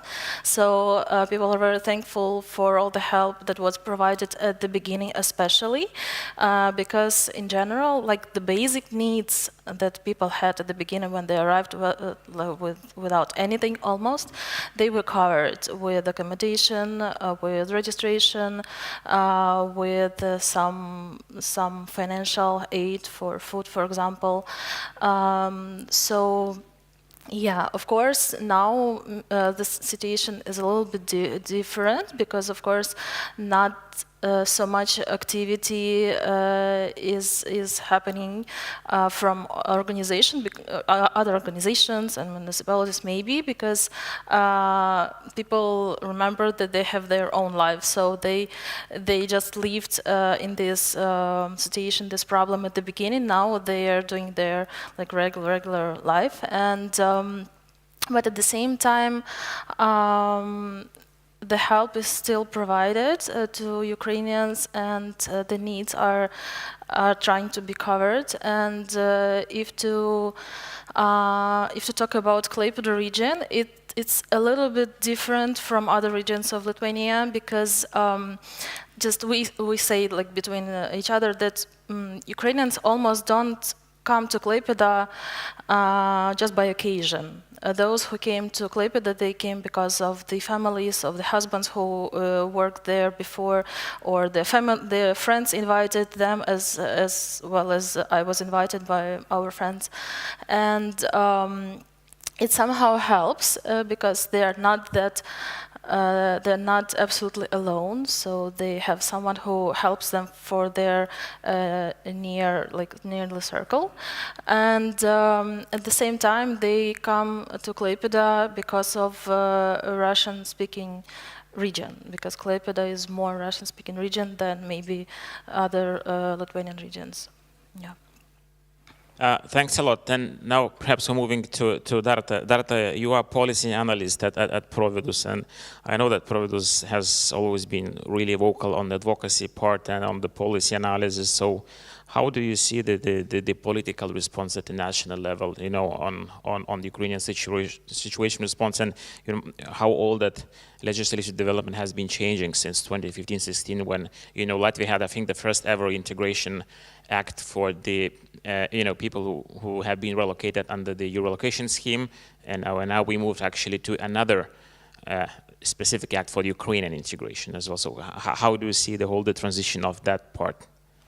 Yeah, in 2015, an action plan for persons who are in need of international protection was developed in Latvia, and as for now, there is a separate law for assistance for Ukrainian civilians in Latvia.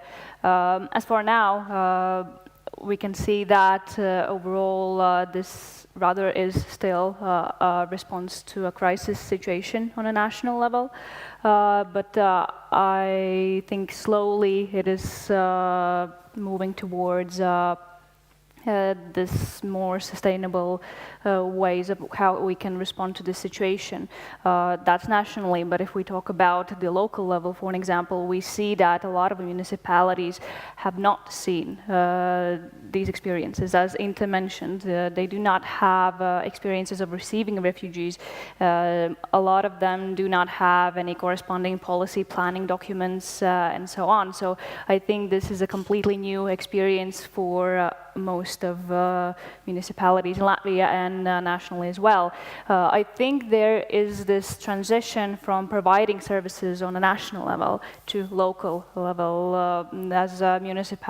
as from the law on assistance of Ukrainian civilians, municipalities are responsible for a lot more things than they were before.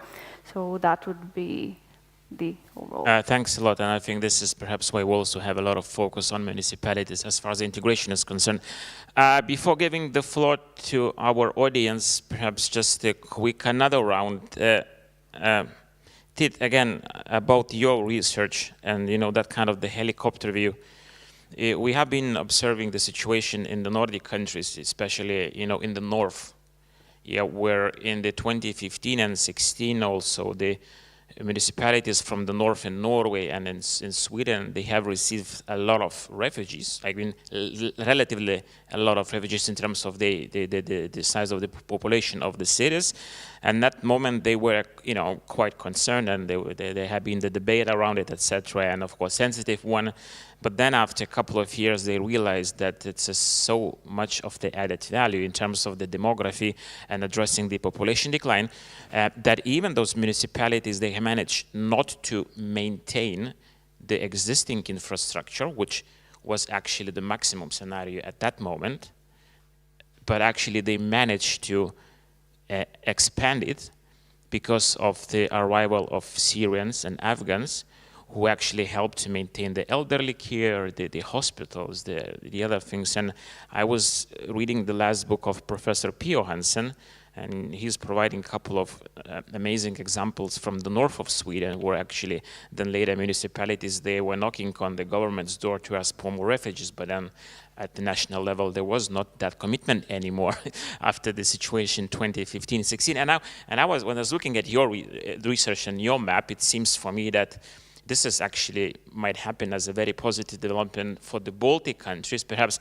less to Estonia, but also for Estonia, because we all know that according to the World Bank, Lithuania and Latvia, they have always been the most shrinking and aging population in the whole world, together with Puerto Rico. That was a couple of years ago. Now the situation has changed, but still Estonia is also part of that. So do you see any link between, not looking just at the integration long-term outcomes, but also on the overall macro level effect of the demography and of the socio-economical development of the country, who basically, receive the refugee population, which almost compose 2 or 3% of the total population? Is there any linkages, or it might be a positive outcome or drive out of that in terms of the demography? Maybe I mainly very much agree of what you said. There are often such a maybe surprising or unexpected ways how things work in society. I'm not aware about this general macroeconomic effects, but this is absolutely true that we discuss a lot that having a job and employment is really a crucial thing, and then people move for jobs and then so on. But actually, it's also the other way around, that also jobs move to where people are. And then if people move to smaller places, to outside of the capital cities, there is more people around. You can run shops, cafeterias, kindergartens, schools, build infrastructure. So there is also jobs and economic growth coming along with simply people arriving to certain areas. So this is kind of chicken egg question, that what should come first, job or something else? And what we have learned, especially from the studies of Sweden, where we also have to understand that it's a bit more difficult to enter the labor market for the refugees. It takes a bit more time. But still, it's very interesting that none of, and we studied the integration pathways of refugees, and none of them started from having a job.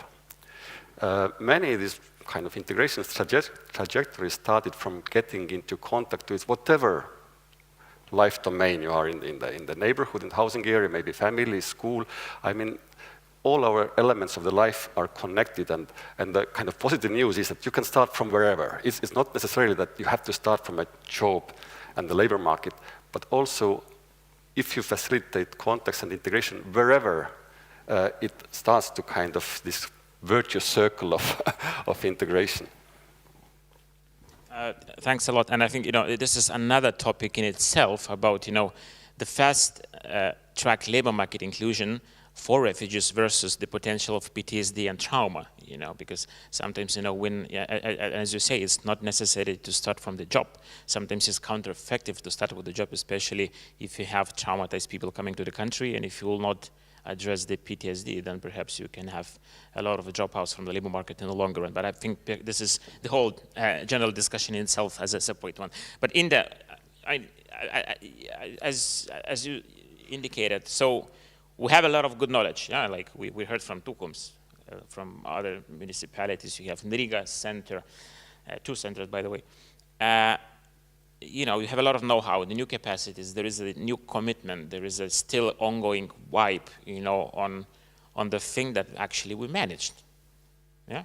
At the very beginning, as you say, in 2015-16, when a few hundred people came to Latvia, that's what we call the refugee crisis, almost without the refugees.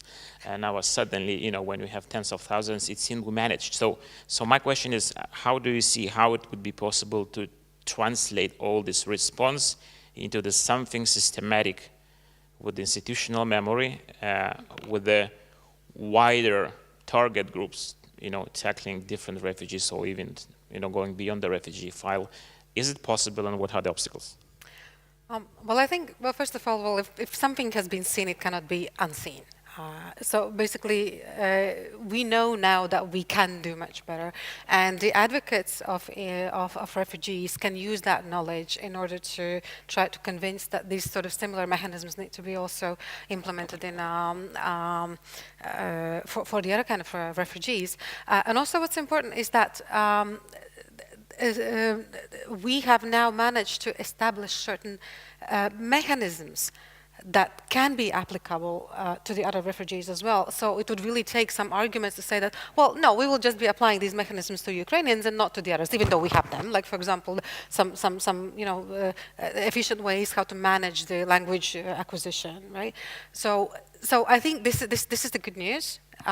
We will see how it goes, because we know from surveys that the attitudes towards different groups of migrants are still very different. There's no such a thing as attitudes towards like migrants in general. They really differ depending on which country are you from and different circumstances. So there's still no political will to actually show welcoming attitudes towards those, for example, from Middle East. But again, it really gives a good good arguments for the advocates of refugees. And I think things will change. Things will really change. But we really have to be loud about this, and we really have to talk about this until everybody has forgotten that there were these mechanisms in place. So it's a good time for the advocates. And also, I think it's also very important, although my next question will be a little bit about the challenges and needs to Julia and to Angelica, but I think still it's also very important that what we have been doing now with this conference is also to a little bit focus more on the achievements, because, you know, sometimes we're focusing way too much on the obstacles, and we're forgetting also about, you know, achievements. But I will come soon, perhaps, the obstacles. What also came to my mind after you were talking about the research is, you know, I cannot quote now exact numbers, but 1 year ago, I think the DDG in Lithuania, the Vilnius-based think tank, they did the public opinion poll, you know, and they have been doing this for quite a while as a longitudinal research. And when you see the public opinions towards, let's say, whether the society is supporting the resettlement or relocation of different migrant and refugee groups, you really have very huge difference between the cultural close, so-called, and culturally distant countries. Yeah, so I mean, even including the religion element. Yeah, if you would see that the support to, you know, support to refugees from Christian countries and Catholic countries would be like 2-3 times higher than support to the, you know, resettlement of Ukrainians from the other countries. So still, that public discourse prevails, and I believe that's the case in Latvia as well. Well, I think it's, you're right that partially, of course, it's based on the cultural closeness, even though if you look at, for example, Engelhardt and Welzel's cultural map, then Ukraine is among the Orthodox Europe and our countries are not. So there's some similarity, but it's not like the same sector.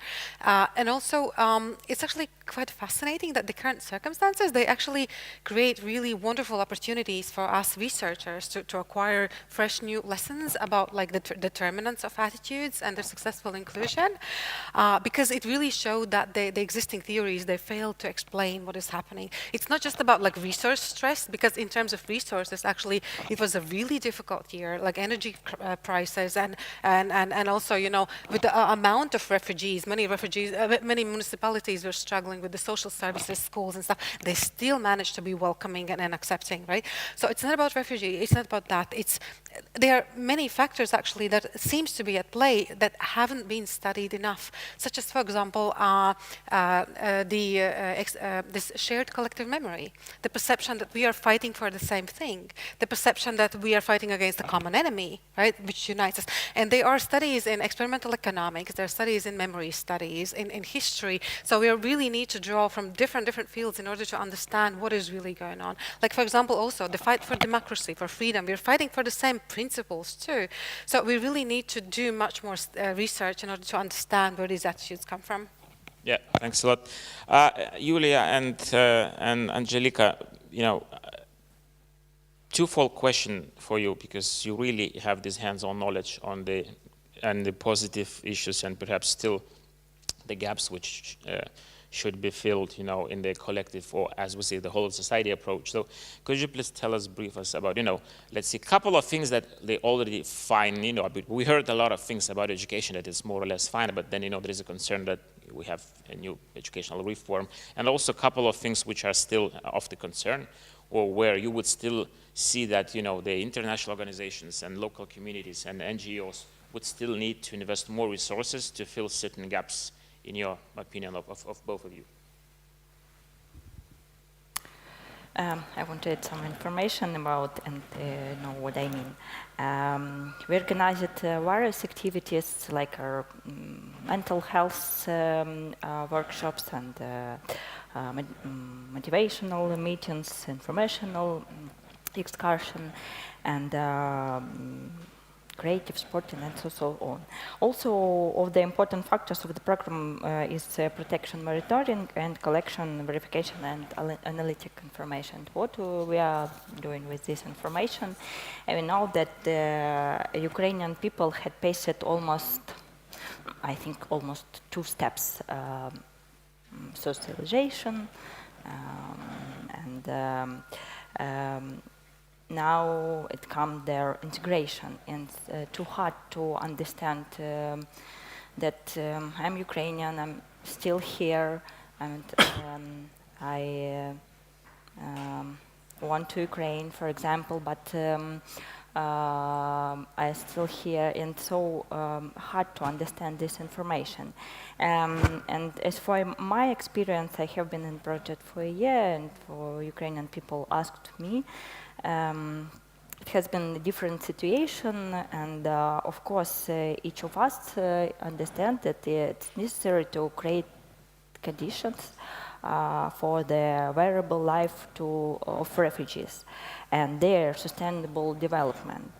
And Estonia, I think it's doing a lot for this well-being, and full integration is possible. And I think with NGO, municipalities, and volunteers and others organizations, we need to build in resilience. I love this sentence because it's too important. And we also need to show a culture of mental self-care and to help medicine issues. For example, we need to write, I think, a medicine road map for Ukrainian people to understand their medicine. I think with others, NGO and with other countries maybe. This is what our project in Diamond, to show that the people, they are not alone, and it's possible to solve many problems, to support people, and there are those and those who will lend help and help give advice some. But when when Ukrainian people integrating to Estonia, then we should not forget that we would like to preserve our identity and culture too. A cultural code of the nation. I think it's way of refugees can save themselves and feel better, feel easier.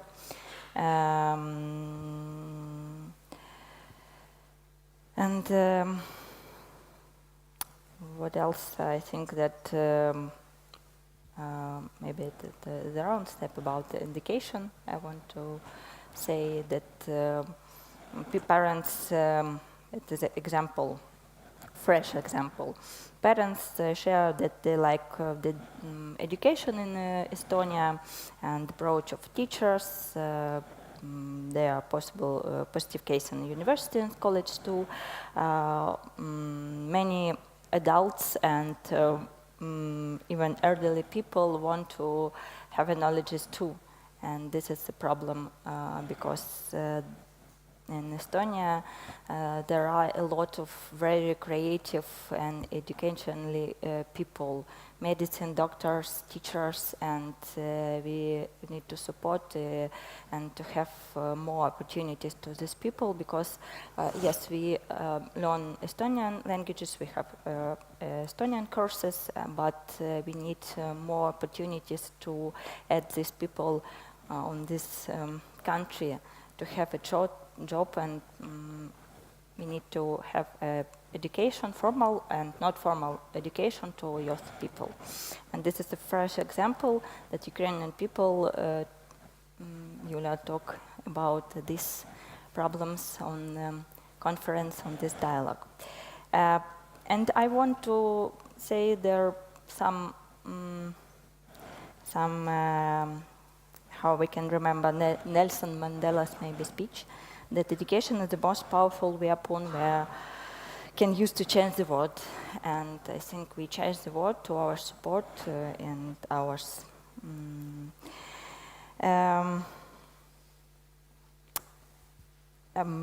There is the factor that's very difficult to solve, but it's likely to be and will be. It's a job, as I say, maybe we will to solve such issues, but we will create conditions for people to realize that their power.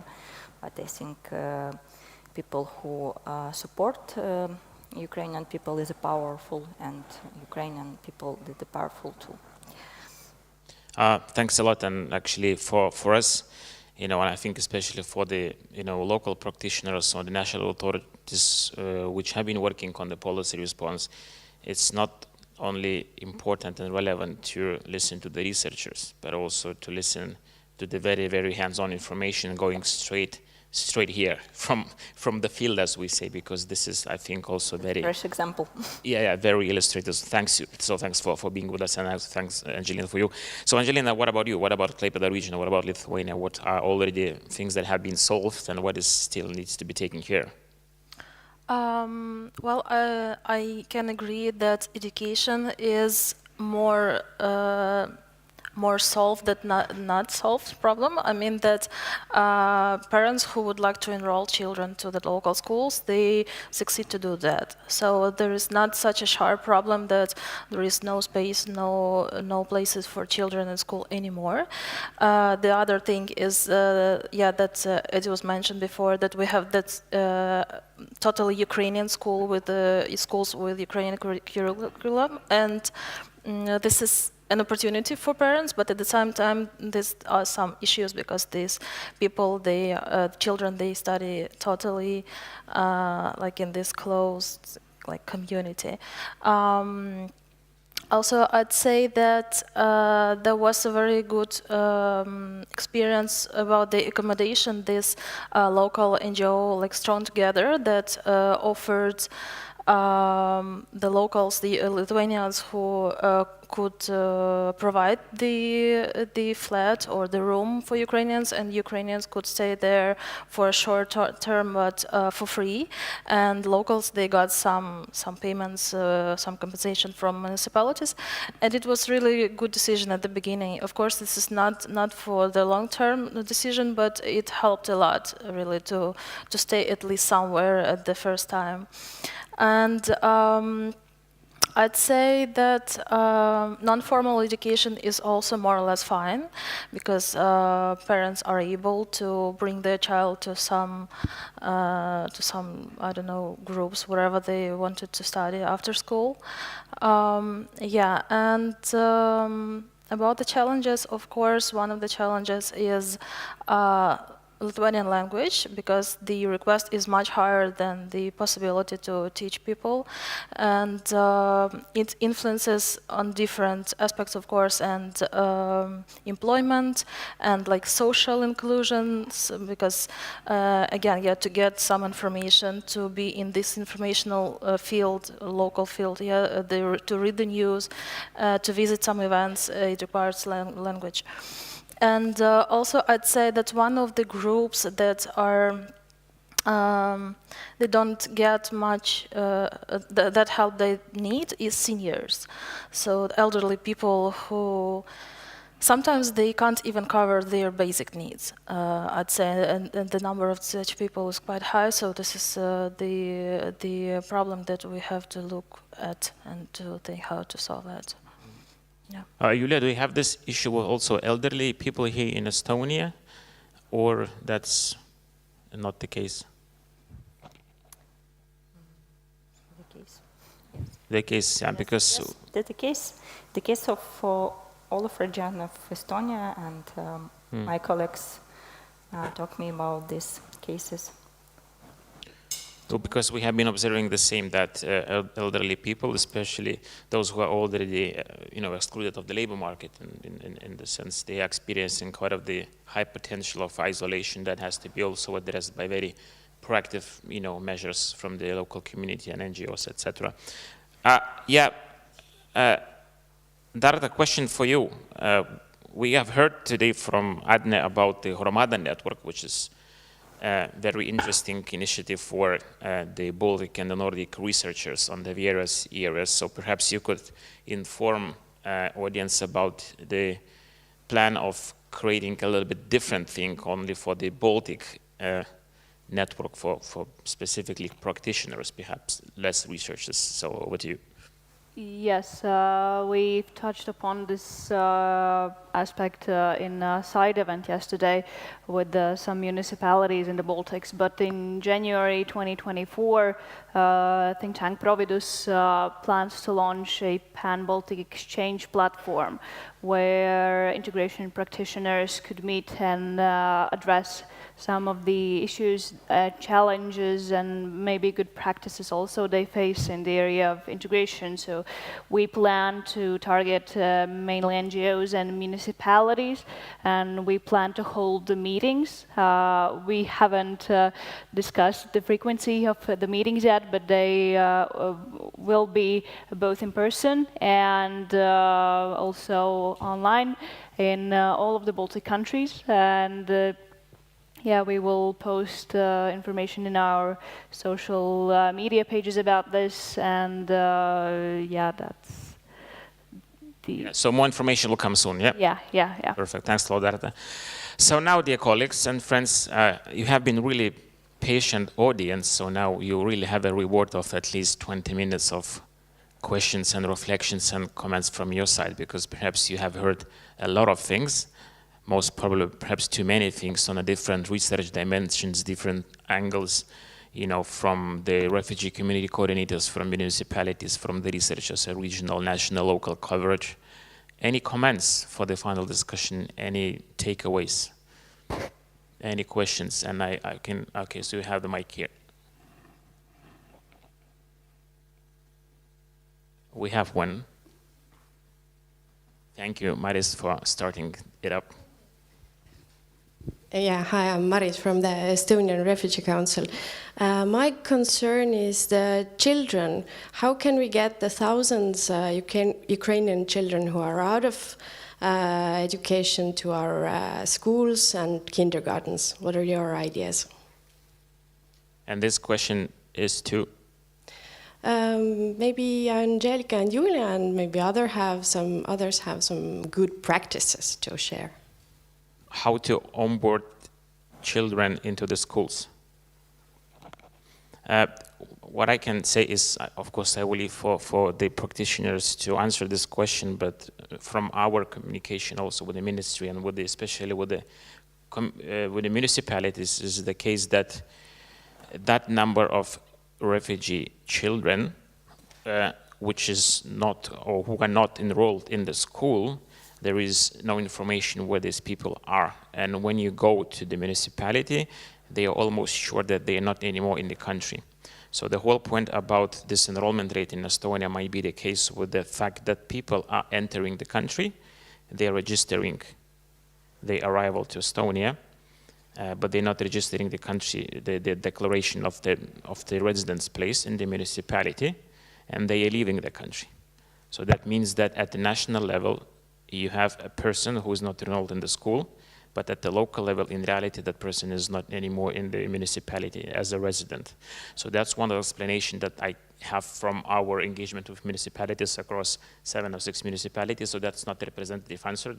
I just tell you what I heard, and I also heard from the Ministry of Education. But I think I will give the floor to experts on that, if any takeaways. I am not an expert here, but I can share these thoughts that you provided right now, that the numbers seem to be bigger at times than they actually are. And if we look at the number of Ukrainian people who have entered Estonia and who are actually living here, the difference is 3 times. I mean, there's a lot of transit migration, onboard migration, and we are also losing a lot of Ukrainians as well to the other Nordic countries. Germany is one destination that people move on, so that's part of the story at least. Mm-hmm. Perhaps Julius, do you have, I think Julius can tell you about Lithuanian experience exactly, because I think we have had the same situation to a certain extent.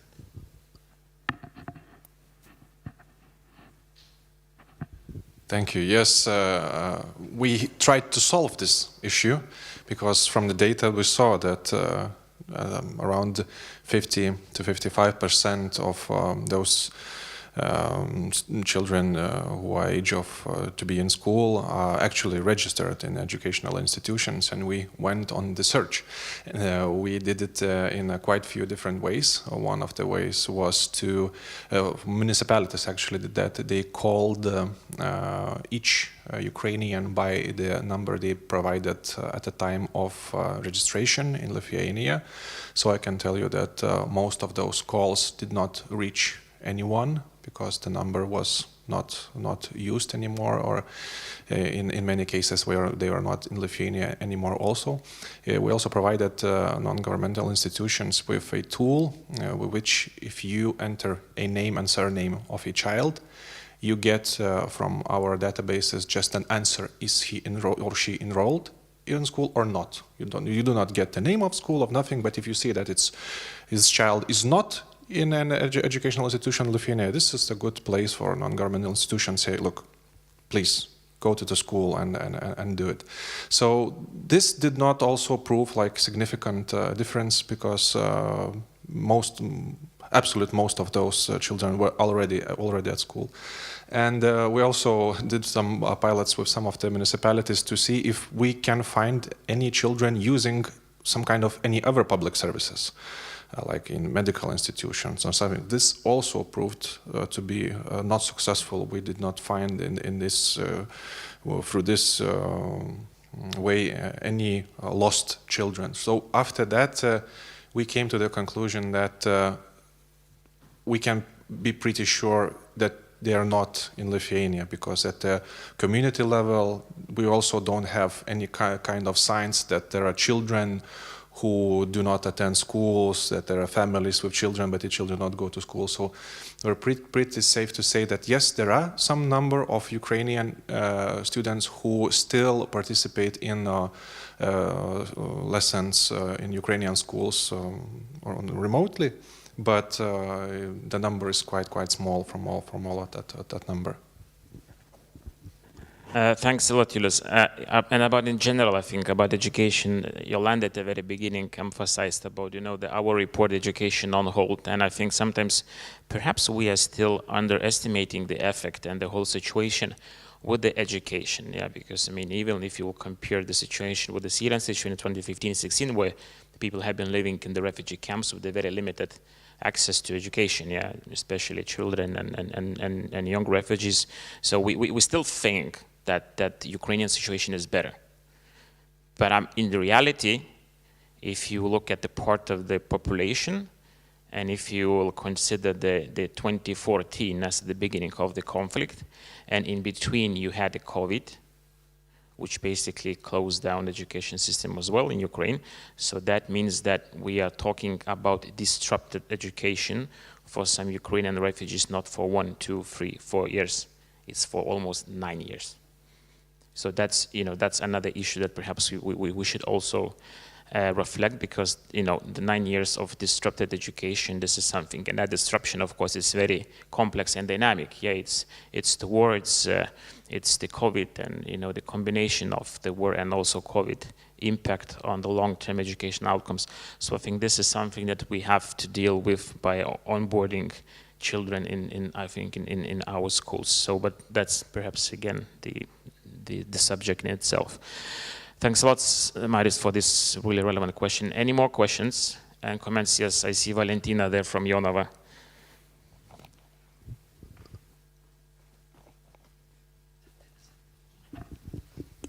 Thank you. Yeah, Lithuania, Jonava city.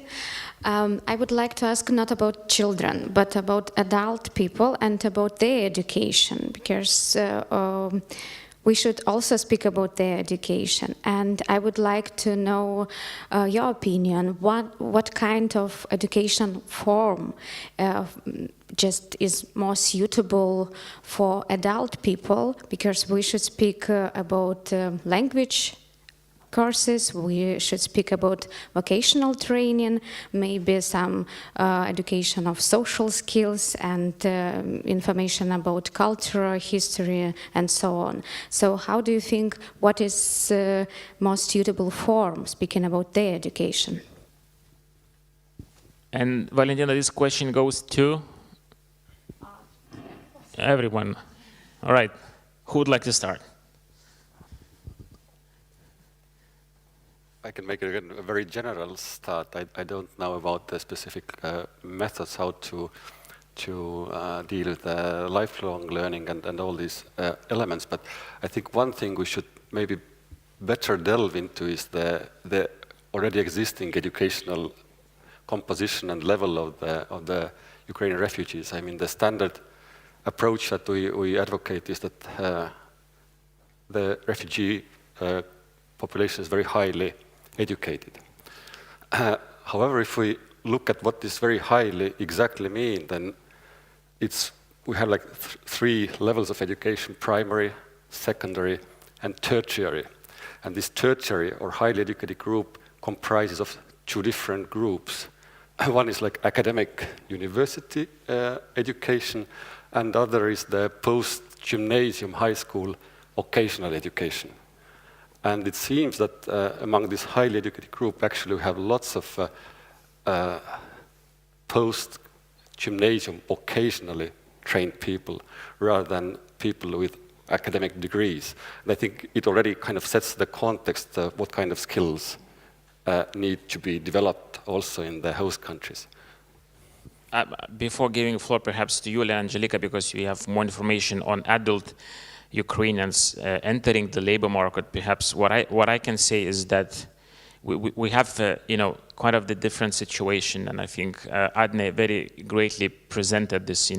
Also the Nordic countries where you have the introductory programs and introductory classes for the refugees and then for Ukrainians in the context of the temporary protection, and with the latter one you have much more flexibilities, because that's the temporary protection. Yeah, the nature of protection is temporary, and that means we do everything what we can for the fast-track labor market inclusion, while with those who are coming, let's say, through the settlement or quota refugees, yeah, they are obliged to go through really long, extensive integration programs with the vocational training education, not to lose their skills. So there are those differences also in the system, but nevertheless, we have been observing the situation where really refugees are taking the positions that they are overqualified, and that's perhaps the lack of either the lack of the match between the employer and the refugee population, or this is also the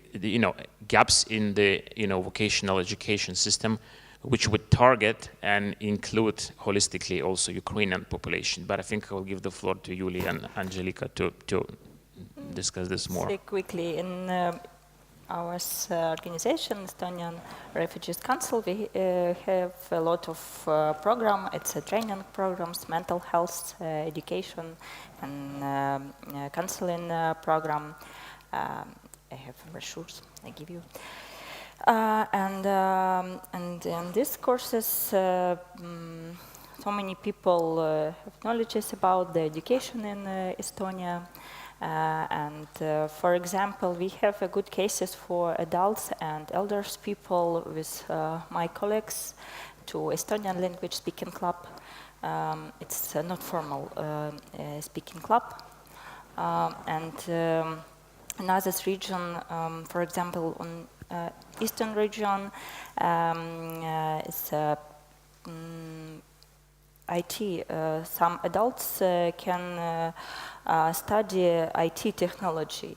It's elder people. It's a very good example. And when some not women told me that, Julia, I study IT technology, I study computer and study the code. This is elderly people, and in its example in Ihve, Narva, Sillamäe, it's a city and tower in Estonia, and if it's possible in Tallinn, we have a lot of non-formal education for languages courses in English, and I need some, I think, and people, it's a very good opportunity to understand I'm not alone, and yes, maybe in Ukraine I was like a professional manager, but in Estonia I maybe would be like a IT specialist or good cooker.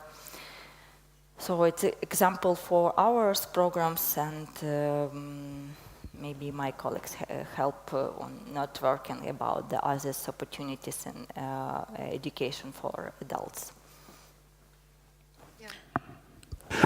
In case of Latvia, well, I can say, maybe Darta, correct me if I'm wrong, but actually I think this is a really important topic to talk about, because I think this is far from ideal right now, because, like, for example, refugees, they have a right to attend the professional classes organized by the National Employment Agency, but those courses are all in Latvian, and so obviously, if you don't know Latvian, that's a limited access for you.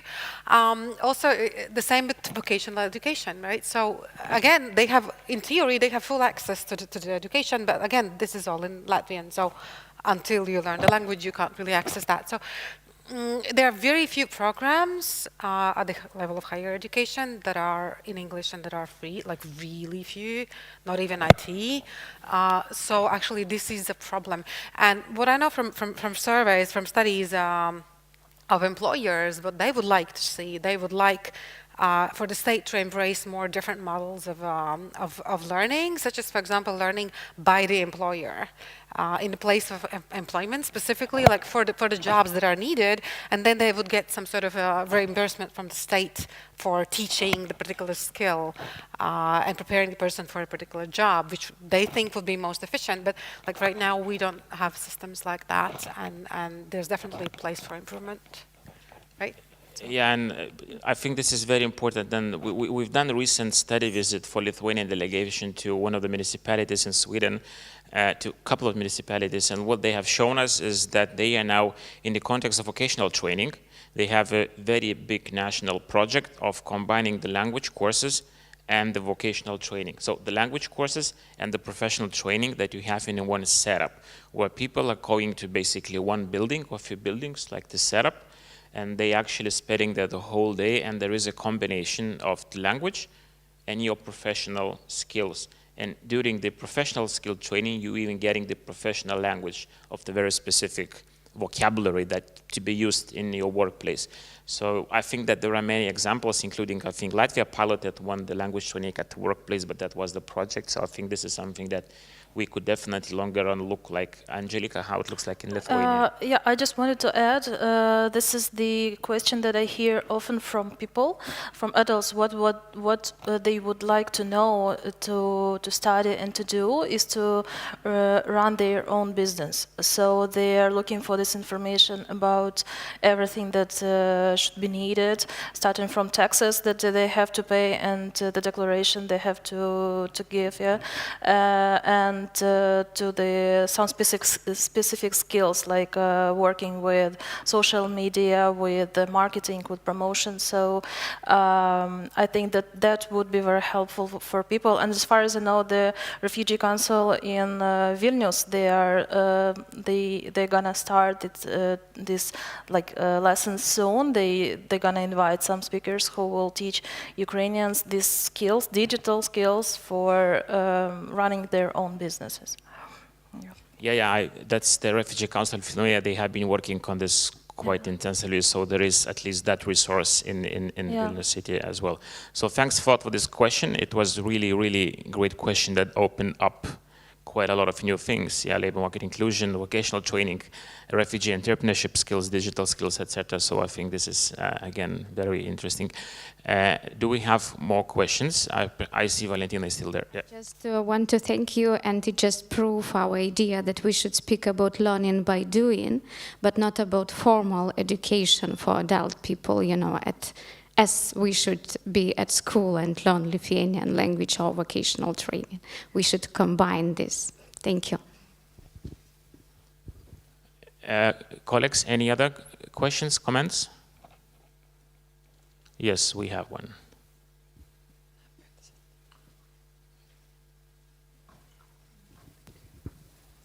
Marina Kutaladze from Finland, and I'm from southwest Finland, from quite a small municipality that named Salo. It's between Helsinki and Turku. And I guess we have now two great challenges with primary education. So we have preparing classes, and these classes in a school wasn't previous year, so it was for 1 year. And now we have many children that were participated in these preparing classes, but now they are in classes with Finnish pupils. So they are a little bit lost. They haven't learned Finnish language, and we in Finland, we don't use any Russian language. So I understood that you in your countries probably use also Russian language as a supporting language probably, but we don't use it. We have some teachers also in classes that support in, for example, Ukrainian, or some people in school who can also give some support in Russian, but probably most in Ukrainian, not in Russian. And so this is one challenge. So we have many people in classes with Finnish pupils, but they don't speak actually Finnish language. So parents think that it's not at real time to transfer their children to the real classes. And this is one challenge. And the second one is young people that are 16 or 70. We have a great challenge for them.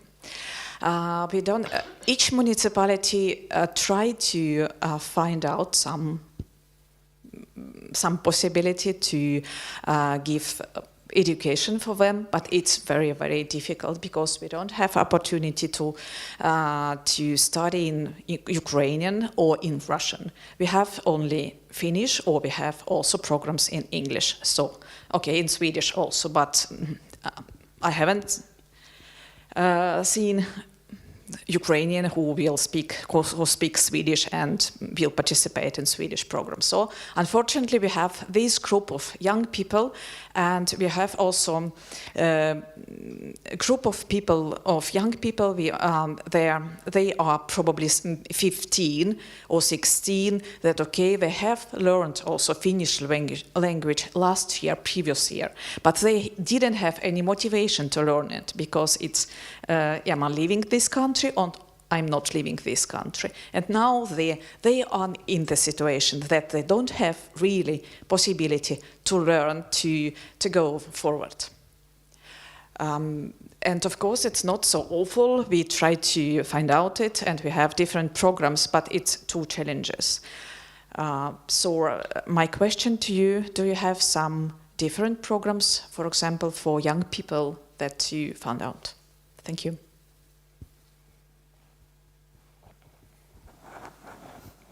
Well, perhaps I think it would be that question could be addressed perhaps to the educational experts or the ministries that perhaps we don't have it here, but unless you have something to add.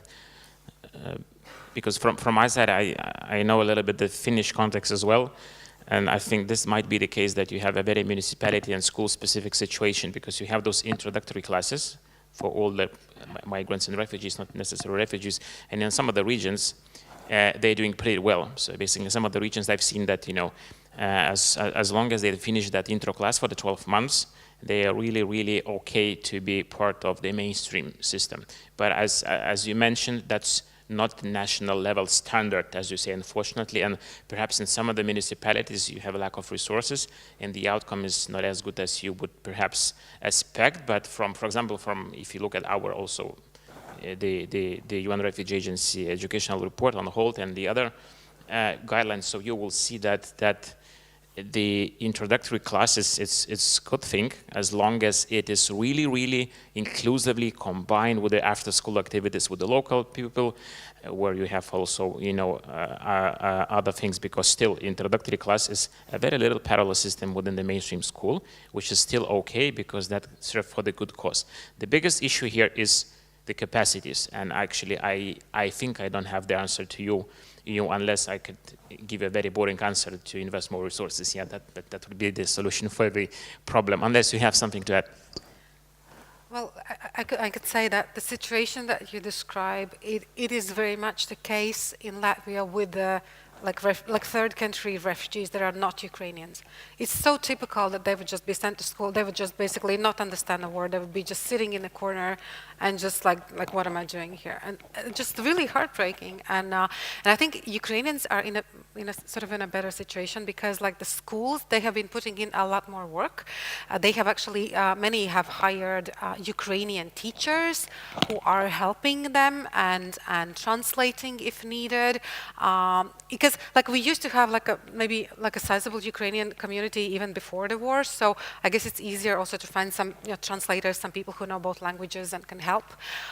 So yeah, there are these assistants, and I think it's important to really provide the language assistance for as long as it's needed, not just like a year or so, but really as long as it's needed, because I mean it's not easy to learn a language, especially a difficult language like Finnish in a year.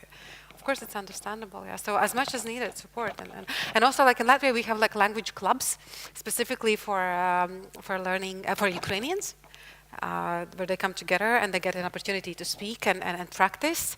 And a lot really depends on motivation. And I think it's important that you mentioned that partially the reason why people don't learn so quickly is because of the uncertainty, because you really don't know, like, are you going to be here or at home the next day? Like, and this is also the problem. And also for the policymakers, like from both sides, this uncertainty is what hurts. You wanted to? Yeah, I had a meeting with the Ukrainian representatives from Ukrainian organization this week, and I've talked to a director of a school who also said that they are having problems with children who are 16, and I would like to emphasize that there are differences between the Latvian school system and Ukrainian school system, and there are problems regarding how to address these things. Also, I think the sizable number, we don't know exactly how many people, but some pupils learn in Ukraine digitally. So I think this, I don't know if it solves the issue, but it gives access to education for some of the students. And also, I think this is a multi-dimensional question also, because we can't forget these children are traumatized. I see the question. Perhaps that will be the last one. Sorry, it wasn't a question really, it's a comment about the 17 years old, if I may. I think I'm Linda Jakobsone-Gavel from the Want to Help Refugees, or Gribu palīdzēt bēgļiem in Latvia. We're coordinating NGO, and we work with basically almost all municipalities in Latvia on Ukrainian issues. And one thing that I wanted to comment on is that I think over the last 20 months we have realized that there are a lot of similarities between us in Latvia and Ukrainians, but there are also a lot of differences. And some differences didn't come clear right away, and obviously they were not important in the beginning, but now they become more and more important. And I would just mention three, the most striking for me. One, that in Ukraine you don't need a technical pass exam for your car. One, that you don't have to use a belt in the second seat of the car. And the third one is that the vaccination calendar is completely different for kids in Ukraine and in Latvia. And you might think that it's not an important thing, but actually it is quite an important thing when it comes to the daily life of the people who live longer. But why my comment was about the 17 years old is that that's one of the issues we have been working on quite consistently over the last year, because in Ukraine you finish school by 17. So that means, for example, for the language courses, and they were organized first for the adults, it was from the 18 plus. So luckily we managed to convince quite fast the respective bodies that it has to be changed. But now just yesterday I had a conversation with the employment agency in Latvia. How do they work with the youngsters, 17 years old, who have finished secondary school in Ukraine and now are in Latvia, and what are their education opportunities in Latvia? Because they're not adults, they are still kids. So this is one of the issues exactly that you brought up, and I think there are many of these differences that we just realized by learning, by listening to Ukrainians, by understanding where the gaps actually are. But if I may also comment on what the intermediary just said on the other refugees, if I can say so, and Ukrainians, and of course there are major differences, but I can't say that they sit in the corner in the school, because in Latvia, what I have seen is actually that the schools that have been consistently working with the refugee kids have adapted to the systems. They know that an assistant is needed. But for a majority of the schools that are now working with the Ukrainian refugees, this is news. And also the consistency in having the assistant in the school is not always there. And just the last thing that I want to say is I was in one school and I was talking to the headmaster about how initially they were encouraging the kids, the local kids, to help the Ukrainian kids. But now, after a year, they are stopping with that encouragement. And not because they don't want the kids to be nice, but because they have realized, and something that wouldn't cross my mind either, that the local kids are missing on the class because they're concentrating on helping the Ukrainian kids. And this is something that initially we also thought is a good idea, that the local kids are mentors to Ukrainian kids, and that way it works very well. But apparently it also in some cases doesn't work very well. So some of the things we're just learning. I don't know if there are any recipes on this. Thank you. Thanks a lot, Linda. I'm afraid that we are running out of time as we have only 3 minutes left, so perhaps this is the right time to close this panel. But I mean, for sure, I mean, also the education element and the labor market inclusion and refugee entrepreneurship, I think these topics, they really deserve the separate discussion, separate focus, perhaps separate also, you know, the research and analysis. So I'd like to ask Maria, would you like to close the conference, or how? No. So I think we will close the conference here. And for sure, a big thanks to our panelists. Perhaps as a couple of closing remarks, I will say perhaps 3 takeaways or 3 messages. So of course, first of all, thank you very much for Nordic Council of Ministers office in Estonia and offices in also in Riga and Latvia and Copenhagen headquarters and all the other our partners and Swedish embassy and DDG who made this happen. But I think I will just try to focus on a couple of elements. I think what we really have now is I'm really amazed that we have already within the 2 years we have amazing database. Yeah, we have really great evidences to work on the policy. So I think my first message is that we really should focus now on how to translate that rich database into the decent policy response in the longer run. So I think this is one part. And I would say that thank you to all the research institutions here and researchers that they have been really working heavily last 2 years on to really understand and inform all of us how we could work on the policies and practices as a response. But also we heard that we really need to work more on the other perhaps less traditional areas of research, what could be, what could explain us a very huge engagement of us in the Ukrainian situation and limited engagement, in other situations that actually could also inform for us to have a more systematic approach in terms of the response. So that's perhaps the first part. The second part is municipalities are really crucial here. Yeah, we really got that really right, and as my colleague Yolanda said at the very beginning, this is where integration happens when you have 80,000 of refugees. Yeah, you have 300 refugees, you can outsource integration to the NGO. When you have 80,000, no matter you want, you don't want, we really have to work with the municipalities. So that's perhaps the second message for all of us, to support municipalities as much as we can, because we heard a lot of things that even the vacations have been cancelled. They came on Sunday back to the office and started working with Ukrainian situation response. So I think that's another very important element. But the third part, I think, which is quite encouraging, is that dear ladies and gentlemen, it works. It really works. And the Ukrainian situation response clearly told us that the integration is not a rocket science. Pick up the phone, do the thing, and in 2 years, you have a system. The question is how you will transfer that system as a really systematic approach to all the other refugees and other migrants. That's a question, that's a challenge, but the most important element that's not rocket science, and we made it. So thank you very much, and let's continue this work, and have a good evening.